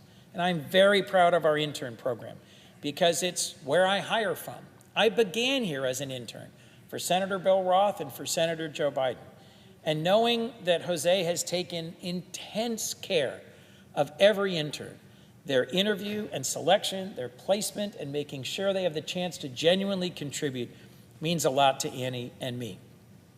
From one of our former interns, they said in a role where Jose had to be everywhere and do everything, he still spent the time to get to know each of us and make sure our internship was special. And he's been so good at it that they then come and work for us full-time in our office. From one of his colleagues in my office here in Washington, in any crisis, you know you can call Jose and he'll just take care of it. Not only will he take care of it, but you know you have a friend through all of it. Jose, you've served with selflessness, kindness, dedication, even joy. You're someone who's willing to put in the hard work, to work 14, 16, 18 hours a day. When we're here all night for Votorama, he's the one who's with me at 3 a.m., 4 a.m., 5 a.m. He takes the time to get up early, get that extra cup of coffee, get in to talk to the interns early, get them donuts, be generous with his time and advice, and make our office a great place to be. The most important accolade, of course, comes not from me, but from my wife, Annie, who literally said Jose is one of the most thoughtful and kind people we know. I know he will be an inspiration to his 11-month-old niece, Valentina. I know that his parents, Jose and Maricela, who are so proud of him, they need to know that you raised a remarkable young man. I know they will be thrilled to have him back in California as he returns to attend Stanford Law School this fall. I believe there is nothing this promising young man cannot do. He has demonstrated remarkable wisdom and talent, insight into politics, and I am confident his future is bright, and we will someday see him back here. The next chapter of his life includes becoming a lawyer and using the skills and the talent of a lawyer to change lives, to help those whom the law does not protect, and to advocate for justice at a time when that is really at risk in our nation. Jose, the office will simply not be the same without you, but you leave us better. We all will carry a piece of your heart, your humor, your kindness, and your insight. And you won't be free of us either, because you are a friend and a member of our family for life. You are the best of what DC should be, someone here truly to do good and to make a difference. And I hope you know that you have. With that, thank you, Mr. President. I yield the floor.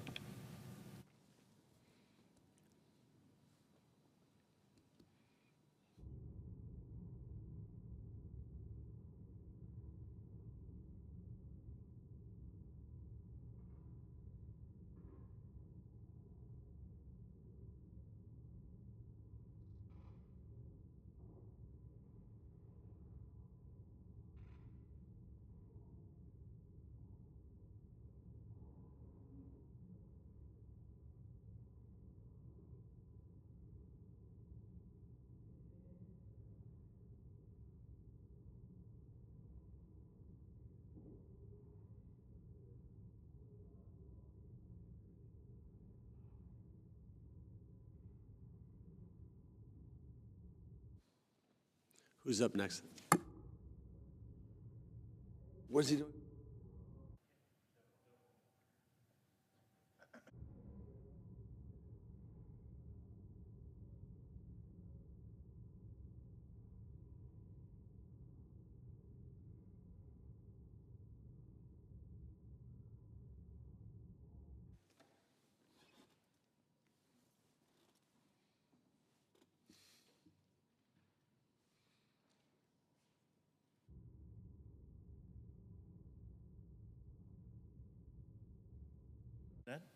I recognize the senator from Indiana. Thank you, Mr. President. Before I begin my remarks today, I must say that with a heavy heart, I'm grieving today for Town Marshal Brad Fisher, a 25-year law enforcement veteran who was tragically killed today in the line of duty in Indiana. Marshal Fisher was assisting other officers in stopping a fleeing suspect when the suspect hit Marshal Fisher and ultimately killed him. I'm praying for Marshal Fisher, for his family, everyone in the town of Lynn, Indiana, and Randolph County. What a devastating loss, tragic loss. May he rest in peace, and may we always remember the sacrifice that all of our men and women in law enforcement make when they keep us safe. And I just want to take a minute and, Mr. President, and remember him. Mr. President, I ask for unanimous consent that the next portion of my speech be entered separately into the congressional record. Without objection. Thank you. Mr. President, President Trump recently confirmed what many of us already knew, that foreign adversaries like China are working daily to interfere in our elections and our democratic society. China especially seeks America's decline in hopes that they can establish a world order that runs through the Chinese Communist Party. And we must do everything possible that we can to stop them from doing that. Historically, when countries have held that kind of ambition, they have started big, catastrophic wars. It should come as no surprise that the People's Liberation Army is undertaking the largest peacetime military buildup in human history. That's why it's incumbent upon this body to fully fund our military, including President Trump's $1.5 trillion defense budget request that he's made of this body, so that we can deter exactly that kind of conflict. It's outrageous, Mr. President, that our colleagues on the other side of the aisle, the Democrats, are holding up this bipartisan NDAA and budget request to fund our military when our military desperately needs our support. Yet, even if we successfully deter a hot conflict, we could still lose in other ways. That's because every day the CCP is waging economic and political warfare against us.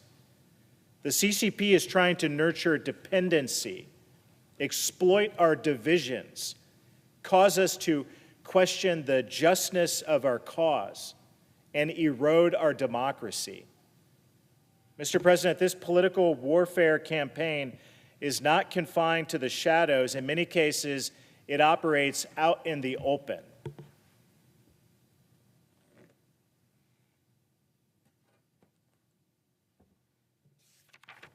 Just take a look at Neville Roy Singham. Singham is a 72-year-old American tech mogul who sold his company and immediately fled to China. From his Shanghai office, which he shares with a CCP propaganda outlet, whose avowed mission, by the way, is, quote, to tell China's story well, Singham began funding a complex network of left-wing NGOs and nonprofits that advance the interests of the Chinese Communist Party. Take a look at some of the radical organizations on this chart that he supports through the billions of dollars that he made selling his tech company to a Chinese Communist Party business. This is all a matter of public record. Even the New York Times has marveled at the hundreds of millions of dollars that Singham-linked groups have funneled to radical nonprofits that, quote, mix progressive advocacy with Chinese government talking points. Take one example, Mr. President, that you and I know well, Code Pink. You know, the radical organization that chases many of us around the hallway, around this building and our office buildings. You see, Code Pink used to condemn CCP human rights abuses. But after Singham started lavishly funding the group, and then, by the way, he married its co-founder, Code Pink stopped criticizing the Chinese government and started defending it. In fact, in recent years, Code Pink has even provided cover for the CCP's shocking genocide in Xinjiang. Meanwhile, a newer Singham nonprofit called No Cold War is entirely dedicated to advocacy designed to ensure America is defenseless against the CCP's economic, military, and political warfare. But the Singham network is not limited to China-specific advocacy. Singham groups advance a wide variety of causes that are united only by their hatred of America, our allies, and the rule of law. From anti-ICE boycotts, violence against law enforcement, rioting, obstruction, and support for Hamas's attempted genocide of Jews in Israel, Singham groups and their members advance division, chaos, and hatred. All of this advances CCP interest and poisons our society.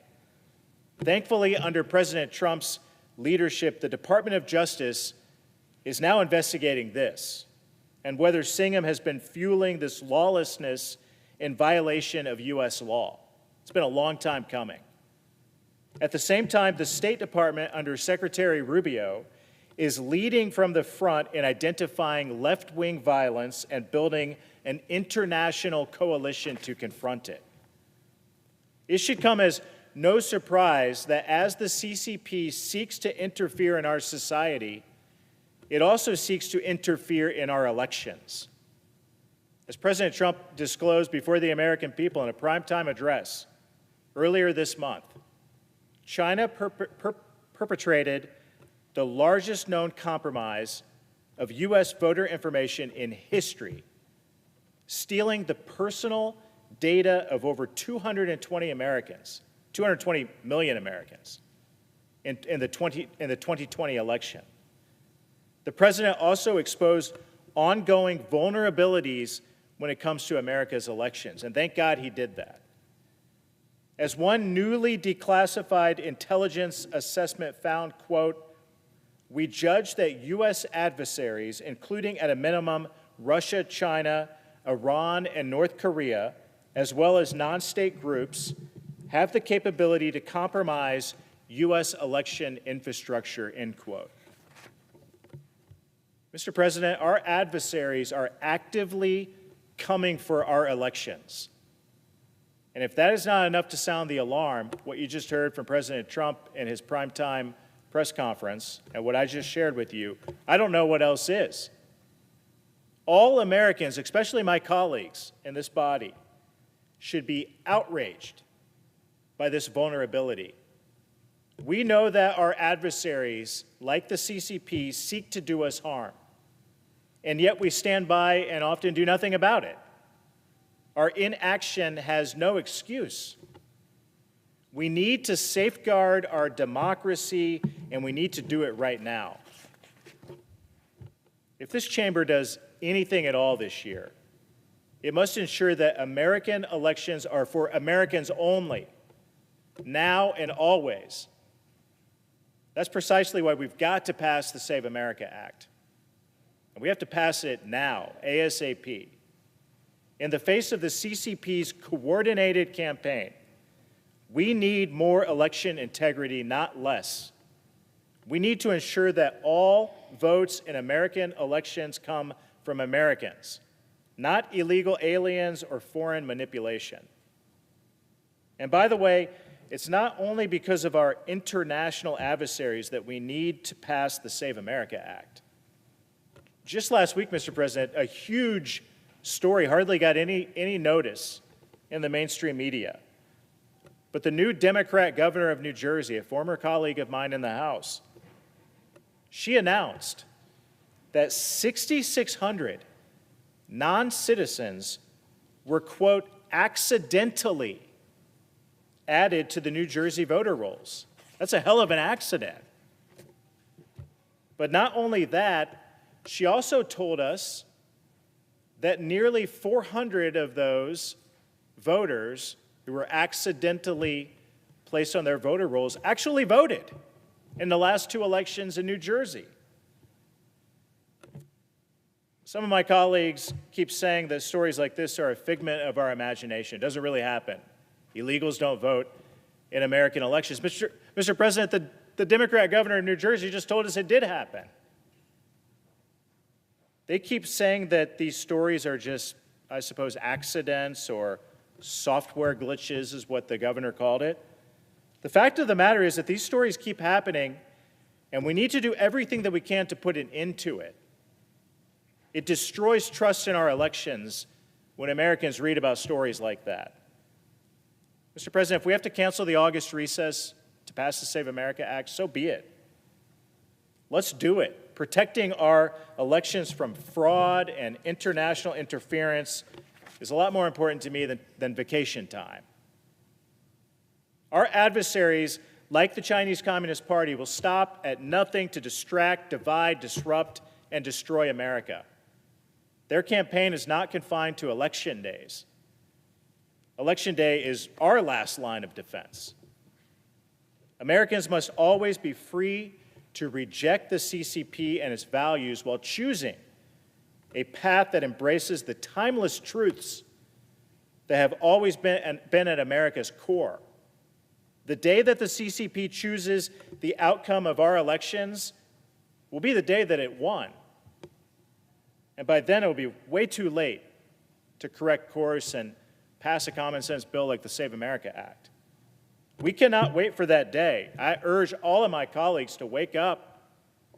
It's time to pass the Save America Act to save our elections, protect our country, save America. It's fundamentally important. With that, Mr. President, I yield back.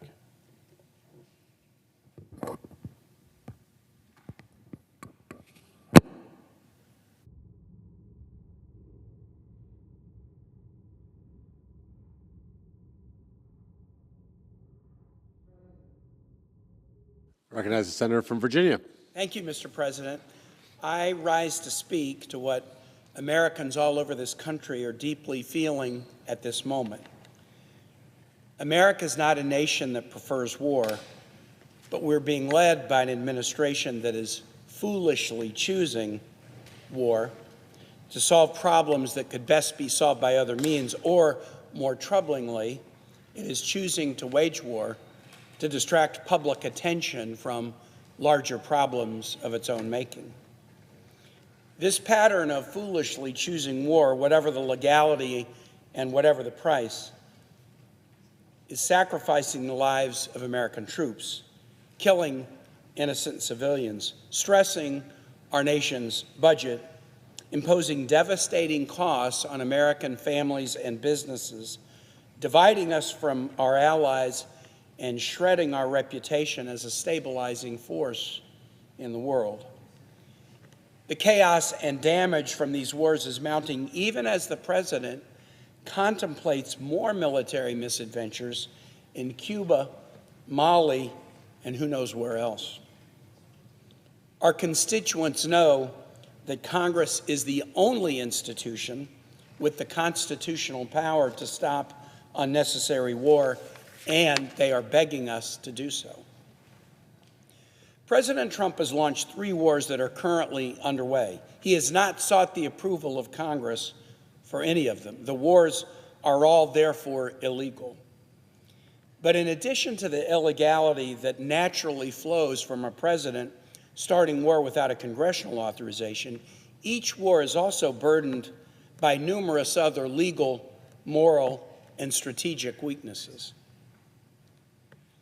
The first war is Operation Southern Spear, a campaign that began nearly a year ago to use the U.S. military to strike boats in international waters near South America. To date, more than 65 separate strikes have killed more than 250 people on boats chosen as targets by our military. The operation has been repeatedly justified by the Pentagon as attacks on narco-traffickers. But the evidence suggests that many innocent civilians, unarmed non-combatants who are not transporting narcotics, are being murdered in these strikes. Even while reporting confirms that this bloodshed is not accomplishing its stated purpose of decreasing the amount of drugs coming into the United States. Now, the administration has worked exceptionally hard to maintain all aspects of Operation Southern Spear as secret, as classified. Because it is all classified, I am severely limited in what I can say about it. The president created a secret list of what he calls designated terrorist organizations last July as subjects for military attack. There is no law giving the president such a power to create such an attack list. I have reviewed the list, but because it's classified, I'm not able to describe it here. And as a result of the fact that the list has never been made public, those marked by the president for execution have never been notified that the U.S. has placed a target on them. The Office of Legal Counsel at the Department of Justice produced a legal memo last September to justify boat strikes against narco-traffickers in very specific circumstances. The memo also carefully described prohibited activity that could not be legally justified. I've read that legal memo, but it remains classified, so I cannot discuss its contents. In October, the Pentagon issued an implementation order to carry out the president's directive in accordance with the OLC legal opinion and limitations. That exord contains the targeting criteria that are to be used in choosing which boats to attack. I've reviewed the exord, but it has remained classified, so I cannot describe its contents. Each of the attacks is accompanied by a file describing the strike. I've reviewed the files of nearly 50 of the strikes and will soon complete review of the remaining. Those files remain classified, so I cannot describe their contents. So why is the administration maintaining the classification of all of this Southern Spear information? The justification, the legal rationale, the target list, the targeting criteria, the strike files describing each attack. Why the secrecy? It's obvious why the administration wants all this cloaked with secrecy. The president and the Pentagon don't want the American public to see what is being done in our name and with our tax dollars. They're trying to hide from the public, and even from this body, the flimsiness of their legal case and the exorbitant cost and ineffectiveness of the operation. For example, the Pentagon is glad to show edited videos of an exploding boat to pat itself on the back about its lethality toward narco-traffickers. They proudly did so on social media and all over mainstream media following the first fatal strike of a boat last September, September 2nd. But months after the administration produced this PR video of the fatal strike, it was revealed that the full video, the unedited video, also showed struggling survivors clinging to the boat's wreckage and seeking to be rescued. In violation of U.S. and international law, the U.S. returned to the site in open international waters and killed the survivors. I've seen the video, many of my colleagues have, and it's horrifying. The administration refuses to release it. Now remember that at the time of that strike, September 2, 2025, the existence of Southern Spear hadn't even been announced. Those struggling for their lives, clinging to shipwreck wreckage, had not even been informed that they might be targeted. The U.S. killed them anyway, and then selectively edited the video so that the American public would only see the flashy initial boat explosion, but not see the cowardly and cold-blooded murder of desperate shipwrecked people that took place later. And you know, that's not even the most shocking thing about Southern Spear. The most shocking thing is that the administration has been lying to the American public about whether the campaign is even against narco-trafficking. Well, I'm not allowed to discuss the contents of the legal opinion, and I'm not allowed to discuss the exord's targeting criteria. I can say this. In reviewing the targeting criteria and trying to match it up with the legal opinion, I was immediately struck by what was missing. So I'm not going to describe the contents of either, but I was immediately struck by what was missing from the targeting criteria. It's hard to believe this, but the targeting criteria used by the U.S. military to strike boats and kill people on open waters contain no requirement that there be any evidence that there are narcotics on board. No requirement that there be any evidence that there are narcotics on board, nor is there any requirement that the sailors on any of these boats be armed. Now, these criteria could have been included by the Pentagon in the targeting criteria that they chose, but they intentionally chose not to include the presence of narcotics or the presence of arms. Why not restrict U.S. military attacks on boats to those we know to be carrying narcotics? How could it be legally justifiable for the U.S. military to strike boats and kill those aboard with no evidence that the boats contain narcotics or arms? How could this be deemed self-defense, which is the requirement for the president to use lethal force without a congressional authorization? I ask these questions as a proud member of the Senate Armed Services Committee. I ask these questions as the proud father of a United States Marine. How could it be legally justifiable for the United States military to attack boats without evidence of narcotics and without evidence that those on board to be killed are armed? Many of those killed in Operation Southern Spear, unarmed individuals not transporting narcotics, are not combat casualties. They're murder victims.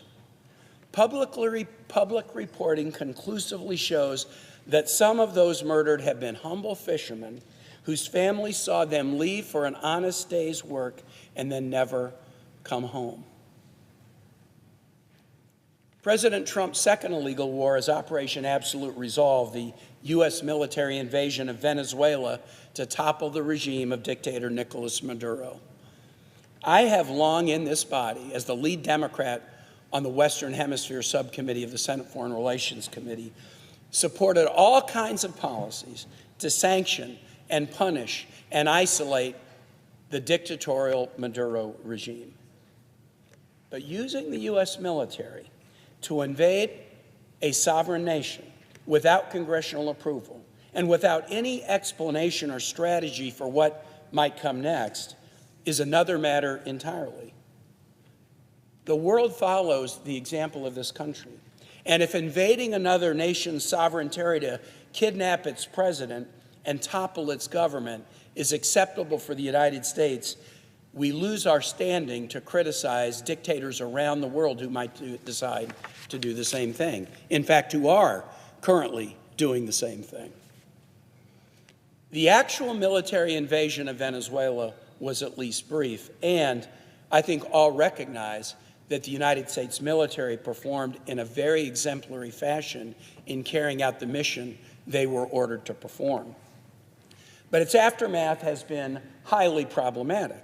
The United States is now using the American military to control the Venezuelan economy and government, and thus contributing to the oppression and subjugation of the Venezuelan people.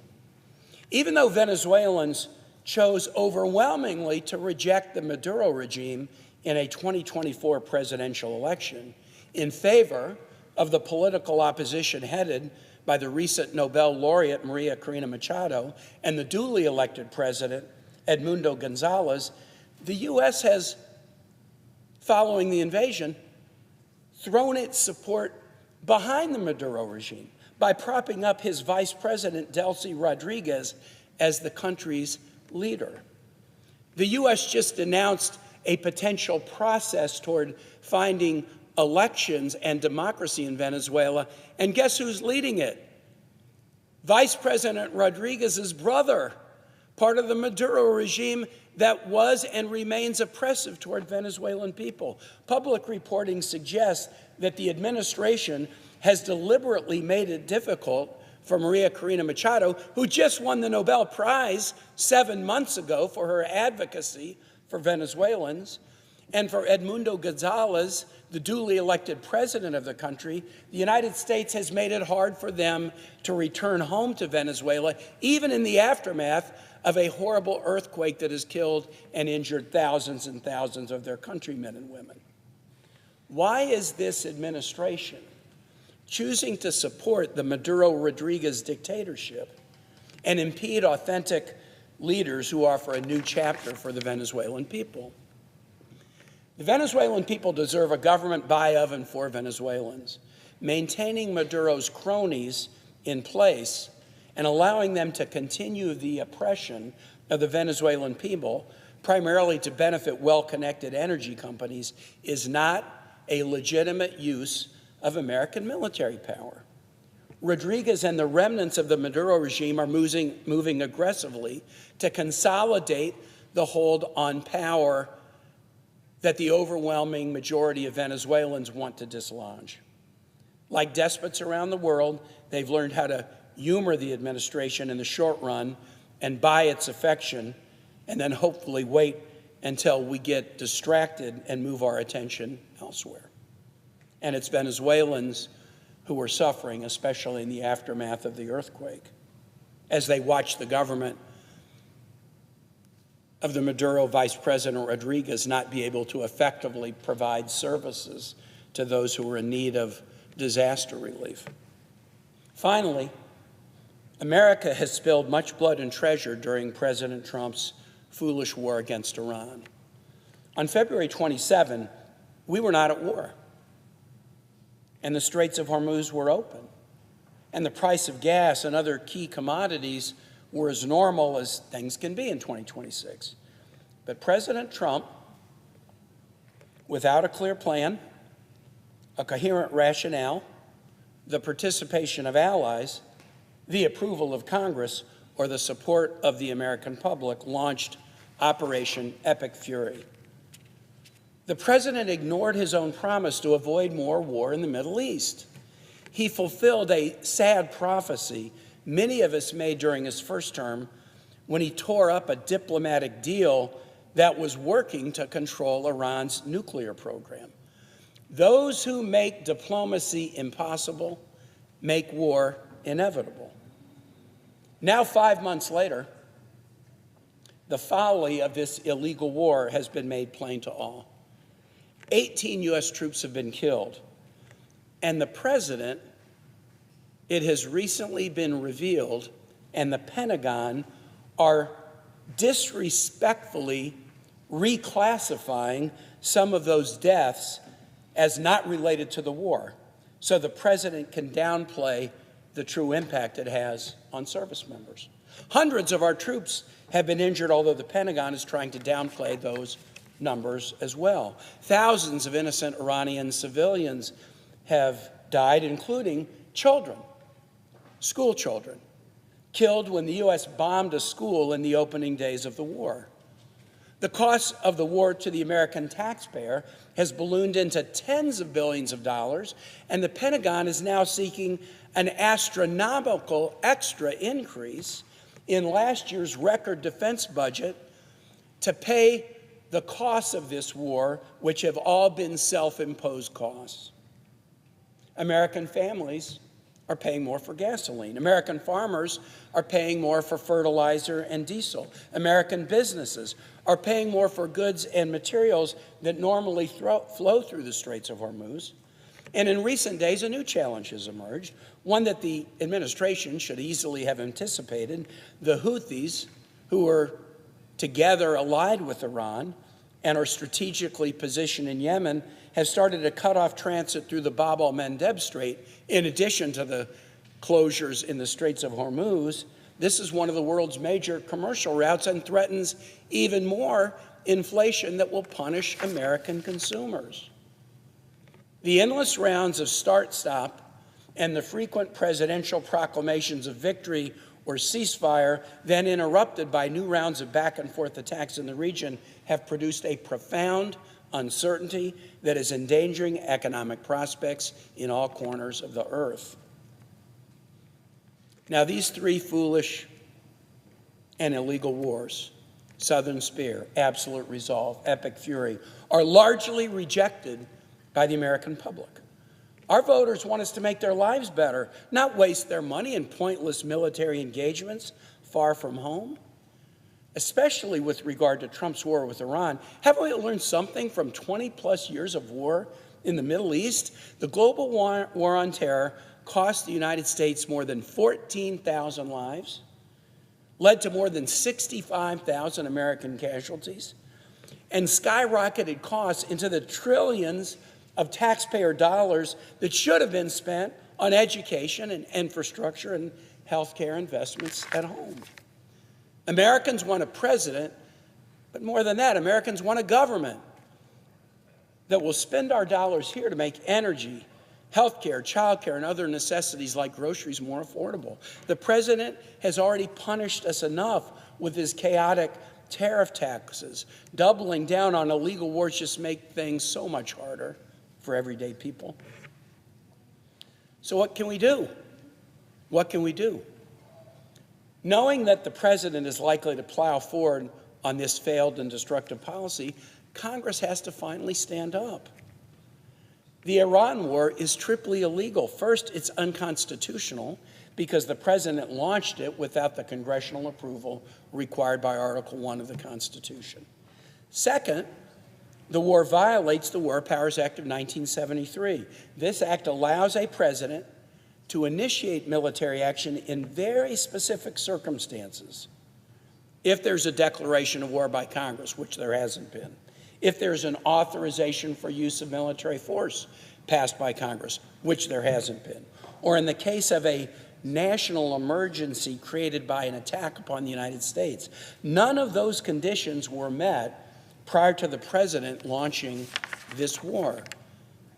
But even if one were to assume that one of those conditions had been met, the War Powers Act requires that any military activity started by the president without Congress has to hit a hard stop at 60 days, unless Congress affirmatively votes to continue it. We're well past the 60-day point. We're now past the 5-month point with no congressional authorization, and yet the president continues to send more troops to the region and threaten more attacks as the American public watches more flag-draped caskets come home. And now both houses of Congress, under Republican majorities, have passed legislation requiring the president to remove U.S. troops from hostilities against Iran unless Congress passes a war authorization. The president has not removed troops from hostilities. He's actually sending more into harm's way. The president has not sought a vote on a war authorization because he knows that such a vote would lose in both houses in Congress in dramatic fashion. Instead, he's taken the warmongering all on his own shoulders. President Trump can ignore the law and he can break the law, but he can't change the law. If the president won't abide by the Constitution, by the War Powers Act, or the expressed will of 2 Republican majority houses of Congress, we have one more power. Only Congress can appropriate funds for war or defense. And fighting against any guardrails against his warmongering, Congress has to stand up against him. We have to stand up against illegal wars. We have to stand up for our troops. We have to stand up for our military families. We have to stand up for citizens who want a government focused on making lives better, not waging war far away across the world. And we have to stand up for America, the peacemaker, not America, the war wager.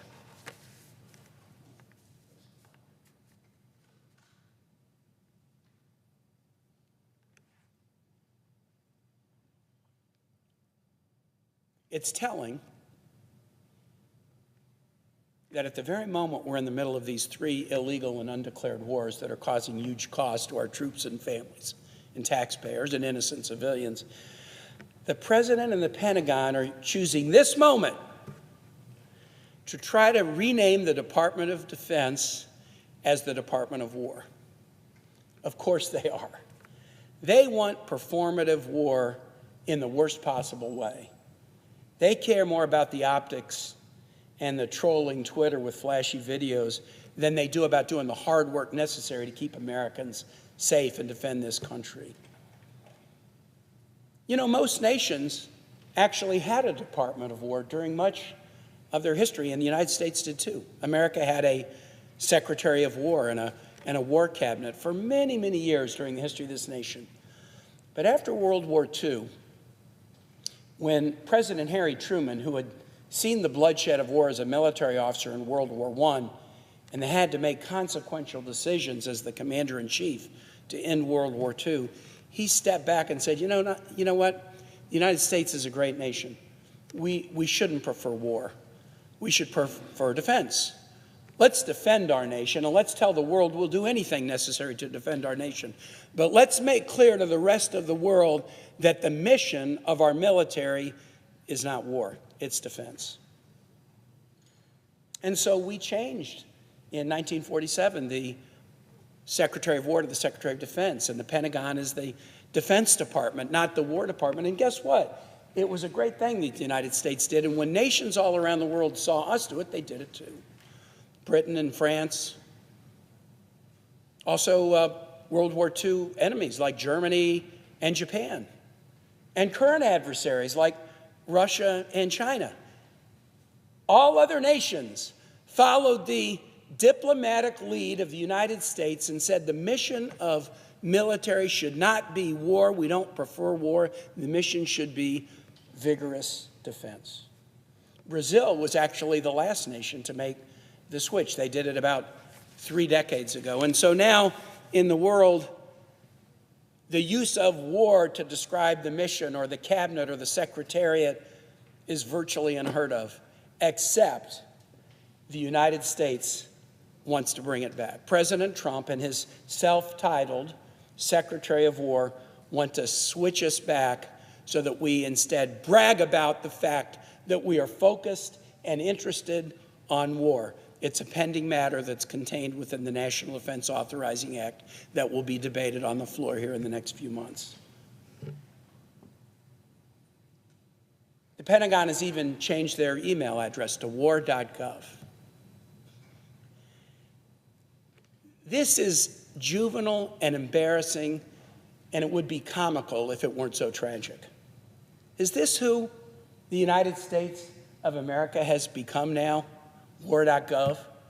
Is that how we want to be known in our history? Is that how we want to be known to allies and adversaries around the world? As a nation that prefers war to diplomacy? A nation that sends its troops into harm's way for needless wars of choice? rather than focus on vigorous defense of our homeland and our way of life? I don't believe that's who this country is after 250 years. And so I'm going to keep challenging the president's illegal and foolish wars at every opportunity and with every tool granted a United States senator. Mindful of Mother Teresa's wisdom, we're not called to be successful, we're called to be faithful. If we focus on being faithful to our history, to our values, to our troops and their families, to our citizens, we're likely to be successful. And in doing so, we can reclaim the role for Congress that our founders envisioned as they embarked upon this 250-year experiment in American democracy. And with that, Mr. President, I yield the floor.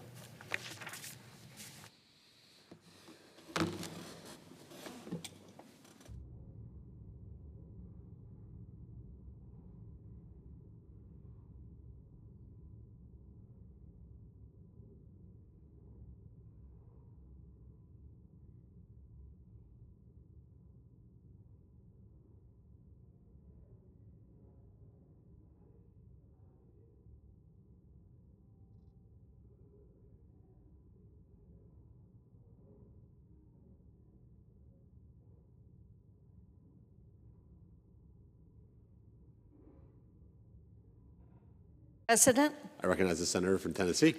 Thank you, Mr. President. I ask unanimous consent that the Senate vote on adoption of the motion to proceed to H.R. 5334 at 6 p.m. today. Without objection.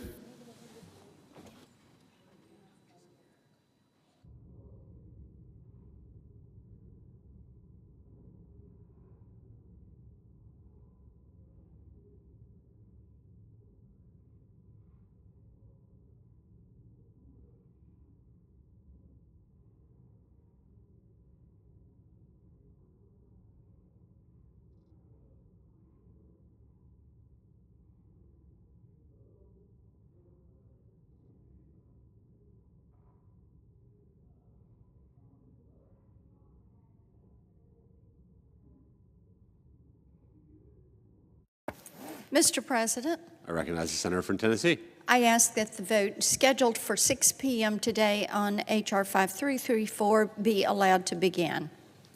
Without objection. The question occurs on the motion to proceed. Is there a sufficient second? There appears to be. The clerk will call the roll. Ms. Alsobrooks, Mr. Armstrong, Ms. Baldwin, Mr. Banks, Mr. Barrasso, Mr. Bennett, Mrs. Blackburn.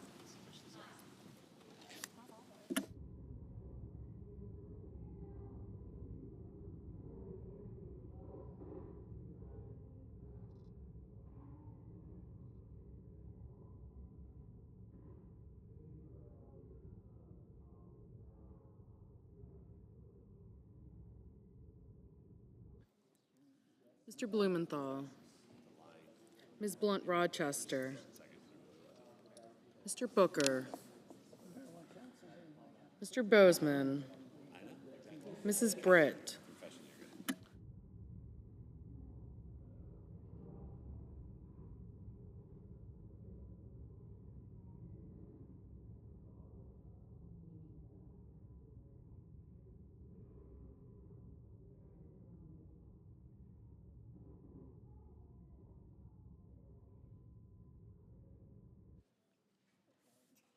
Mrs. Britt, Mr. Budd, Ms. Cantwell, Mrs. Capito, Mr. Cassidy, Ms. Collins, Mr. Coons, Mr. Cornyn, Ms. Cortez Masto, Mr. Cotton, Mr. Kramer, Mr. Crapo, Mr. Cruz, Mr. Curtis, Mr. Daines, Ms. Duckworth, Mr. Durbin, Ms. Ernst,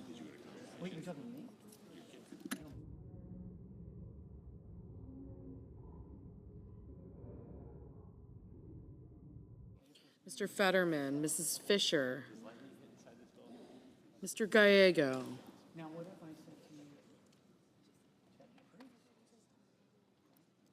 Mrs.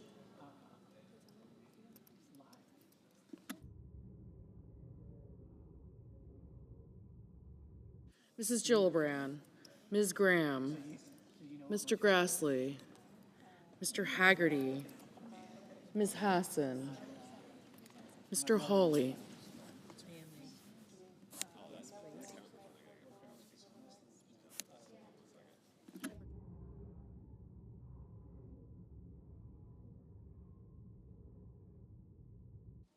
Mr. Heinrich, Mr. Hickenlooper,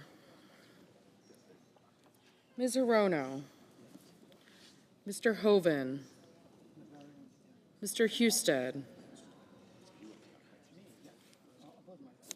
Mrs. Hyde-Smith, Mr. Johnson, Mr. Justice, Mr. Kane,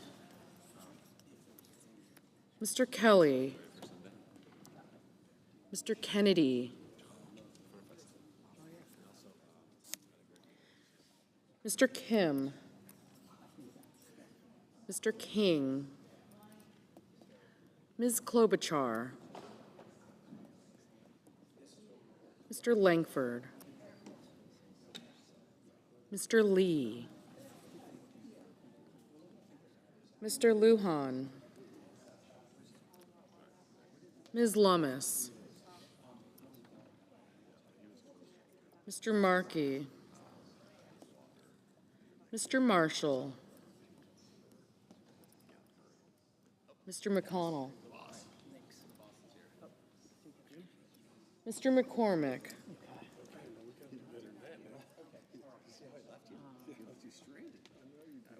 Mr. Merkley,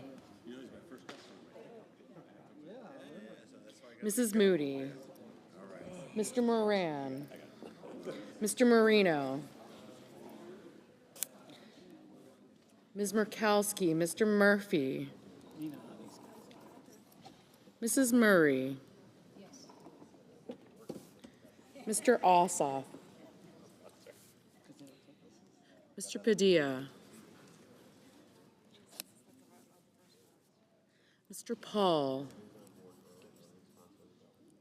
Mr. Peters, Mr. Reed,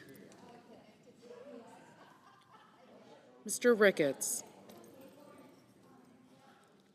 Mr. Risch, Ms. Rosen, Mr. Rounds, Mr. Sanders, Mr. Schatz, Mr. Schiff, Mr. Schmidt, Mr. Schumer, Mr. Scott of Florida, Mr. Scott of South Carolina,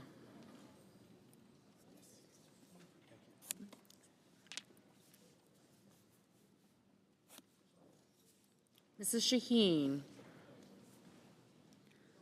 Mr. Sheehy,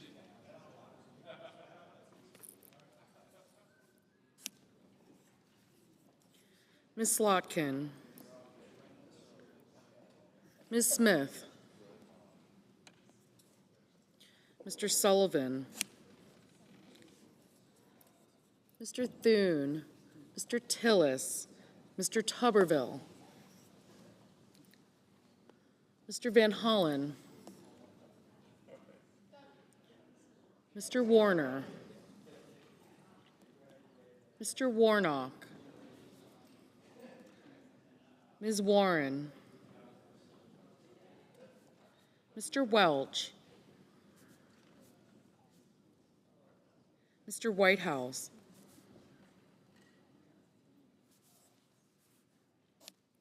Mr. Wicker,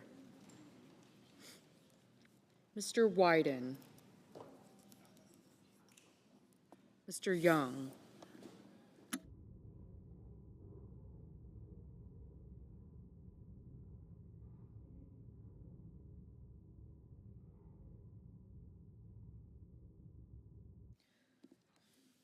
Senators voting in the affirmative: Blackburn, Cornyn, Kramer, Cruz, Fetterman, Husted, Justice, Kane, Kelly, Kennedy, Lujan, Marshall, Marino, Murkowski, Reed, Ricketts, Rosen, Schatz, Thune, Tillis, and Warner.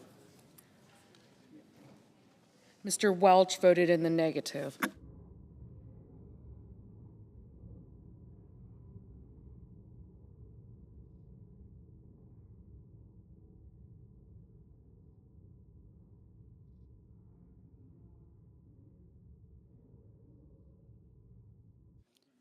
Mr. Sullivan, aye.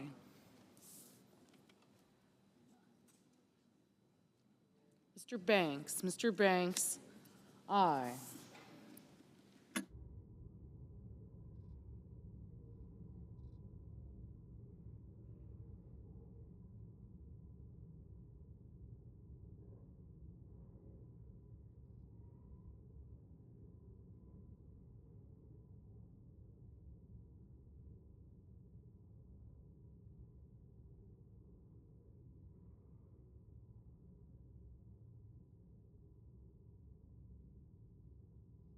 Mr.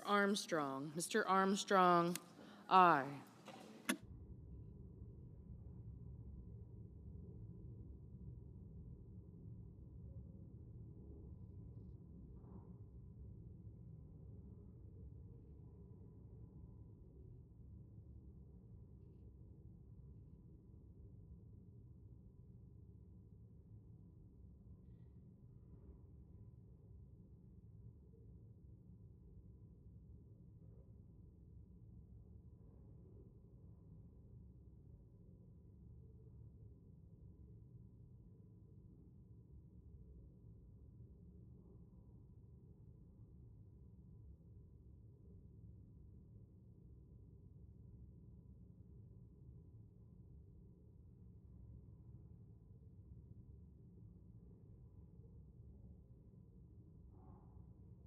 Mr. Wicker, aye.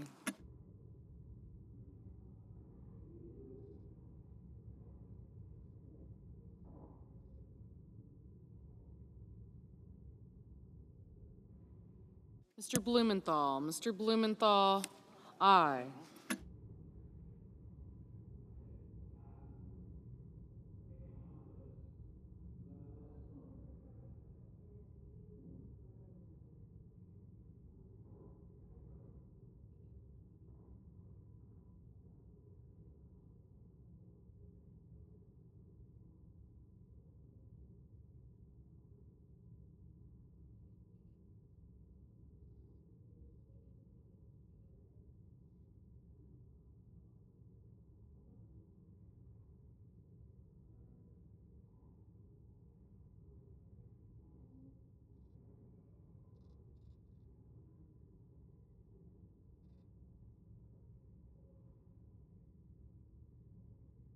Mr. Cotton, aye.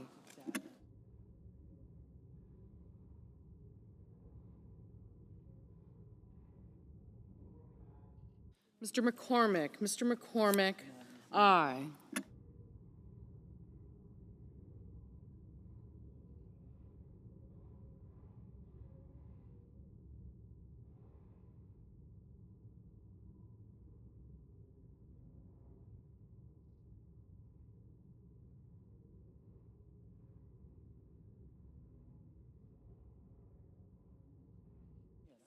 Ms.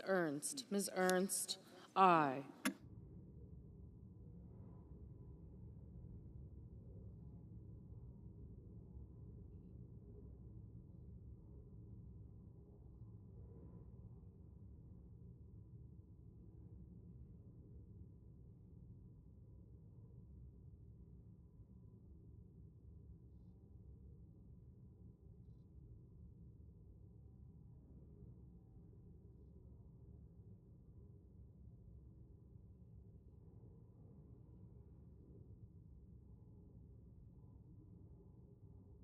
Mr. Barrasso, aye.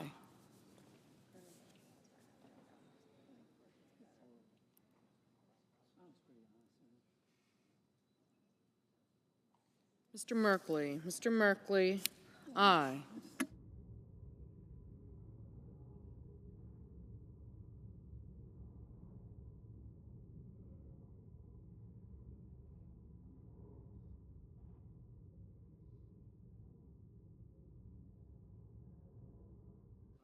Mr. Crapo. Mr. Crapo, aye.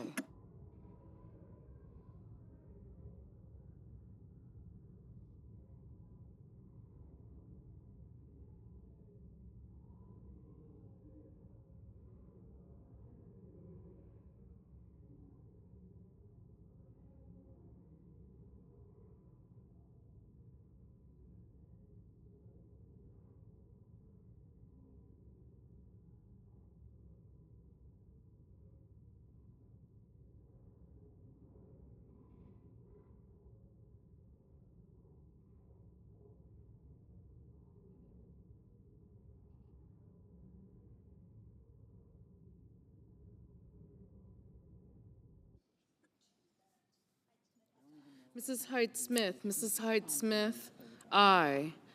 Ms. Hassan. Ms. Hassan, no.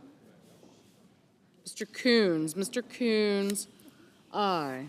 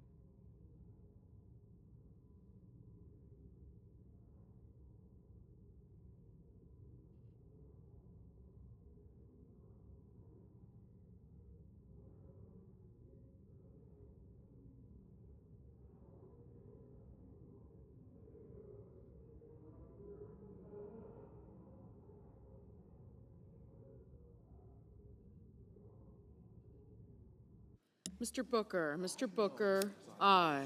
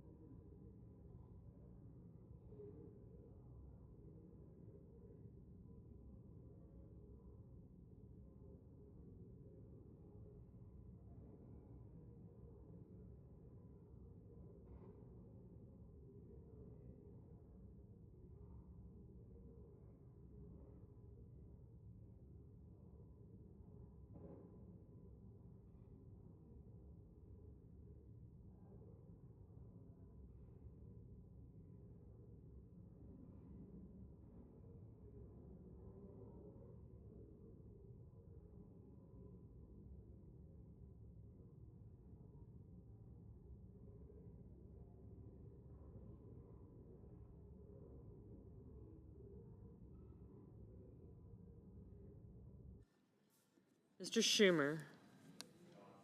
Aye. Mr. Risch. Aye.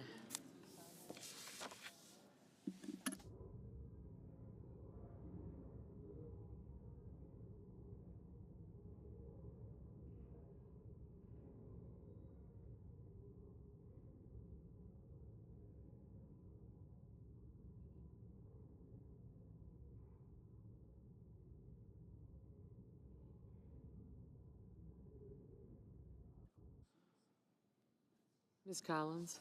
Aye.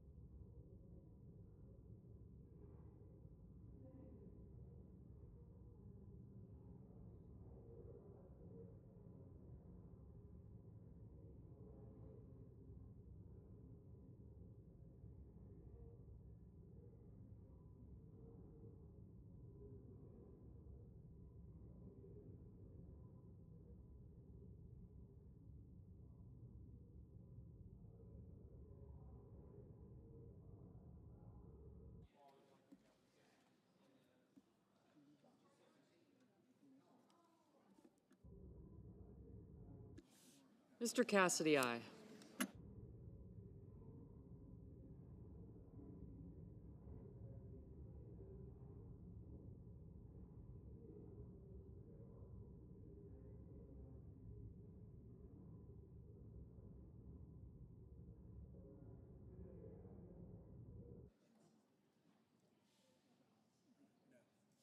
Mr. Paul?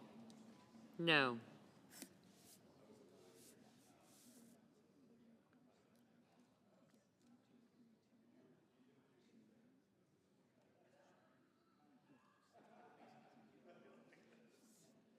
Ms. Blunt Rochester? No. Mrs. Fisher, aye.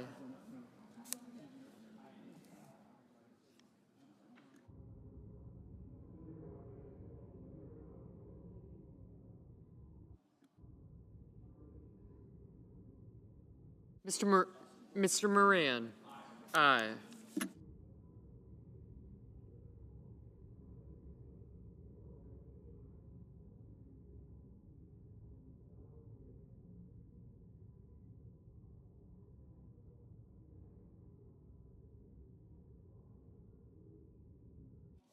Mr. Kim? No.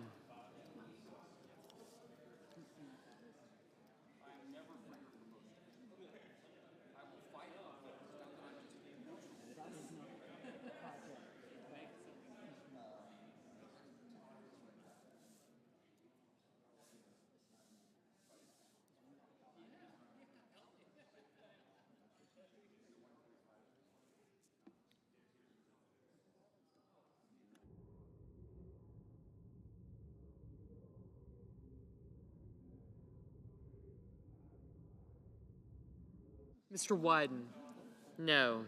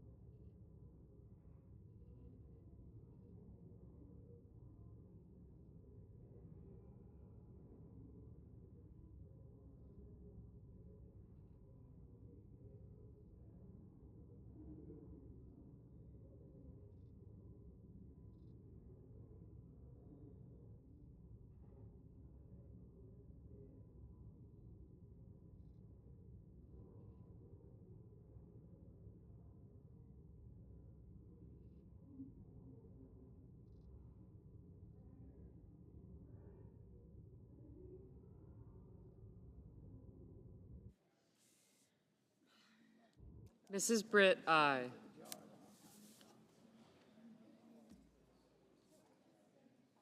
Mr. Rounds, aye. Mrs. Shaheen, aye.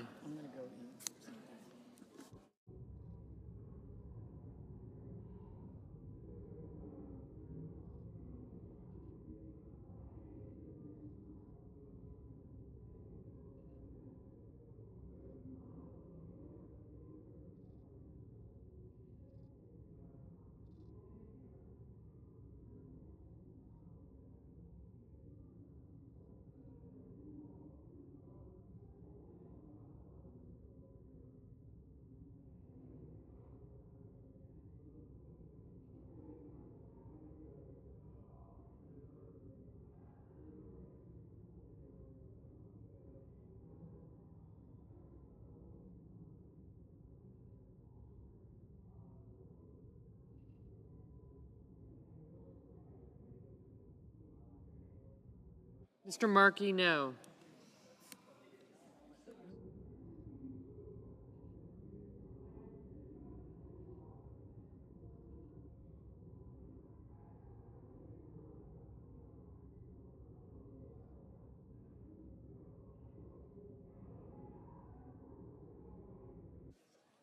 Mr. Murphy, aye.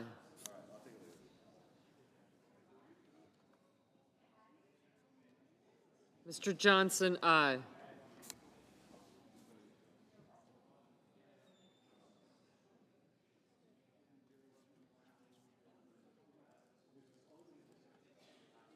Mrs. Murray, aye. Ms. Smith, aye.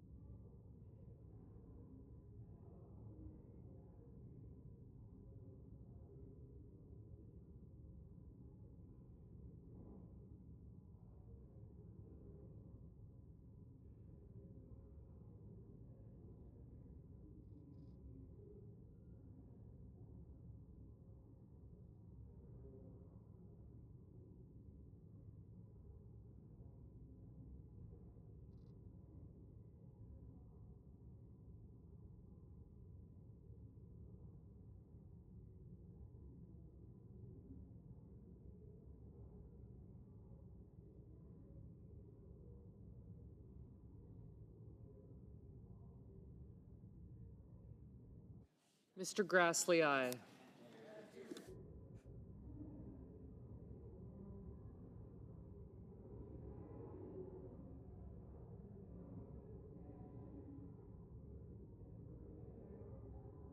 Ms. Cantwell, aye.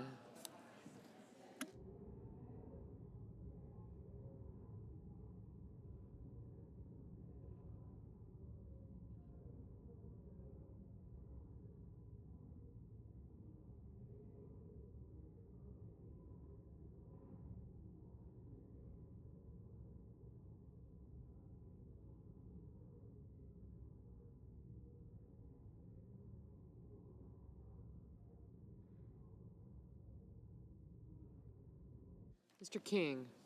Mr. King, aye.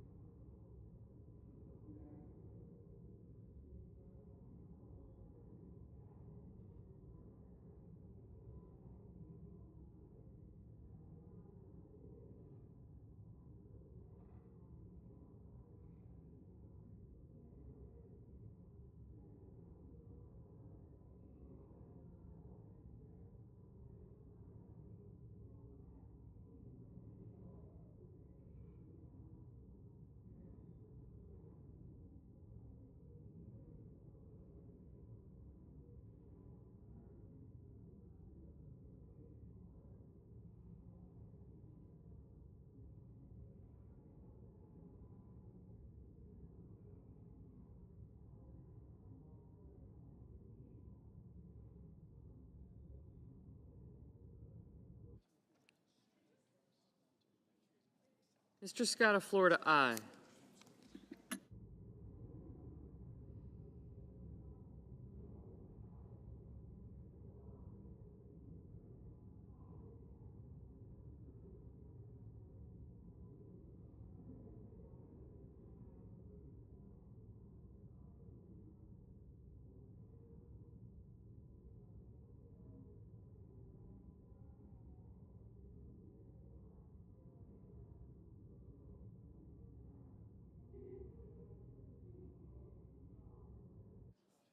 Mr. Peters, aye.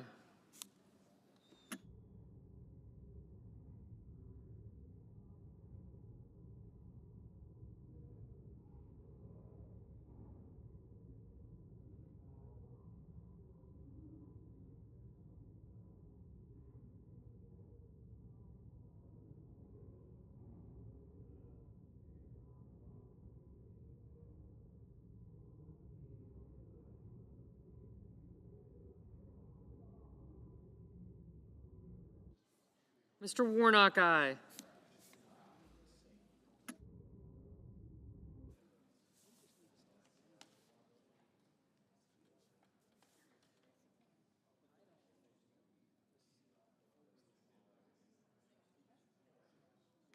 Ms. Cortez Masto, aye. You did.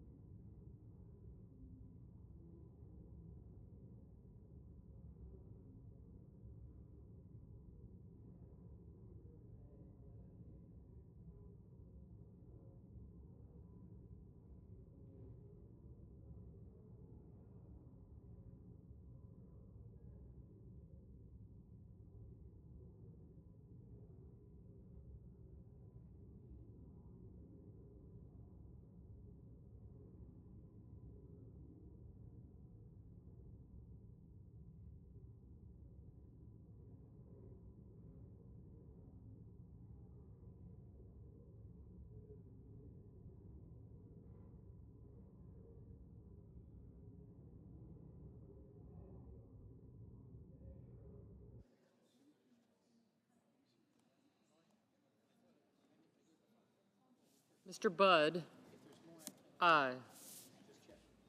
Mr. Lee, aye.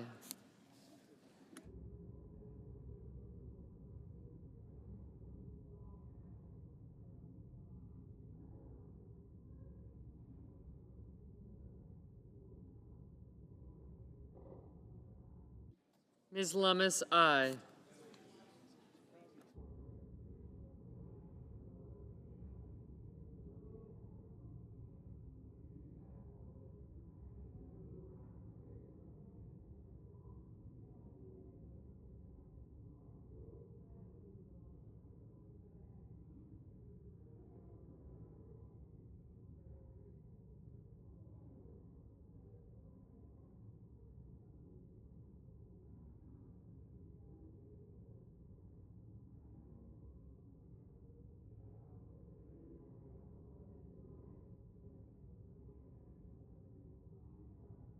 Mr. Haggerty, aye.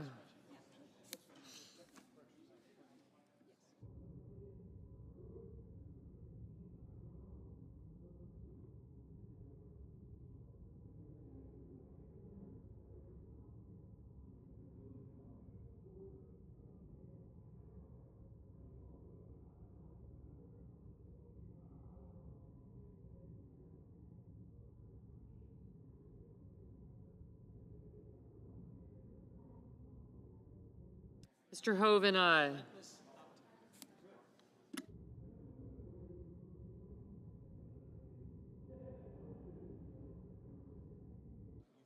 Mr. Langford, aye.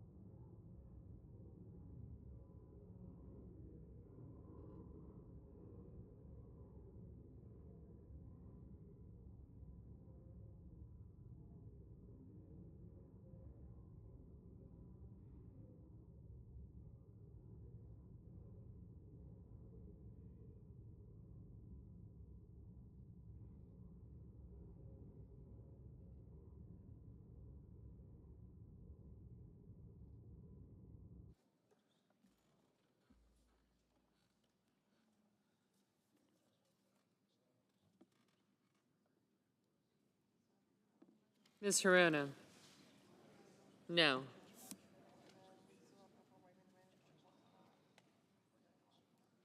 Mr. Sanders? No.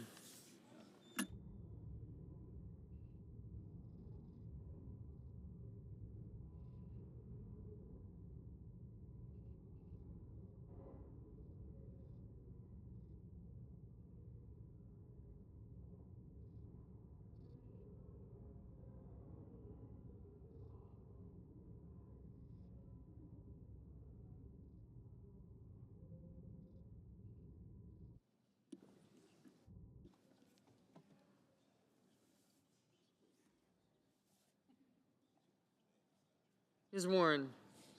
No. Mrs. Gillibrand? Aye.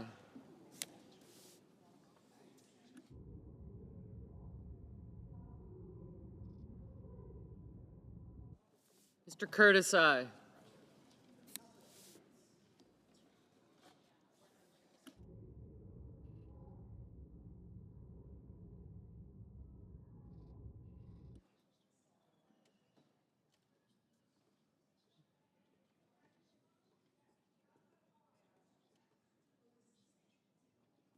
Mr. Schiff, aye. Ms. Slotkin, aye.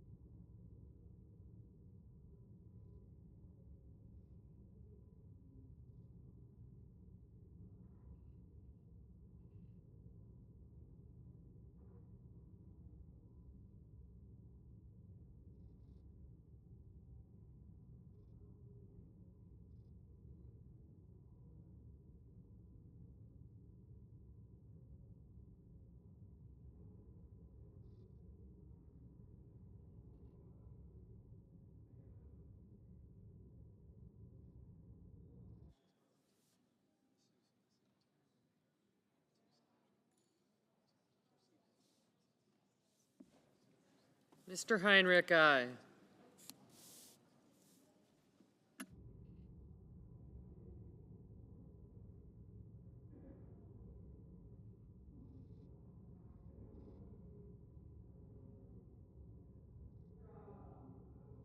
Mr. Ossoff, no.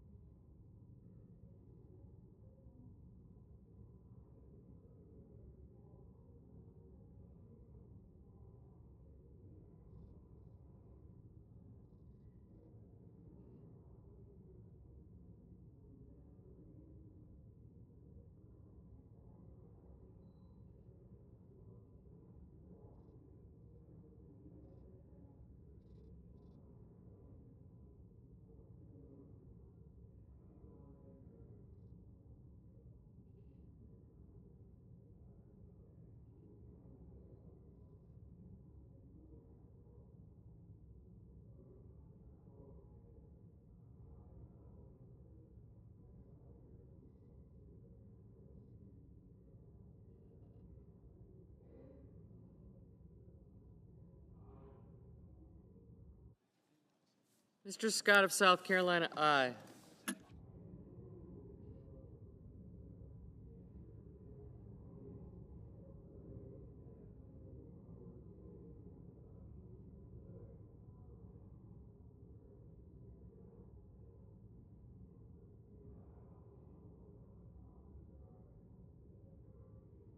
Mr. Bozeman, aye.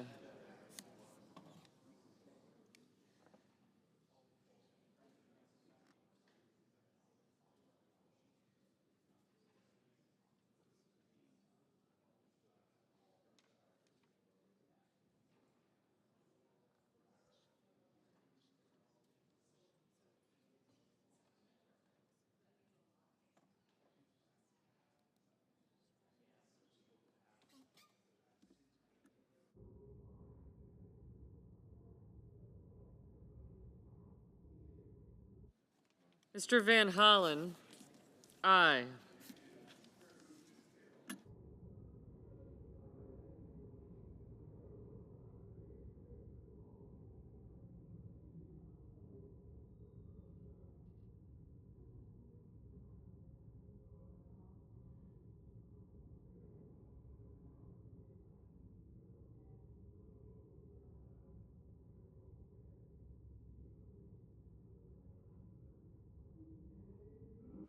Mr. Tuberville, aye.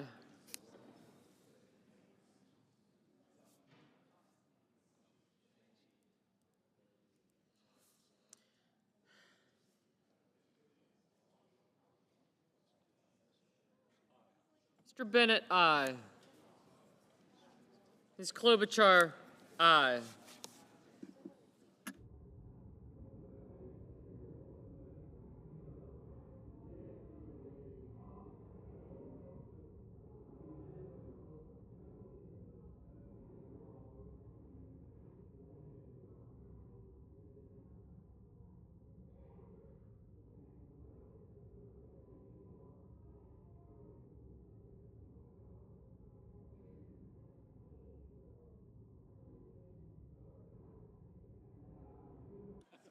Mr. Padilla, no.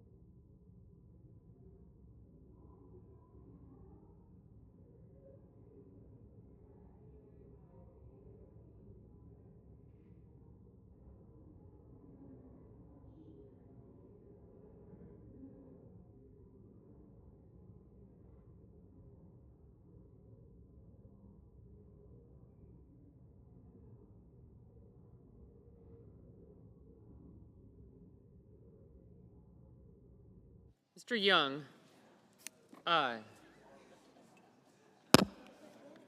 Mr. Hickenlooper, aye. Ms. Baldwin, aye.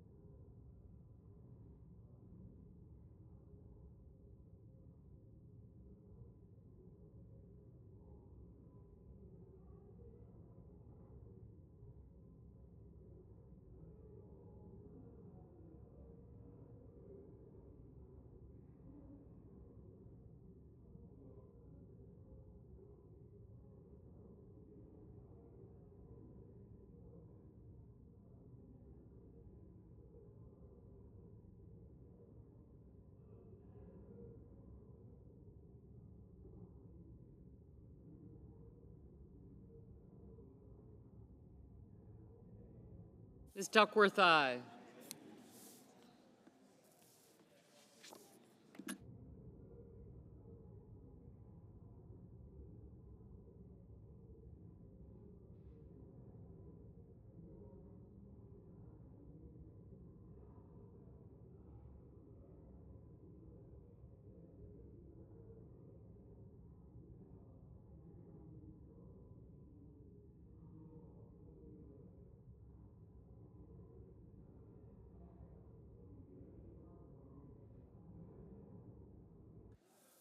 Ms. Alsobrooks, aye.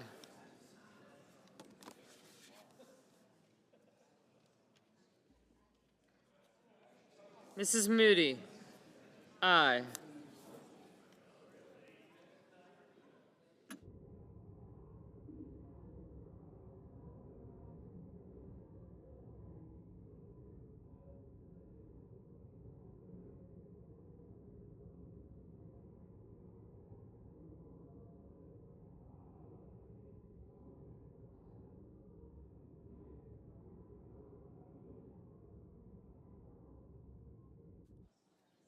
Mrs. Capito, aye. Mr. Daines, aye. Mr. Sheehy, aye.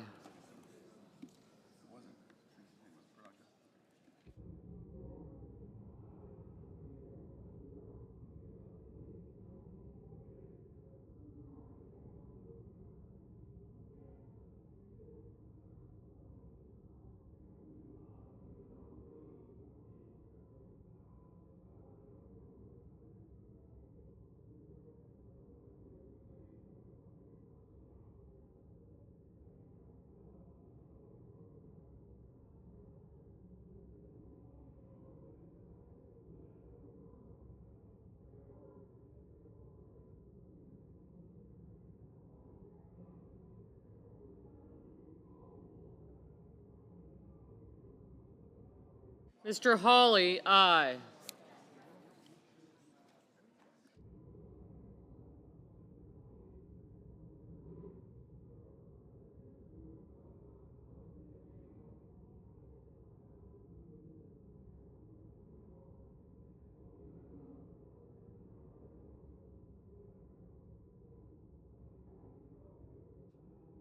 Mr. Schmidt, aye.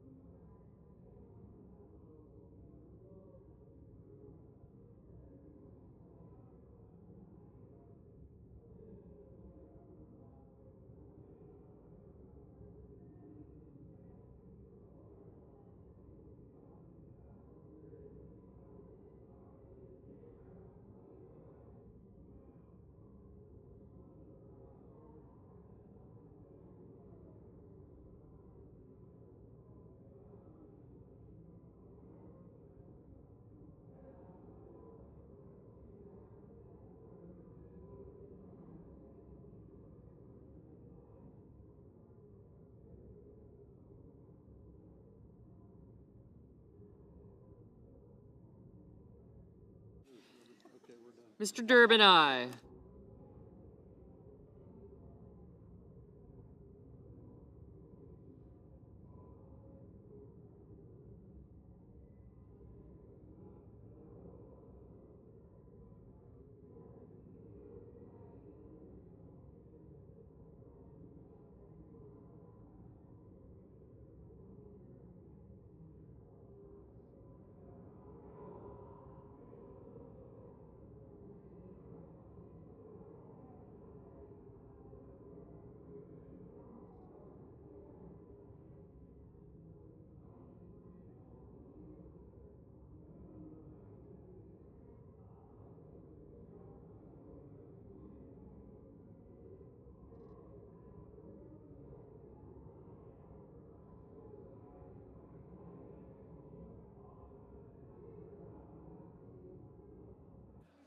Are you sure?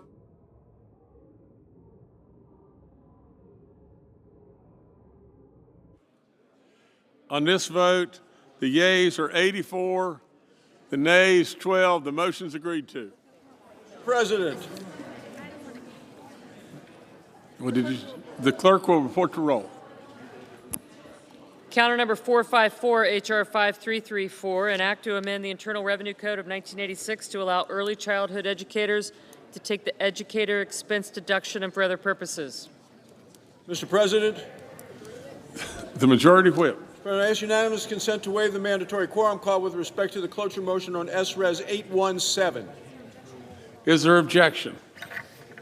Without objection. Okay. The clerk will report the motion to invoke cloture. Cloture motion. We, the undersigned senators, in accordance with the provisions of Rule 22 of the Standing Rules of the Senate, do hereby move to bring to a closed debate on the executive calendar number 6, S-Res 817, an executive resolution authorizing the en bloc consideration in executive session of certain nominations on the executive calendar, signed by 17 senators. Under the previous order, the mandatory quorum call under Rule 22 has been waived. I'll keep going. Okay. The question is it the sense of the Senate that debate on Senate Resolution 817, an executive resolution authorizing the en bloc consideration in executive session of certain nominations on the executive calendar shall be brought to a close. The yeas and nays are mandatory under the rule. The clerk will call the roll. Ms. Alsobrooks.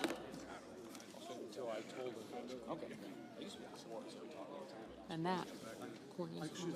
No. Yeah, I'm You're on. Right. Mr. Hawley, Mrs. Blackburn. Okay, thank you. I did, thank you. Heinrich, Cantwell. She, Tillis, Sheehy, Heinrich, Barrasso. Thank you. Alpin. Thank you. Mrs. Murray. Thank you.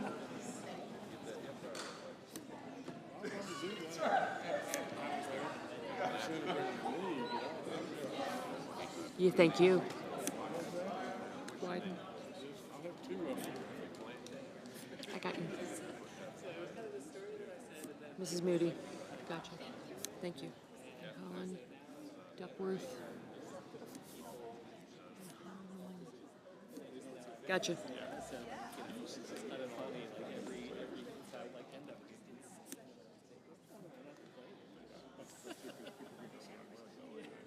Mr. Banks, Mr. Barrasso, Mr. Bennett.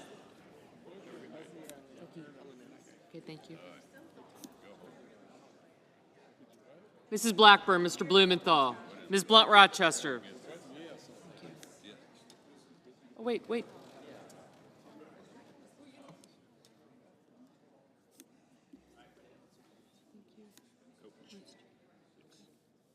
Yep. Thank you. She did.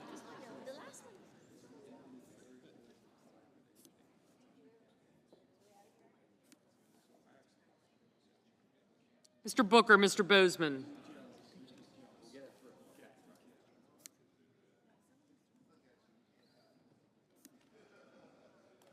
Mrs. Britt, Mr. Budd, Ms. Cantwell, Mrs. Capito. Thank you. Mr. Cassidy, Ms. Collins, Mr. Coons, Mr. Cornyn, Ms. Cortez Masto, Mr. Cotton, Mr. Kramer, Mr. Crapo, Mr. Cruz, Mr. Curtis, Mr. Daines, Ms. Duckworth, Mr. Durbin,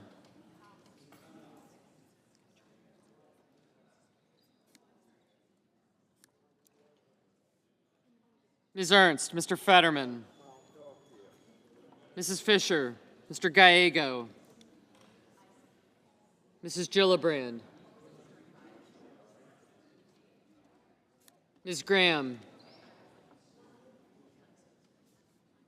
Mr. Grassley, Mr. Haggerty, Ms. Hassan, Mr. Hawley, Mr. Heinrich, Mr. Hickenlooper, Ms. Hirono, Mr. Hoven, Mr. Husted, Mrs. Hyde-Smith, Mr. Johnson, Mr. Justice, Mr. Kane, Mr. Kelly, Mr. Kennedy, Mr. Kim, Mr. King, Ms. Klobuchar, Mr. Langford, Mr. Lee, Mr. Lujan, Ms. Lummis, Mr. Markey, Mr. McConnell, Mr. McCormick, Mr. Merkley, Mrs. Moody, Mr. Moran, Mr. Marino, Ms. Murkowski, Mr. Murphy, Mrs. Murray, Mr. Ossoff, Mr. Padilla, Mr. Paul, Mr. Peters, Mr. Reed, Mr. Ricketts, Mr. Risch, Ms. Rosen, Mr. Rounds, Mr. Sanders,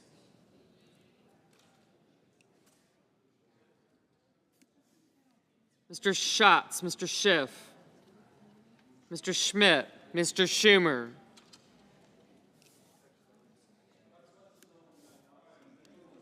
Mr. Scott of Florida, Mr. Scott of South Carolina, Mrs. Shaheen,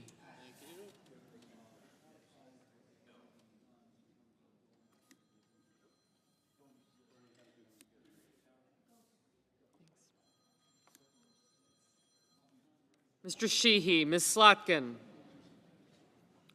Ms. Smith, Mr. Sullivan, Mr. Thune, Mr. Tillis, Mr. Tuberville, Mr. Van Hollen, Mr. Warner, Mr. Warnock, Ms. Warren, Mr. Welch, Mr. Whitehouse, Mr. Wicker, Mr. Wyden, Mr. Young. Senators voting in the affirmative: Armstrong, Barrasso, Blackburn, Bozeman, Budd, Capito, Cassidy,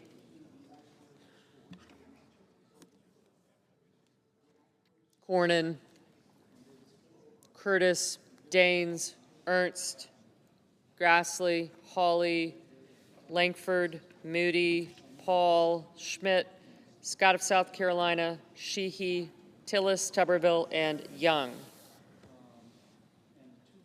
Ms. Lummis? Aye. Senators voting in the negative: also Brooks, Baldwin, Bennett, Blumenthal, Blunt-Rochester, Cantwell, Coons, Cortez Masto, Duckworth, Durbin, Gillibrand, Heinrich, Hickenlooper, Hirono, Kem, King, Murphy, Murray, Ossoff, Padilla, Peters, Rosen, Sanders, Van Hollen, Warnock, Warren, and Wyden.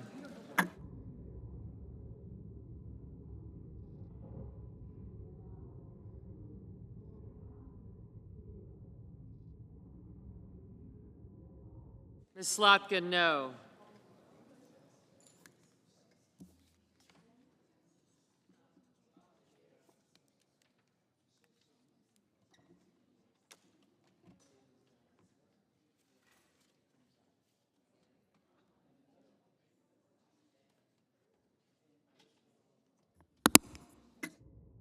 Ms. Klobuchar?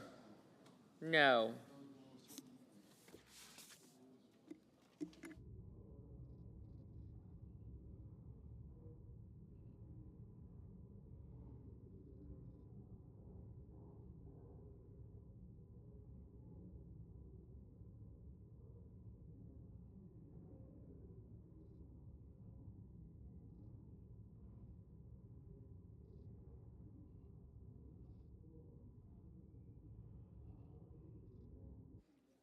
Mr. Marino, aye.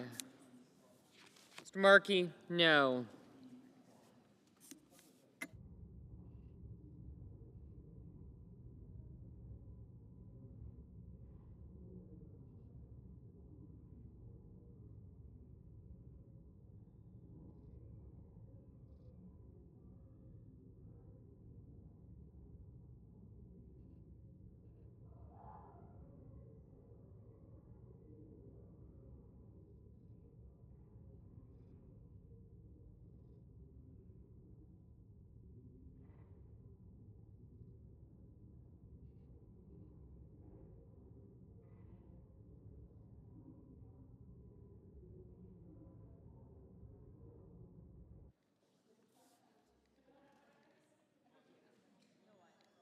Mr. Crapo, aye.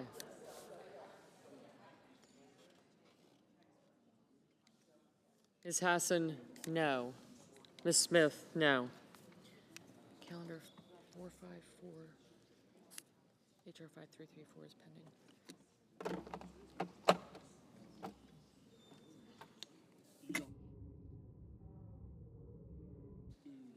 Over. Mr. Justice, aye.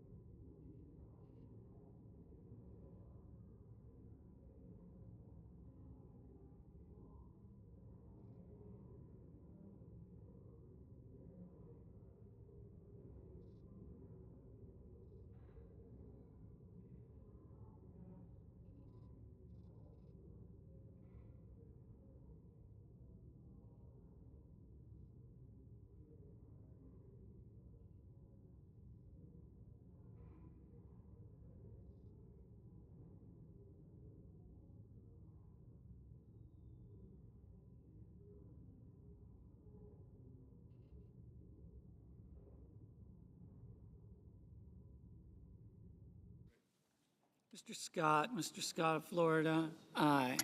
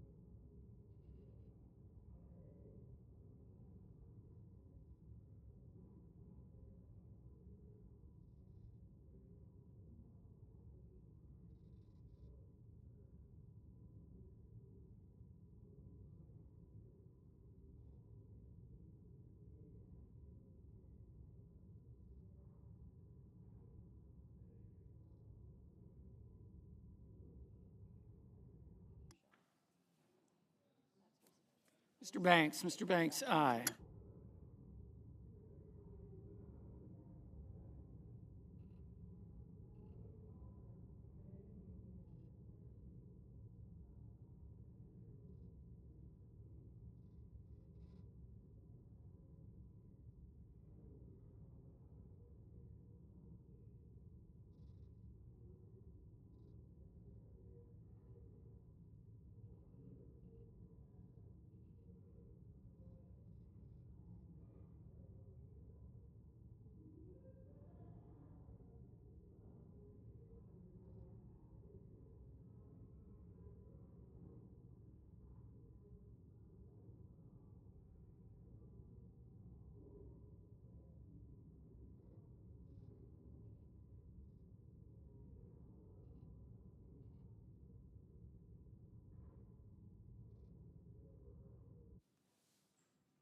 Mr. Schiff, Mr. Schiff, no.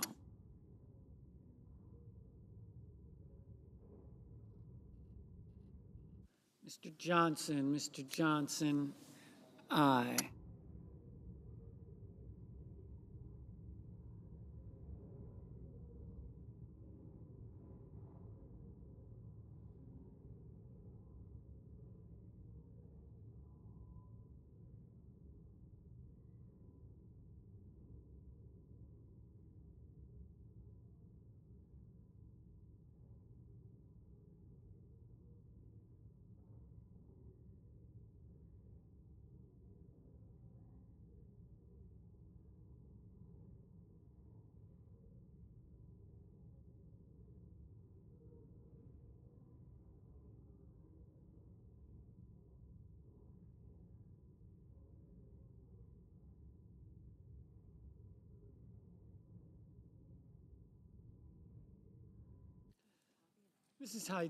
Mrs. Hyde-Smith, aye.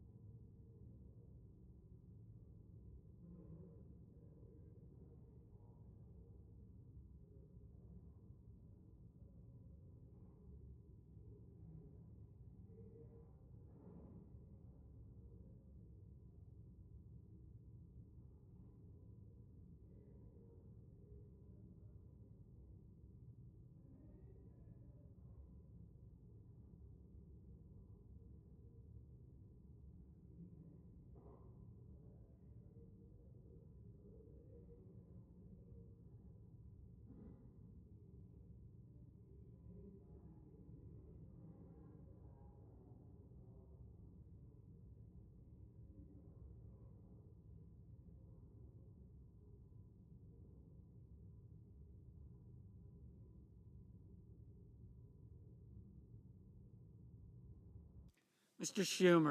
Schumer, no.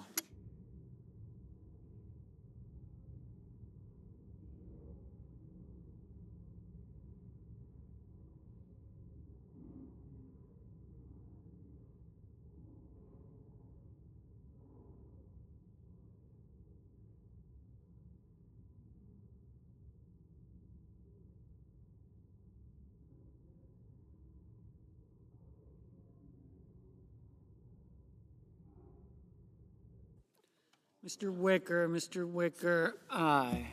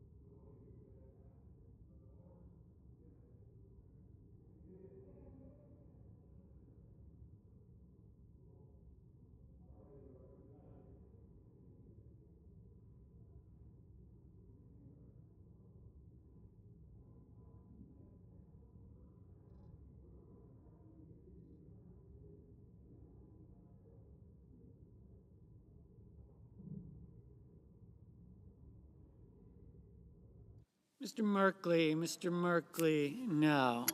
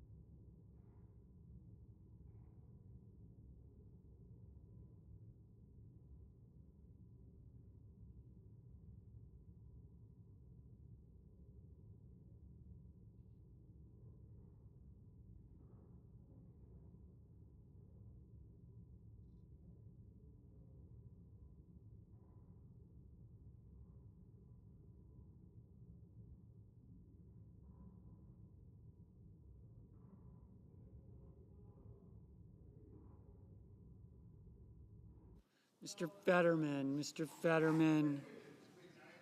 No. Mr. Schatz, no.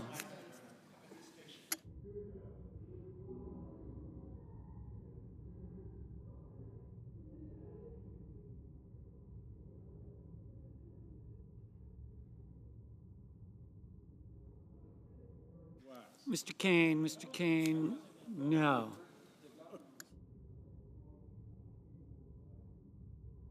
Mr. Welch, no.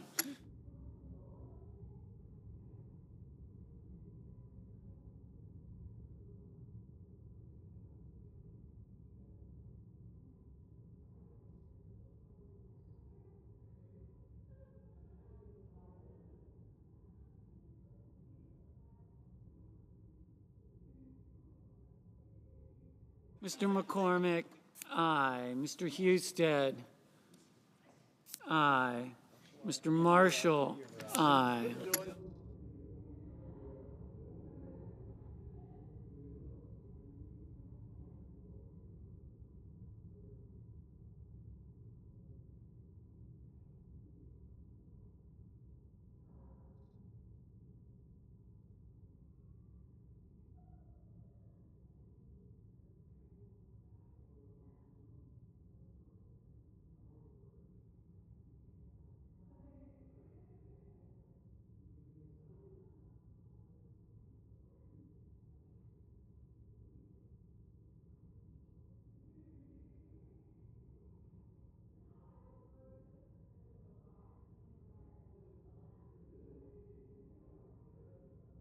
Ms. Murkowski, aye.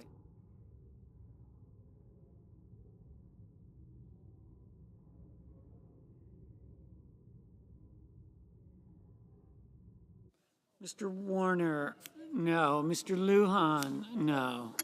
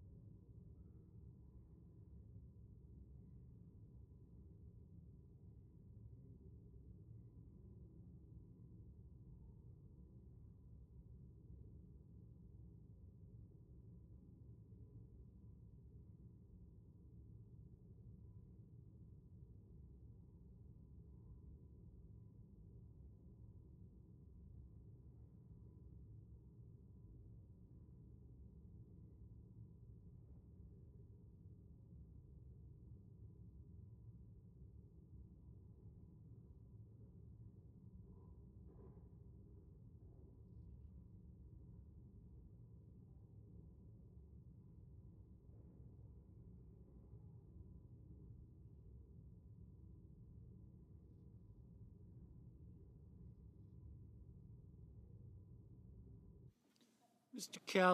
Kelly, no.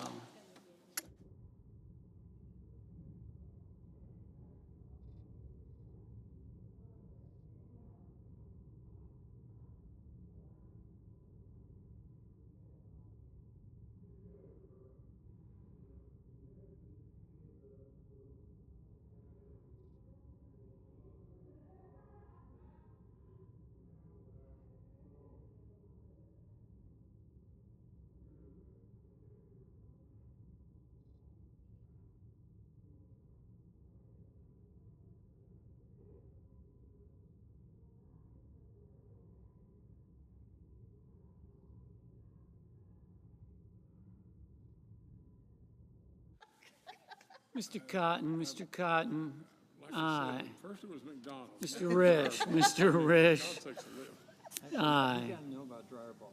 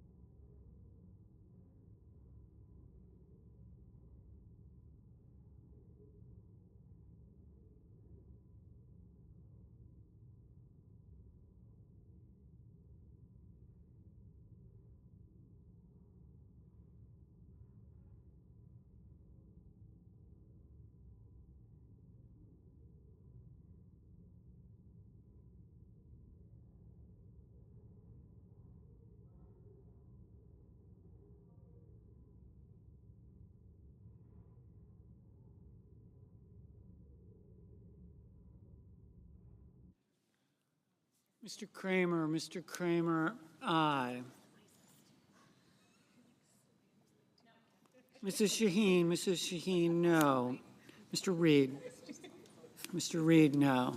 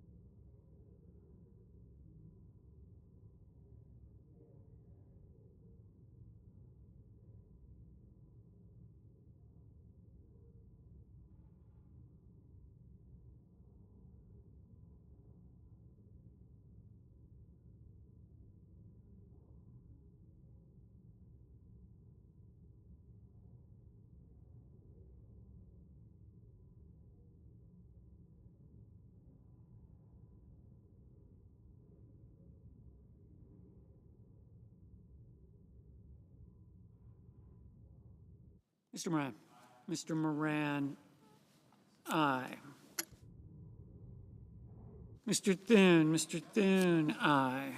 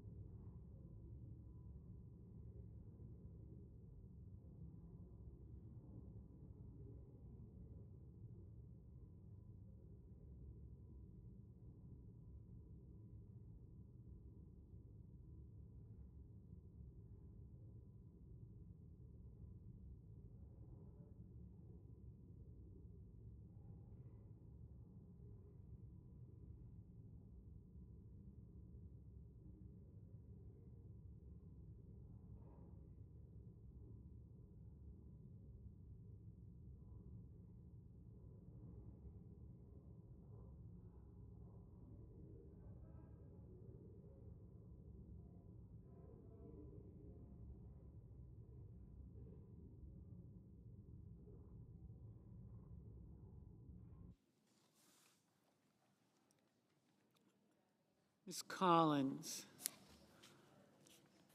aye. Mr. Hoven, aye.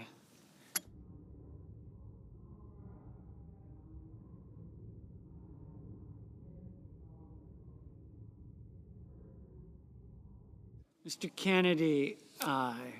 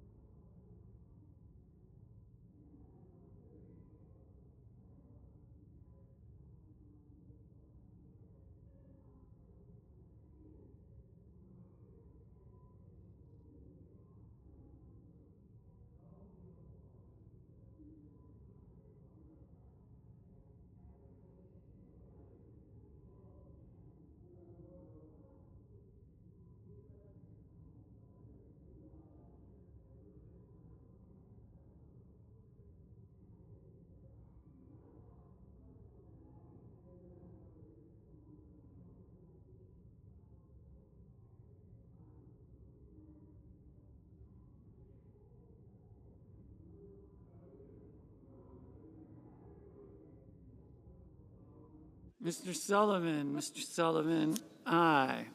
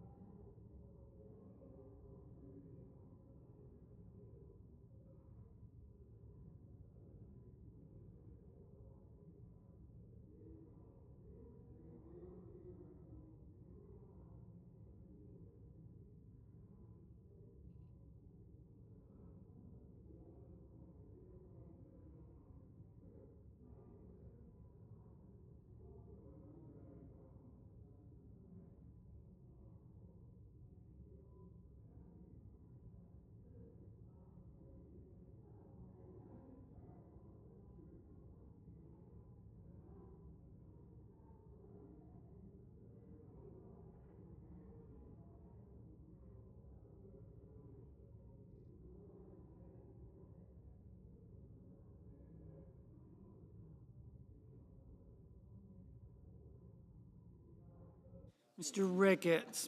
Ricketts, aye.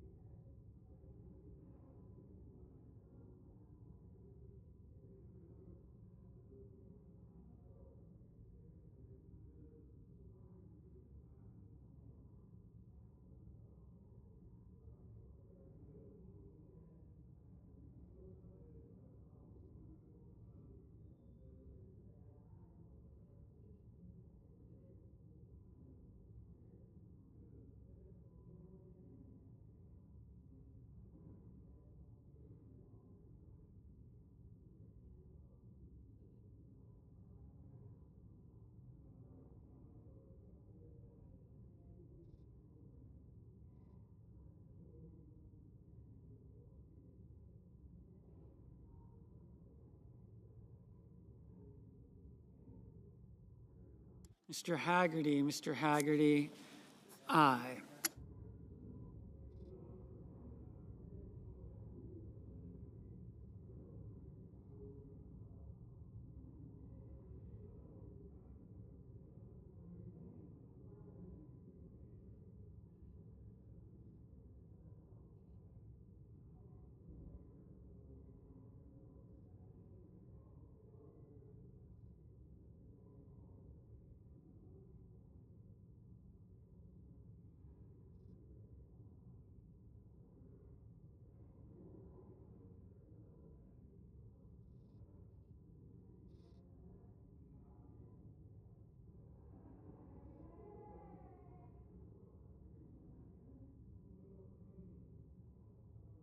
Mr. Rounds, aye. Mrs. Brett, aye.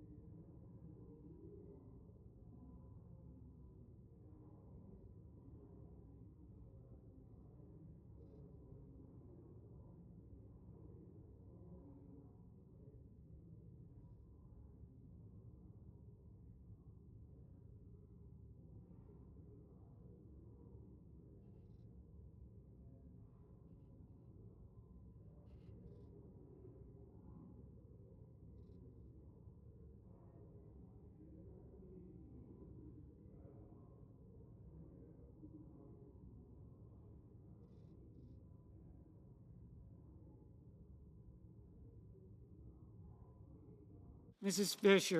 Fisher, aye.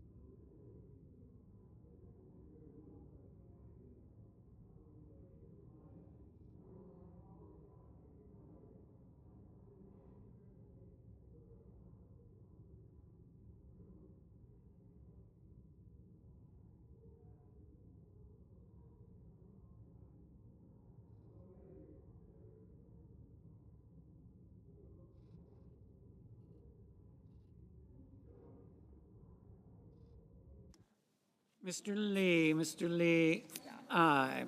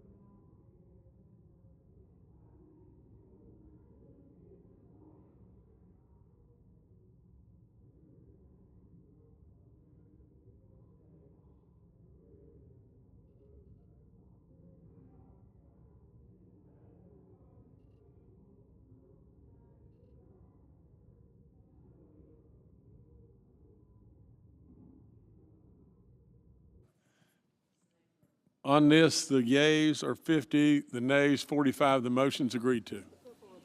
The clerk will report. Executive Calendar Number 6, Senate Resolution 817, authorizing the en bloc consideration in executive session of certain nominations on the executive calendar.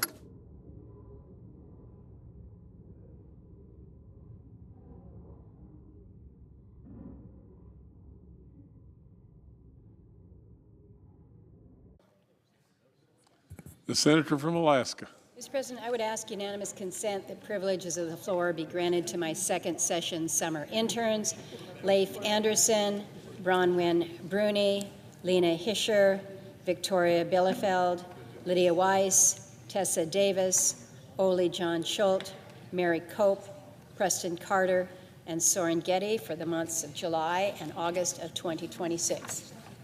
Without objection.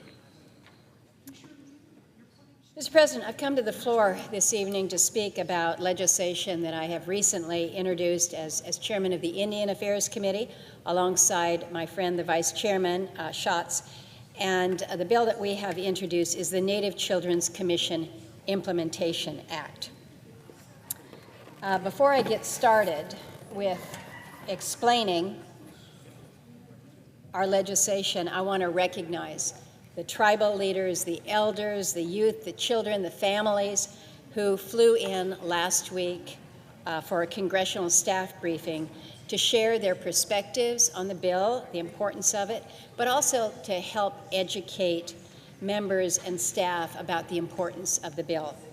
As events turned out, it was unfortunate that I was not here on that day due to a family emergency back home. But I was able to tune in virtually. It was 5:45 in the morning, Alaska time, and I was able to beam in. And I have to tell you, I can't tell you how proud I was to see the Senate Indian Affairs hearing room. It was packed literally wall to wall, which is it was a reminder to me of how this legislation has captured the attention of so many people who believe Native children deserve every opportunity to thrive. And I was particularly grateful to the tribal leaders, to Native youth, to advocates, to commissioners who traveled from Alaska and across Indian country all to be there. And I really think that their presence, their stories, their unwavering commitment has really brought this legislation to life. I also want to acknowledge and thank my colleagues, Senator Schatz and Senator Smith, for joining the event and helping to mark this important milestone. Together, they made it clear that this is more than just the introduction of a bill. It is the continuation of a movement that's been built on years of partnership, of perseverance, and on hope. And I want to take a moment to specifically recognize Gloria O'Neill, who chaired the Alice Spotted Bear and Walter Soboleff Commission on Native Children. Gloria and her fellow commissioners devoted years to traveling throughout Indian country. They listened to Native families, and then they brought forward recommendations that are rooted in the voices of the communities themselves. And we owe them a great deal of gratitude for their work. Earlier this year, I joined the Alaska Federation of Natives and Tribal Leaders for a gathering recognizing their work behind this effort. We were upstairs in the Hart building up on the 9th floor, big room filled with Native leaders really from across the country. And I was deeply, deeply honored to be gifted the Mandam name Hotsihe, meaning strong voice.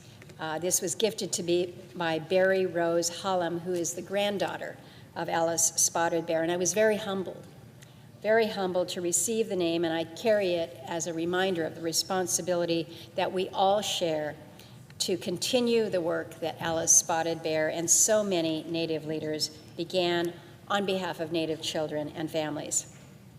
And that responsibility really is at the heart of why this legislation matters so deeply to me. Thousands of bills, we know, are introduced each Congress, and every bill matters to someone, but this one is particularly important to me. And Mr. President, as I look at you and the chair, I'm reminded of your comments at an energy hearing this morning when you spoke with deep passion and love and care for those children that you didn't know, children who had cancer, and all you wanted to do was to be able to help them with a playground, a place to be happy, a place to feel good about being a child. So I know that you can relate when we talk about important work that we do for our children. The story of how the Native Children's Commission began didn't start here in Washington. It began in tribal communities. It began with parents who wanted better opportunities for their children, and with elders who were determined to preserve their languages and their cultures.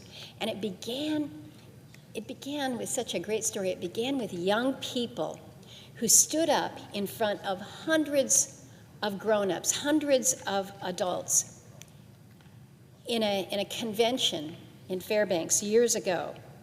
But they had the courage to tell leaders what they were experiencing, and they asked us to do something about it.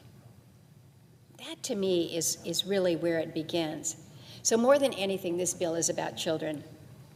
Across Indian country, too many Native children experience challenges that no child should have to face. Some have watched their communities suffer from devastating storms or natural disasters. Some have lost loved ones to violence, to addiction, to suicide. Others have entered foster care, and they've struggled to access health care or behavioral health services. Or perhaps they've carried the weight of the boarding school era, which has caused historical trauma that continues to affect families today after subsequent generations. And those experiences are very real, but they are also not the whole story. If there's one lesson that I learned from traveling across my state and meeting with tribal communities across Indian country, is that resilience is every bit as real as hardship. Native communities possess extraordinary strengths, and their strengths include strong families, vibrant cultures, enduring languages, and generations of wisdom that is passed from elders to the children. And time again, I've watched grandparents teach language to their grandchildren. I've seen parents work tirelessly to create opportunities for that next generation, and elders reminding young people exactly who they are and where they come from. And that sense of identity and culture is so, so powerful. It gives children confidence. It creates belonging. It fortifies our families. And it reminds us that the future of Native children is built not only by overcoming hardship, but by building upon the remarkable strengths that have sustained Native communities for generations. And that understanding has shaped every part of this legislation, whose path began more than a decade ago. I mentioned the Alaska Federation of Natives Convention. This was back in 2013. And during one of the sessions, again, this is the largest gathering of Native people in our state, a group of young leaders, kids from the village of Tanana, stood up before tribal leaders, community members, and elected officials, and they stood on stage, and they spoke with an honesty and a bravery about what they were seeing in their community. They spoke of violence, they spoke of substance abuse and suicide, but what struck me most was not the hardship that they described, it was the hope that they carried with them. And their message was so simple. It was so clear. It was, listen to us. The children were saying, listen to us, and then do something. And I've not ever forgotten those words. Last summer, I heard from Natasha Singh. She is a leader from the Tanana region, and she shared that the chiefs there continue to meet with young people every year. They ask, what progress have we made? What challenges remain? What more needs to be done? What more do we need to do to listen to you? And that kind of accountability is really remarkable, because it reminds us that leadership is not measured by the promises that we make, but whether or not we're willing to answer for them. It also reminded me that if tribal leaders are willing to answer to their children, then Congress should be willing to do the same. So those young people challenged us more than a decade ago, and this new legislation is part of our answer. That conversation that we had in 2013 ultimately led to bipartisan legislation with my friend and former Senator Heidi Heitkamp, and we established the Alice Spotted Bear and Walter Soboleff Commission on Native Children. And the commission had a very straightforward but very important mission, and that was travel throughout Indian country, listen to Native children, listen to the families, to the tribal leaders, to the service providers, the experts, and then come back and tell us here in Congress what is needed to improve outcomes for Native youth. And that's exactly what they did. Over several years, the commissioners visited communities across the country, and they heard some pretty tough stories. They heard some heartbreaking stories, but they also witnessed extraordinary examples of resilience, of innovation, and tribal leadership. And they saw communities creating culturally grounded solutions that were then strengthening families and improving health, supporting children, and really restoring hope. And their work culminated in a report that they called The Way Forward. But that report was never meant to be the end of the conversation. It was only the end of the beginning. And when the commissioners presented their recommendations to our Committee on Indian Affairs, they urged us, they said, please Don't let this work become another report that just sits on the shelf and gathers dust. The families who shared their stories deserved more than that. They deserved action. And so that's when we got to work. So over the last couple of years, we've worked closely with tribal leaders, Native organizations, youth advocates, federal agencies, and members of Congress on both sides of the aisle. And we released draft legislation. We held hearings and roundtables. We invited the criticism. We made changes. We refined provisions, added new ideas, and we remained focused on one goal, and that was honoring what Native communities told us they needed. This bill is stronger because it was built with Native communities, not for them. The Native Children's Commission Implementation Act reflects a simple idea. And that is, if we want to improve outcomes for Native children, we cannot look at just one issue at a time. And we know, when we're talking about kids, you can't talk about life in separate categories. A child does not experience life in neat, clean, separate categories. Health is connected to education. Education is connected to housing. Behavioral health is connected to family stability. Parents cannot succeed if they can't find childcare. Children can't reach their full potential if they're hungry, if they're dealing with untreated trauma or disconnected from language or culture or identity. So our policies should recognize that reality. And we do that within this legislation. It strengthens access to health care and behavioral health services. It supports Native education and language revitalization. It improves juvenile justice, public safety, housing, nutrition, workforce development, and research. And more importantly, it recognizes that tribal communities are best positioned to lead these efforts because they know their children and their families, and they know them better than anyone else. During a hearing earlier this year on our draft legislation, Joan Johnson of the Fort Belknap Indian community shared a story of a young woman who entered the tribe's Tiwahi Wellness Program. And the Tiwahi Initiative is a pilot program at BIA that assists tribes in providing holistic services that promote everything from child safety to family stability and tribal self-determination. And Fort Belknap testified that their wellness program has removed the stigma of intervention by meeting families in their homes and helping them access care.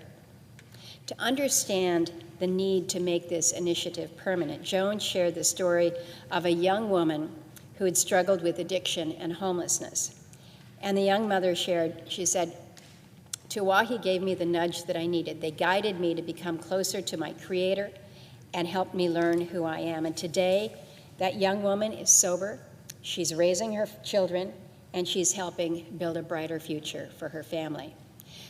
And that transformation doesn't happen because Washington has all the answers. It happened because a tribal community invested in one of its own. And we've learned from that, and we're seeking to codify Tiwahi as one important section in our legislation. Councilwoman Johnson also described children who came into the Tiwahi program knowing they were Native, but not knowing their language, not knowing their traditions, or even their own family stories. And elders helped connect those young people with their identity. They learned their Native names. They participated in ceremony. And many of those same young people eventually became mentors for the children who followed them. So healing became leadership. One generation began lifting the next. We heard similar stories from Alaska, where the Association of Village Council Presidents redesigned the way that families receive services. So instead of forcing parents in crisis, maybe it's addiction, maybe it's homelessness, but it's hard when you have so many disconnected programs. And so through this initiative, they brought education, employment, childcare, family services all together in one place. And so when you've got a family that's just facing so many big, heavy burdens, that kind of coordination can make all of the difference. And these stories, again, remind us that the best ideas rarely begin in Washington. And while I'm proud to get to this point, which is our bill introduction, it's also a reminder that our work is just beginning. This legislation represents more than a decade of listening, learning, and working alongside tribal leaders, Native organizations, families, and young people. And it reflects the belief that lasting change happens when we listen first and legislate second. So while this is an important step, what matters is that we keep moving forward, because every recommendation in the report, which was translated into this bill, began with a conversation in a tribal community. And Mr. President, I'm going to keep coming back to those young people from Tanana because, as I said, it was more than a decade ago they asked us to listen. And I hope today they can see that we are listening, we're acting. The Native Children's Commission Implementation Act is not about creating yet one more federal program or one more report that's going to sit on a shelf somewhere. It's about strengthening what is already working in Native communities. It's about trusting tribal governments, investing in Native families, and ensuring that every Native child, whether Alaska Native, American Indian, a Native Hawaiian, has the opportunity to grow up healthy, to grow up safe, connected to their culture, and confident in who they are. And that's a goal that should unite all of us. So today I invite my colleagues, Republicans and Democrats alike, to join Senator Schatz and me as co-sponsors of the Native Children's Commission Implementation Act. Let's show that when tribal communities speak, Congress listens. Let's turn the recommendations of the Way Forward report into meaningful action. And let's work together to build a future where every Alaska Native, American Indian, and Native American and Native Hawaiian child has the opportunity to not only overcome challenges, but to become those leaders of the next generation. So, Mr. President, I look forward to working with you and the rest of our colleagues to do just that. And with that, I yield the floor.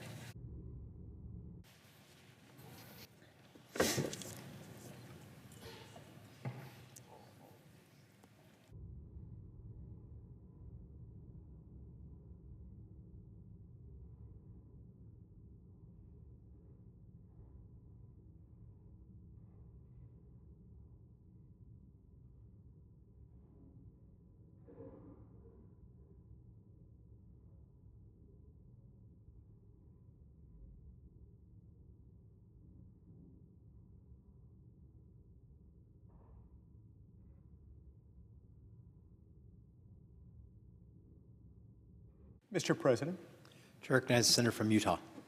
Mr. President, I'd like to address the Senate today regarding a bill that's been passed by the House of Representatives known as H.R. 7008. H.R. 7008 performs two badly needed functions to restore faith and integrity in our system of government. Firstly, it bans members of Congress from using their unique access and knowledge to profit through stock market speculation. Secondly, it requires something very simple, a voter ID. You've got to show an ID when you pick up something at will call, if you're there to pick up tickets at the theater, if you're picking up a prescription at the pharmacy, if you're going to the bank, if you're boarding an airplane, if you're doing all kinds of things that are part of Americans' day-to-day experience, where it matters whether you are who you claim to be, you've got to show an ID. We should require nothing less when it comes to the exercise of one of the most fundamental rights that Americans have. That is their right to vote. You see, when someone else votes in your place, they displace your vote. They offset your vote. If they're double voting, if they're voting when they're not allowed to vote because they're not a citizen or otherwise, if they do something foolish and they try to go and vote, they will be caught if they're asked to produce an ID at the balloting place. So this bill accomplishes both of these things. And like I say, both of them would do a lot to restore faith, confidence, and integrity in our system of government. Dealing specifically with the voter ID requirement in this legislation, this is a very straightforward requirement. When you show up to vote, you just have to show an ID, just like you do at the bank, just like you do at the pharmacy, or the doctor's office, or the bank, or when boarding an airplane. And if you vote by mail, then that's easy to accommodate. You just include a simple photocopy of your photo ID.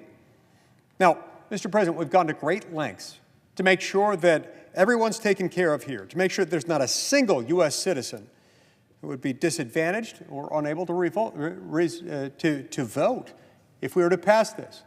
So for those who, let's say for whatever reason, don't have access to a photocopier, and they want to vote by mail, well, we've taken that into consideration. The bill requires states to provide the public with free access to photocopy machines so that they can make a photocopy of their photo ID and send it in with their mail-in ballot if that's what they're using in their state.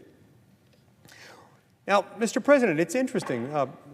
Right now, the headquarters of the Democratic Party here in Washington, D.C., displays a sign very prominently. And that sign makes clear that 100% of the visitors to the Democratic Party's headquarters have to show a photo ID when they enter. Now, if they have to do that, and we know they have to do that when attending the Democratic National Convention, to enter the convention hall, much less participate as a voting member of the Democratic National Convention, you have to prove who you are, and you have to show that you have the right to be there and the right to participate. So far be it from us to second-guess the Democratic Party in deciding that people need to prove who they are to enter their convention hall or their party headquarters. We should have voters do the same thing. The Democrats are smart in doing that because, after all, they don't want somebody showing up to their convention. I mean, good heavens, what if a Republican showed up to their Democratic National Convention and tried to skew the results of their convention by pretending to be a Democrat delegate, no less? That wouldn't be fair. So they're absolutely right to require photo ID and to require delegates to present their convention credentials so that they can show that they are who they claim to be and that they have the right to participate at their own convention. Mr. President, Americans at every corner of our country and at every point along the political ideological spectrum in this country agree that this makes sense to do, specifically in the context not just of needing to produce ID where it matters whether you are who you claim to be, but specifically in the context of voter ID, of having to produce identification at the moment you vote, at the place where you vote. 83% of American voters in total support voter ID, and that includes, Mr. President, a whopping 71% of Democrat voters. So this is neither Republican nor Democratic. This is neither liberal nor conservative. This is simply an American issue because we don't want anyone's right to vote to be taken away. We don't want anyone disenfranchised. And that, Mr. President, is exactly what happens when you allow someone who is not who they claim to be, who is not entitled to vote, to show up and cast a vote. And that's wrong. So today we've got a really good opportunity to address these two issues that Americans are deeply concerned about. And I hope we can take advantage of this opportunity. Now, the vote on the House of Representatives side of this bill, like I say, it was just passed recently by the House of Representatives. It was bipartisan. You had Republicans overwhelmingly support it, but you also had a number of House Democrats voting with every House Republican in favor of this bill with the clean voter ID requirement attached. So we're going to be talking about this for a little while tonight, and I just want to encourage my Democrat colleagues on this side of the Capitol, right here in the United States Senate, to follow the lead of the wise Democrats who joined every Republican to vote for this in the House of Representatives. We need to get this done. We should get it done. We have the opportunity to get it done tonight, and we'll be talking more about that in a moment. Thank you, Mr. President. Chair recognizes the senator from Alaska. Thank you, Mr. President. I want to commend my colleague, Senator Lee, and my colleagues, Senator Ricketts, Senator Moreno, we're all on the floor to seek unanimous consent to a bill that actually just makes common sense. Senator Lee talked about the different provisions of the bill, but Mr. President, I think one thing that's important to underscore is it just passed the House. These are issues that are on the minds of the American people, and it passed the House in a bipartisan manner, a strong bipartisan manner. So I'm hopeful that we can move that House bill on both of these issues that Senator Lee just talked about in a way tonight and get this bill to the President's desk. As I mentioned, Mr. President, common sense. Senator Lee talked about the insider trading provisions. I think every American would agree that members of Congress should be prohibited, as well as their spouses and children, from purchasing individual stocks while serving in office, particularly given that we have access to different kinds of information. This has been something that I've done a number of years ago, moved stocks into index funds to kind of get rid of this issue from my perspective. Personally, Senator Ricketts has been the lead here in the U.S. Senate on this issue. I'm actually a co-sponsor of his bill that is very much focused on this common sense approach to the issue of insider trading. And then we need to go to the issue of integrity of our election system. As Senator Lee pointed out, it makes sense. It's very, very common sense, Mr. President, simple in many ways, that if you're going to vote, you have to have a valid ID to do that. Now, this bill mandates that requirement, but it has a lot of provisional elements to this bill that accommodate states like mine that are very big, that have a dispersed population. So this bill includes those kind of accommodations, Mr. President. Eligible voters can access a provisional ballot. They can sign an affidavit attesting to their identity and citizenship if they don't have an ID. There are many ways in which this bill accommodates the important element of making sure that American citizens vote in American elections. And I don't think that's some kind of radical idea, Mr. President. I think the vast, vast majority of Americans agree with this. So I want to thank my colleagues for their leadership on this issue, and I'm hopeful that our colleagues on the other side of the aisle will agree with us. And let's pass this bill and send it to the President's desk. I yield the floor. Mr. President. Chair recognizes the senator from Nebraska. Thank you, Mr. President. Integrity. Integrity inspires confidence. And the reverse is true. If there's a perception of lack of integrity, it undermines confidence.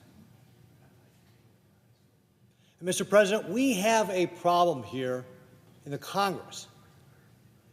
80% of Americans believe that we do not do a good job of separating our financial interests from the insider information that we receive as part of our jobs. And because of this perception of lack of integrity, they don't think we're doing a good job, our approval rating is 15%. Clearly, Americans are not trusting this institution on this issue. But we have an opportunity to course correct, to help restore the integrity and therefore the confidence that Americans have in the U.S. Congress. And that's by passing H.R. 7008, that includes the Stop Insider Trading Act, that was introduced in the House and passed, as my colleagues pointed out, with bipartisan support. I introduced the companion bill here in the Senate. What this bill does is says you cannot buy stocks when you get here. Well, why is this important? Because we have disclosure laws right now, but yet we have the problem that 80% of Americans think that we do a bad job of keeping our financial interests and our insider information separate. And indeed, we see people post on social media, for example, the stock trades of the former Speaker of the House. And it's become a legitimate trading strategy, as crazy as it sounds, because it's successful. It makes money.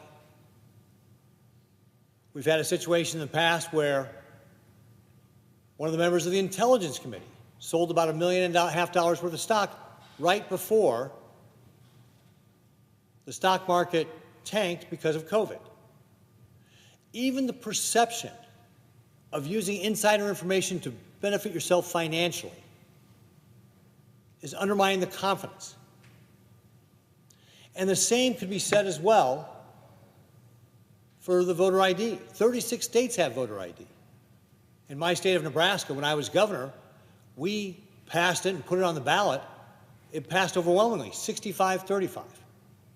The Nebraskans wanted to have that voter ID as part of the process of elections to make sure they could trust in the integrity and have confidence.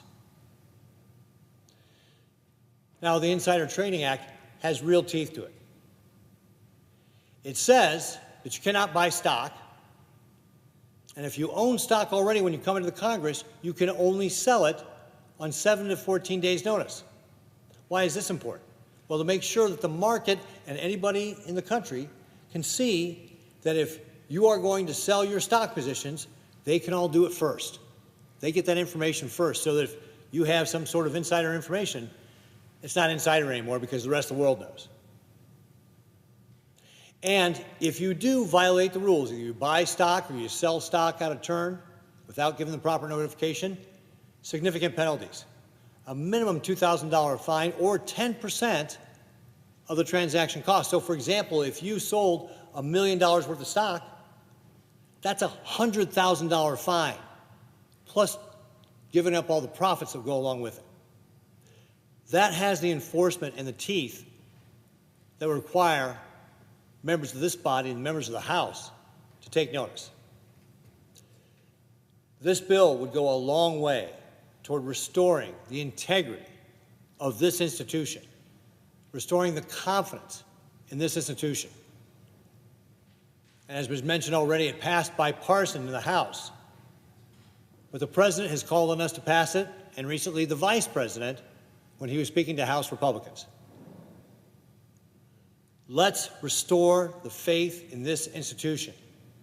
Let's make sure people know that we are not using our inside information to financially benefit ourselves. Coming to Washington, D.C. to serve our communities is a privilege. We do it for public service. It is not to be a profit center for people who are coming here.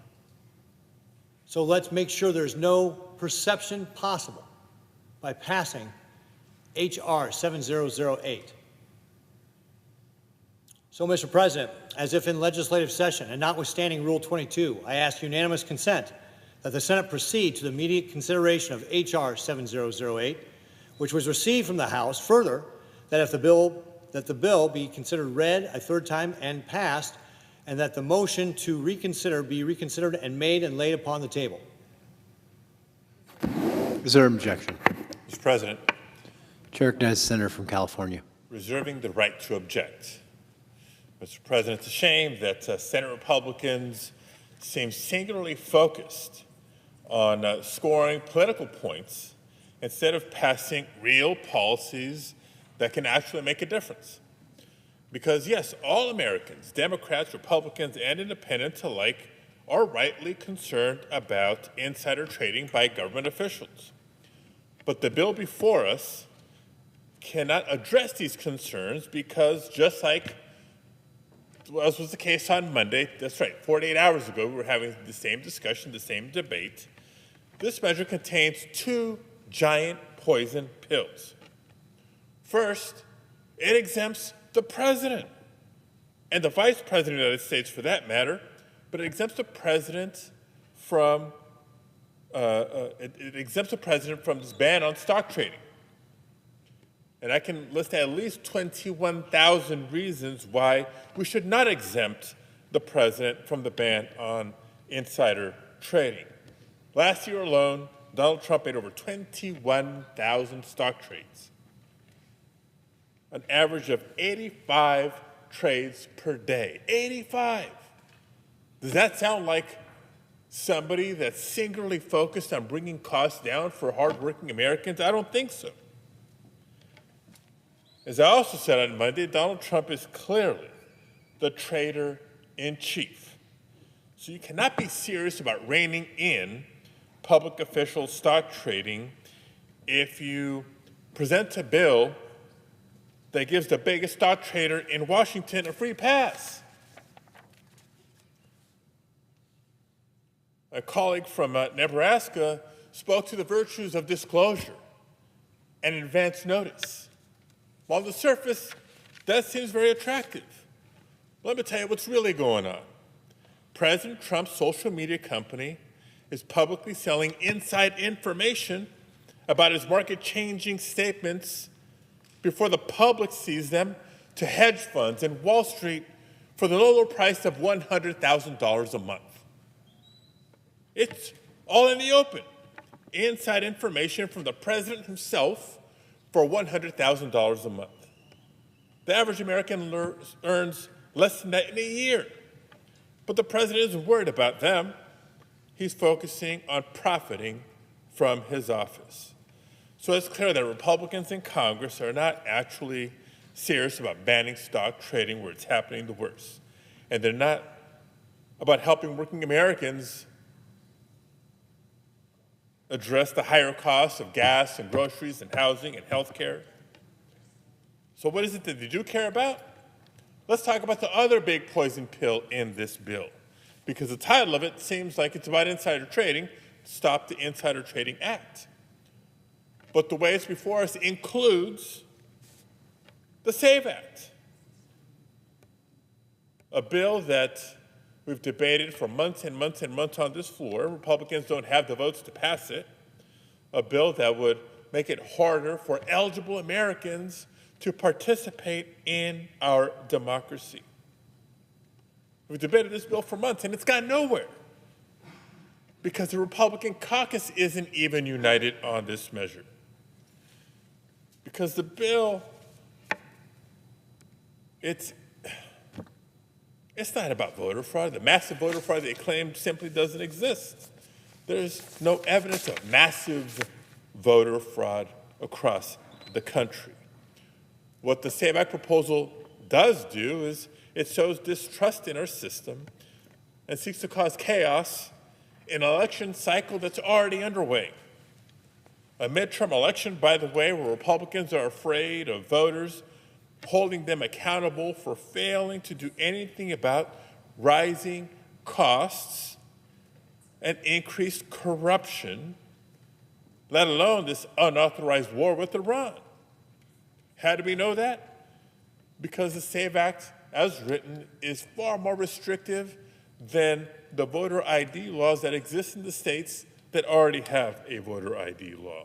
The House Republican bill would go further and require a photocopy of your ID in your absentee or mail ballot. Now that violates the fundamental premise of a secret ballot, which is a sacred right. And therefore, it would undermine mail voting itself. As I mentioned on Monday, the Republican governor of Ohio vetoed a similar bill because he saw no benefit in it and that the measure would, quote, be a significant burden on voters. So that's truly the point of the bill, to make it harder for some people to vote. Now, let's get back to the title of the bill, Stop Insider Trading. If we're genuine about doing that, then, Mr. President, there's a bipartisan solution that is available to us today. A bipartisan solution on stock trading. Right, everybody watching at home. There's a bill that's been pending before the Senate for nearly a year. The Homeland Security and Government Affairs Committee voted it out on a bipartisan basis. Senator Hawley is the lead sponsor. Senator Moreno is a co-sponsor along with a number of Democrats. S 1498, the Halting Ownership and Non-Ethical Stock Transactions, or otherwise known as the Honest Act. So let's pass that. or at least set up a vote on that measure. And if Republicans aren't willing to do that, then let's sit down, Republicans and Democrats together, to hammer out a real solution and stop with these political games. So therefore, Mr. President, I ask that the senator modify his request to instead proceed to the immediate consideration of calendar item number 294 as 1498, that the committee reported substitute amendment be agreed to, the bill as amended be considered read a third time and passed, and the motions to reconsider be considered made and laid upon the table. Is there an objection to the modification? Mr. President? Chair recognizes the senator from Ohio. So I think it's important to clear up a couple things in no particular order. First of all, I did not co-sponsor the Honest Act. I was the co-sponsor of the Pelosi Act, which was a tribute, an honor to the member of the House of Representatives that made grift on this job an absolute masterclass. Your representative from Northern California came here almost 5 decades ago and has managed to build a $300 million net worth. Her Twitter account is one of the most followed accounts, as my colleague from Nebraska pointed out. So I was very proud to sponsor the Pelosi Act. In fact, it's extraordinarily similar to the exact same measure my colleague from Utah, my colleague from Nebraska have proposed, as have you, my colleague from Ohio. So just to clear that up. Now, then the next question was, well, why would you not sponsor a bill called the Honest Act? I mean, my God, how do you be anti-honest? Well, that bill basically bans the ownership of all assets. You can't even own them. So if you have mutual funds, stocks, equities, investments, you have to get rid of all that. So basically, that would be insane. There's no other way to look at that. The Democrats put that in place during a Homeland Security meeting, which went something along like this. We sat down to talk about the Pelosi Act, and they gave us 15 pages of amended documents, said, hey, we're going to vote on this right now. And again, I should have predicted it, honestly, because it was a tribute to Nancy Pelosi, who said, well, you have to vote for the bill before you know what's in it. Of course, Republicans said, we're not going to vote for something we haven't read, because, again, that's insane. But it wasn't as insane as what is actually in that bill. Now, let's go back to what we're really doing here tonight. We could pass this today. Tomorrow, the President of the United States could sign into law a ban on insider trading. This is a 100% zero issue. Sometimes we talk about 80-20 issues. There's not an American citizen, well, it's maybe Paul Pelosi, who would be against this. But all Americans want us to get this done, and it's very common sense. My colleague from Nebraska worked diligently on this. It's a great bill. It says if you own stocks when you get here, you can't buy more, so therefore you can't use the information. And you can't sell stocks without a 7-day notice period, which in effect eliminates any kind of advantage that you would have. Very good bill, applies to all members of Congress. We should be able to get that done. We should be able to ban insider trading without Democrats blocking that vote. And my colleague, I believe, from Nebraska, if you could ask him, Mr. President, I want to be clear, he's asked for a vote at 60. Is that correct, Mr. President? That's correct. So that would... hold on. Not on this consent. Not on this consent. Okay. So I would ask unanimous consent that we do that this bill... Objective, sorry. Okay. Well, let me just continuing. So let's talk about voter ID really quickly. My colleague from California said that Republicans are not united on voter ID. That's absolutely, positively false. This is really important because you can't make accusations here that are false. My colleague from Ohio, the presiding officer, has put forward the exact in essence, voter ID bill. And it was 53 out of 53 Republicans that voted for that. 53 out of 53. That is 100% of Republicans. If I did that math correctly, I believe that 53 of 53 is 100%. Where he is correct is that Democrats are united in their opposition. There wasn't a single Democrat that voted for a standalone voter ID bill. Tonight, we have the opportunity to do that. Ban insiders trading and get voter ID on the floor. And because my colleagues don't want to do what the American people want them to do, I object. Objection is heard to the modification. Is there an objection to the original request? I object. Objection is heard. Mr. President. Chair recognizes the senator from Nebraska. What we were just attempting to do was to pass a unanimous consent. That means all 100 senators agree that we can move forward on H.R. 7008, which includes the Stop Insider Trading Act and the voter ID. And as I mentioned in my opening remarks, this is about integrity. Integrity inspires confidence. 80% of Americans don't believe we separate our inside information from our financial interests. And therefore, we have a 15% approval rating. It is the lack of confidence in what we're doing about how we're handling this that is creating those low ratings. And so we have an opportunity to be able to address that with the Stop Insider Trading Act and the voter ID to restore that integrity and therefore that confidence. But I certainly understand that if my colleagues on the other side of the aisle don't wish to do that unanimously, that for whatever reason somebody objects going forward, as my colleague from California has, I offer an alternative that let's schedule a vote. So as if in legislative session, and notwithstanding Rule 22, I ask unanimous consent that at a time to be determined by the majority leader in consultation with the Democratic leader, the Senate proceed to the immediate consideration of H.R. 7008 and vote on the passage of the bill at a 60-vote affirmative threshold. Further, that if the bill is passed, the motion to reconsider be considered made and laid upon the table. Is there an objection?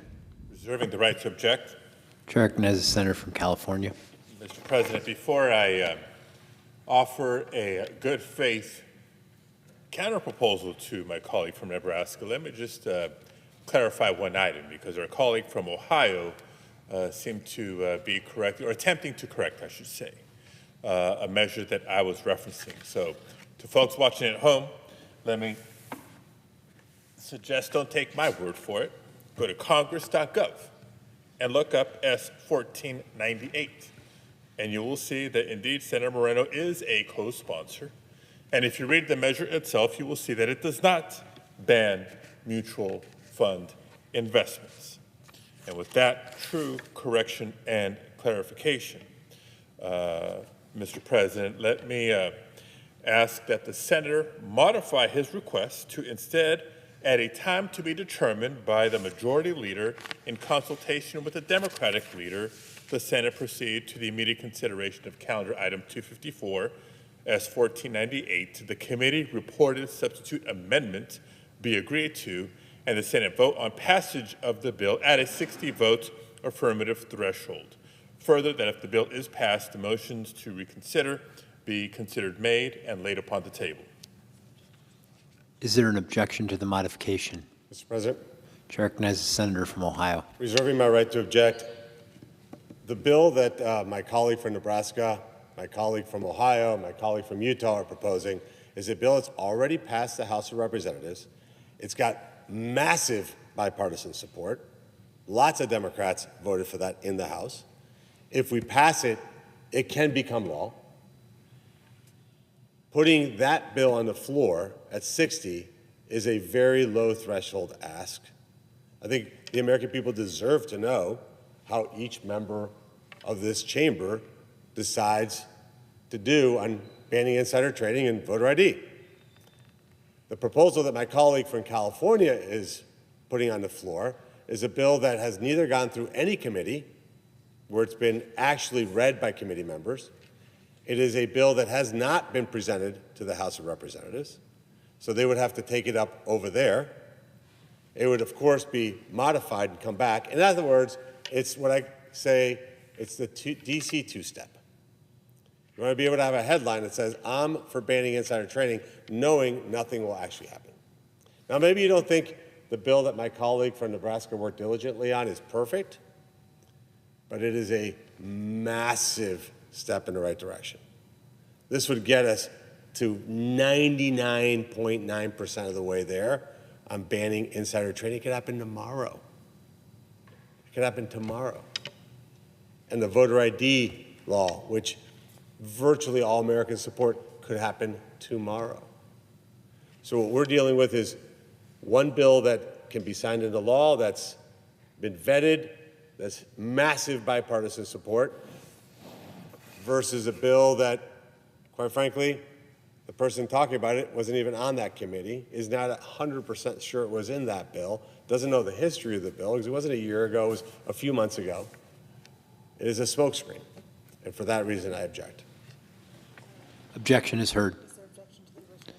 Is there an objection to the original request? Mr. President, I object. Objection is heard.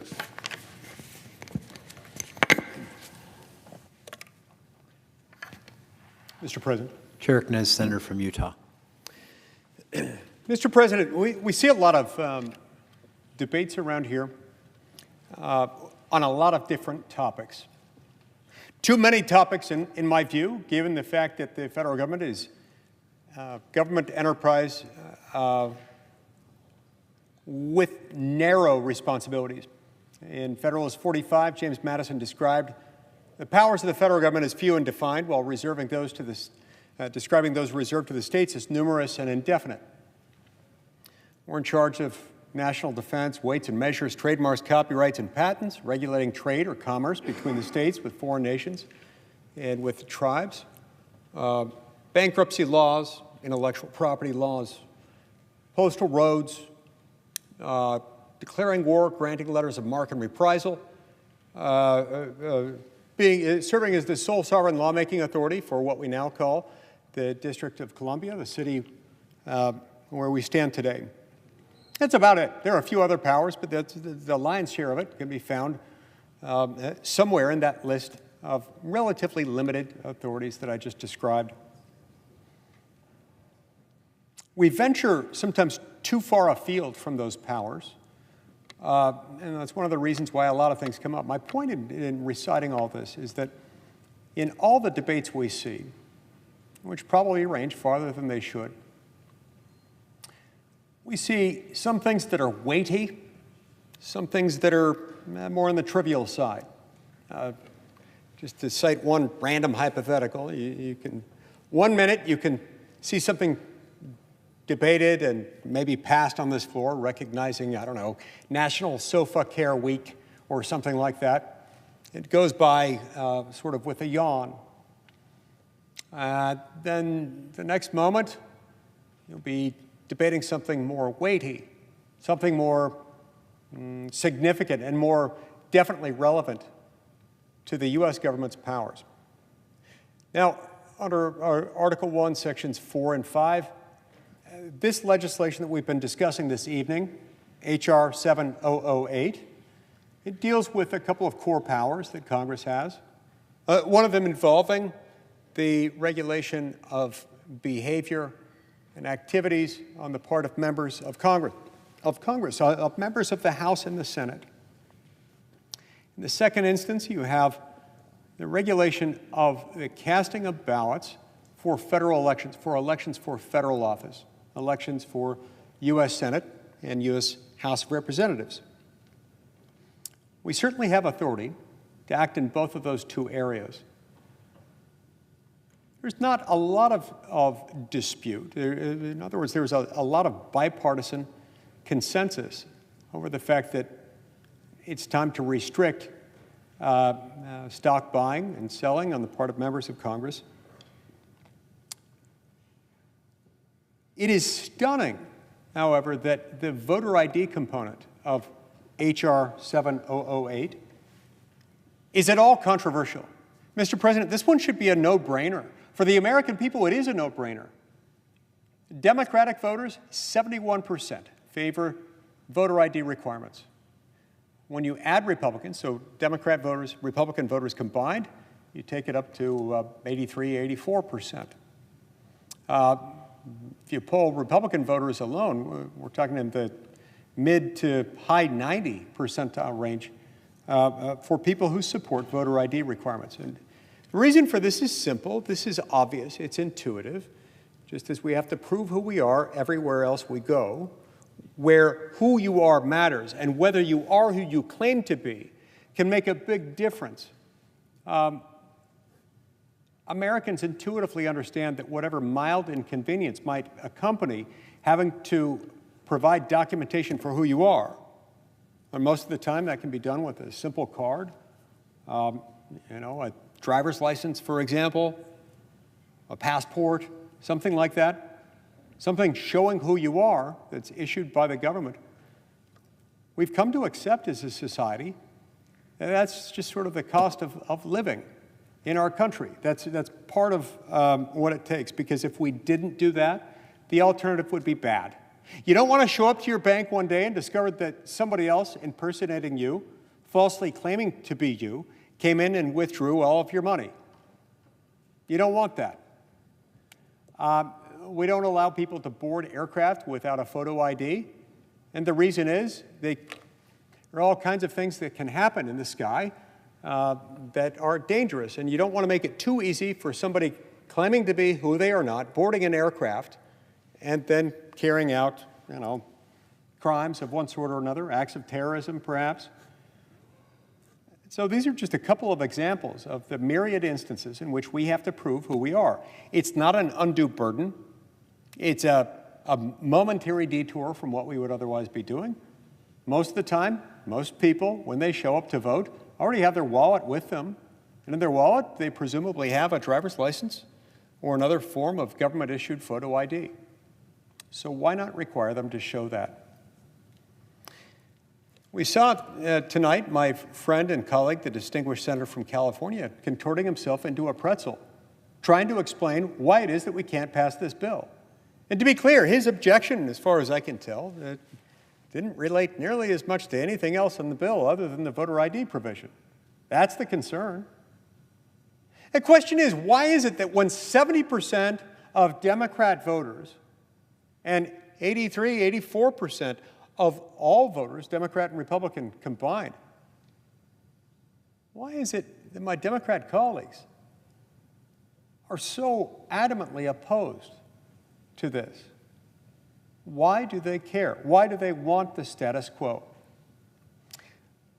I'm always reluctant to speak on someone else's behalf because what they say, number one, I don't have the ability to read minds, but sometimes what they say can give us an indication.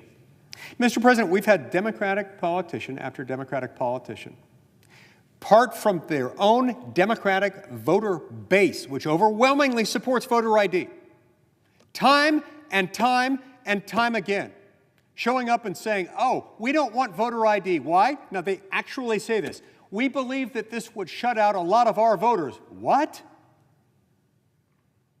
Is that an admission that a lot of their voters aren't who they claim to be? That a lot of their voters perhaps aren't U.S. citizens and aren't eligible to vote? This ought to be concerning to everyone. It ought to be concerning, especially to Democrat voters, especially in states that have elected a Democrat senator who is now opposing any and every sort of voter ID requirement. A few months ago, Mr. President, when we had the Save America Act on the floor for, 10 blessed days, should have been longer, but it was on the floor for about 10 days. During that time, I was on the floor a lot, responding to arguments that they made. And I think I heard every single argument that they made. The overwhelming majority of them, and I mean probably 95+% of the arguments that they made against the Save America Act weren't even against the voter ID provisions of the Save America Act. Overwhelmingly, they were instead about the proof of citizenship issue. In fact, many of them, Democratic senator after Democratic senator, intimated one way or another that they're okay with voter ID requirements. So why are they opposing it? You have to ask yourself that question. In Latin, there's a word for this, cui bono. Who benefits? Who benefits, Mr. President, from people being able to show up and claim to be someone they are not, or from someone showing up who is not entitled to vote because they're not a U.S. citizen? Who benefits from that? I can tell you it's not Republicans. Why? Well, you don't see a single Republican politician making the ridiculous, absurd arguments against voter ID and citizenship verification that these guys are making. Who benefits from illegal voting? Their words seem to suggest that they're benefiting. Mr. President, this issue isn't going away. The Save America Act isn't going away. Voter ID requirement demands are not going away. I will be back. I will be back day after day, week after week, until this passes. Because the American people deserve to go to bed every night knowing that their government is run by people they themselves elected. Not foreign nationals. They don't want a government that has been chosen with significant foreign influence in our elections. There was a time, Mr. President, when the Democrats in this august chamber, a time not so very long ago indeed, spoke of little else other than their fear of foreign election interference. Mr. President, if we don't face a real challenge as to foreign election interference right now, as long as we are not passing the Save America Act or its key components, it would appear that those who are against this are just fine now with foreign election interference. The American people shouldn't be. Because again, it's not free. When somebody else votes who's not who they claim to be, when somebody else votes claiming to be a citizen and they're not a citizen, it robs hardworking Americans, actual American citizens, of their most sacred, their most fundamental right, their right to vote. No, Mr. President, we can't look the other way.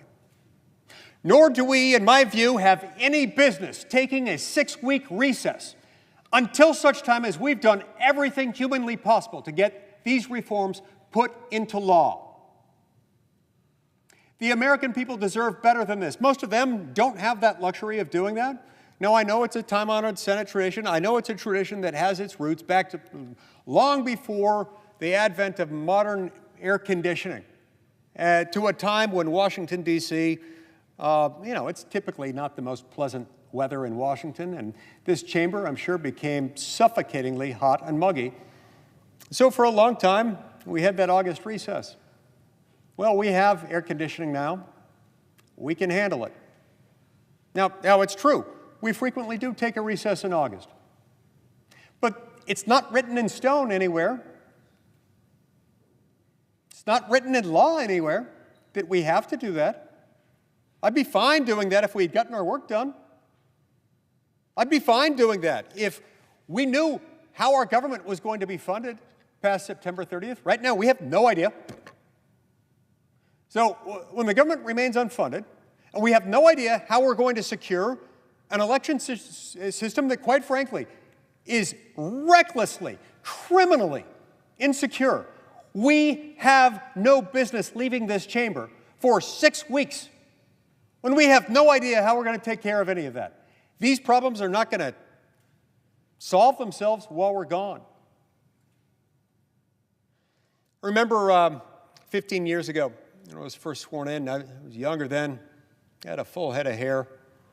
I was only 39 years old. I was the youngest member of the Senate when I got sworn in. Right after I got sworn in, we were walking around one evening around the Capitol, showing it to my family. My daughter Eliza, my daughter Eliza was 10 years old at the time. She pointed to one of these little doors out in the hallway just outside the Senate chamber. It's a door that's maybe 18 inches tall at the most. I later learned that it was installed when they built this wing of the Capitol in the late 1850s. That was their source of water. They had a pipe in there, and the custodial staff at the time used it to get water so that they could clean the floors. I didn't know that at the time, and as we were walking around, my 10-year-old daughter Eliza asked me, Dad, what's that door for? And, not knowing how to answer, I just said the first thing that came to mind, and I said, well, that's for the house elves. The house elves live in there. Mr. President, of course, there are no house elves here, but sometimes we act as if we're relying on the house elves to not only clean the Capitol, but also clean up the messes we make and that we leave undealt with, unaddressed legislatively while we're gone. The cavalry is not coming. We are the cavalry. The house elves aren't going to show up and do our work for us if we retreat into the sunset for 6 weeks. We have to do this. We had an opportunity tonight to make a meaningful dent in our election security problem.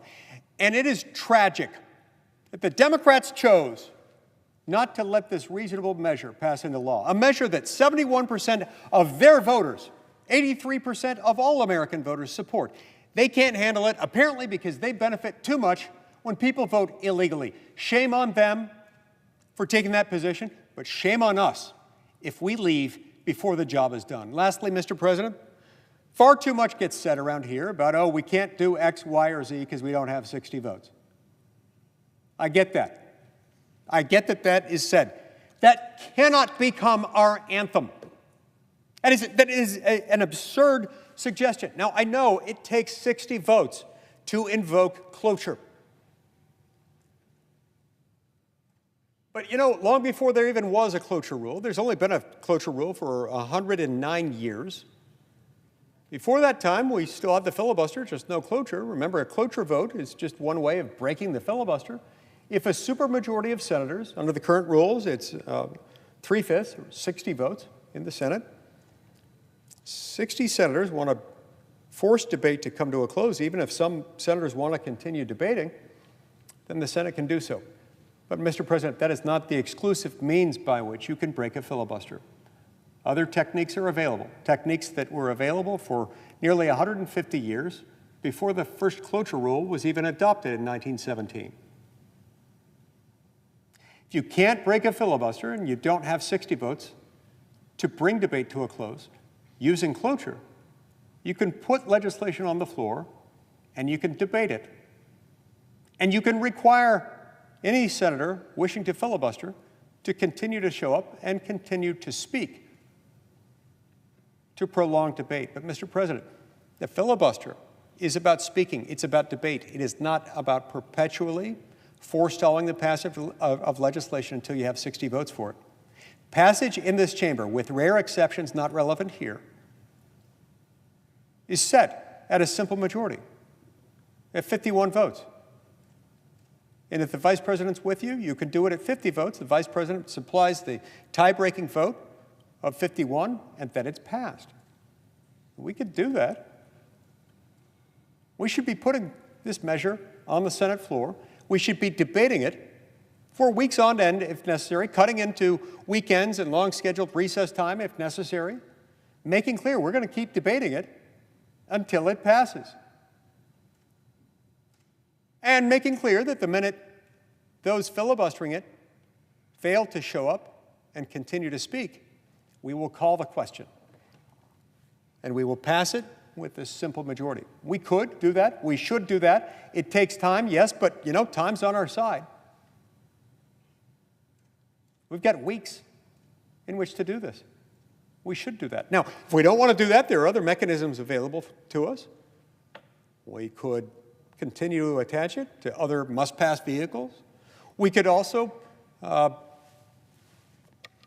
push something in the form of budget reconciliation. Now, that's a little trickier. You can bypass the need for cloture with budget reconciliation, but it has to be budgetary, and it has to meet a whole bunch of requirements. It has to be budgetary, meaning it brings about changes in mandatory outlays or revenues, and it can't, among other things, have budgetary features that are merely incidental to policy changes. But there are ways we could capture some of the benefits of the Save America Act through reconciliation. Look, my point is just to say there are multiple ways of skinning this cat. I don't care nearly as much which way we skin him. I personally prefer to bring it up on the floor and debate it until it passes. I think that's the cleanest way of doing it, but I'm not a purist on that. I don't insist that it be my way or the highway. I'm just saying we do have to do it. We can't pretend this isn't there. This will not disappear simply because we leave.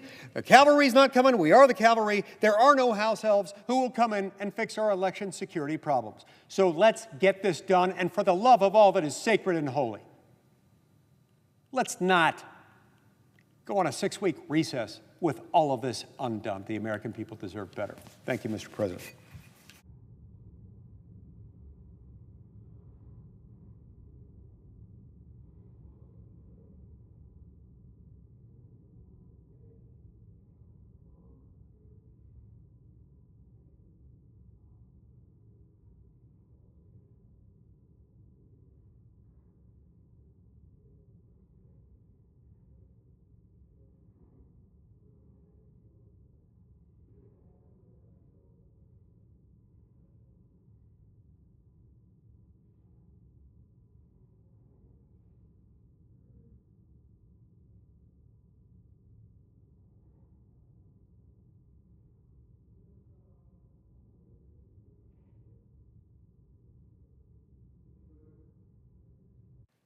Senator from Utah. I ask unanimous consent that the Senate resume legislative session and be in a period of morning business with senators permitted to speak therein for up to 10 minutes each. Objection. I ask unanimous consent that the Senate proceed to the consideration of SRES 818, which is at the desk. The clerk will report. Senate Resolution 818, recognizing the importance of trademarks in the economy and so forth. Without objection, the Senate will proceed to the measure. I ask unanimous consent that the resolution be agreed to and the preamble be agreed to, that the motions to reconsider be considered made and laid upon the table with no intervening action or debate. Without objection. I ask unanimous consent that when the Senate completes its business today, that it stand adjourned until 10 a.m. on Thursday, July 30th, that following the prayer and pledge, the Journal of Proceedings be approved to date, the morning hour be deemed expired, the time for the two leaders be reserved for their use later in the day, morning business be closed, and the Senate proceed to executive session to resume consideration of Executive Calendar Number 16, SRES 817, with no amendments or motions in relation to the executive resolution in order. Further, notwithstanding Rule 22, Senator Murray or her designee be authorized to return the Senate to legislative session for the purpose of making a motion to proceed to Calendar Number 533, SJ Res 199. The Senate vote on the motion to proceed at 11:30 a.m. Further, if Senator Gillibrand or her designee shall make a motion to discharge SJ Res 181, while the Senate is in legislative session, the Senate vote on the motion to discharge immediately following disposition of SJ Res 199, and the Senate resume executive session. Further, at 1:45 p.m., the Senate vote on adoption of the resolution. Finally, if SRES 817 is adopted, that the motion to reconsider be considered made and laid upon the table, and the Senate resume legislative session. Without objection. If there's no further business to come before the Senate, I ask that it stand adjourned under the previous order. The Senate stands adjourned until 10 a.m. tomorrow.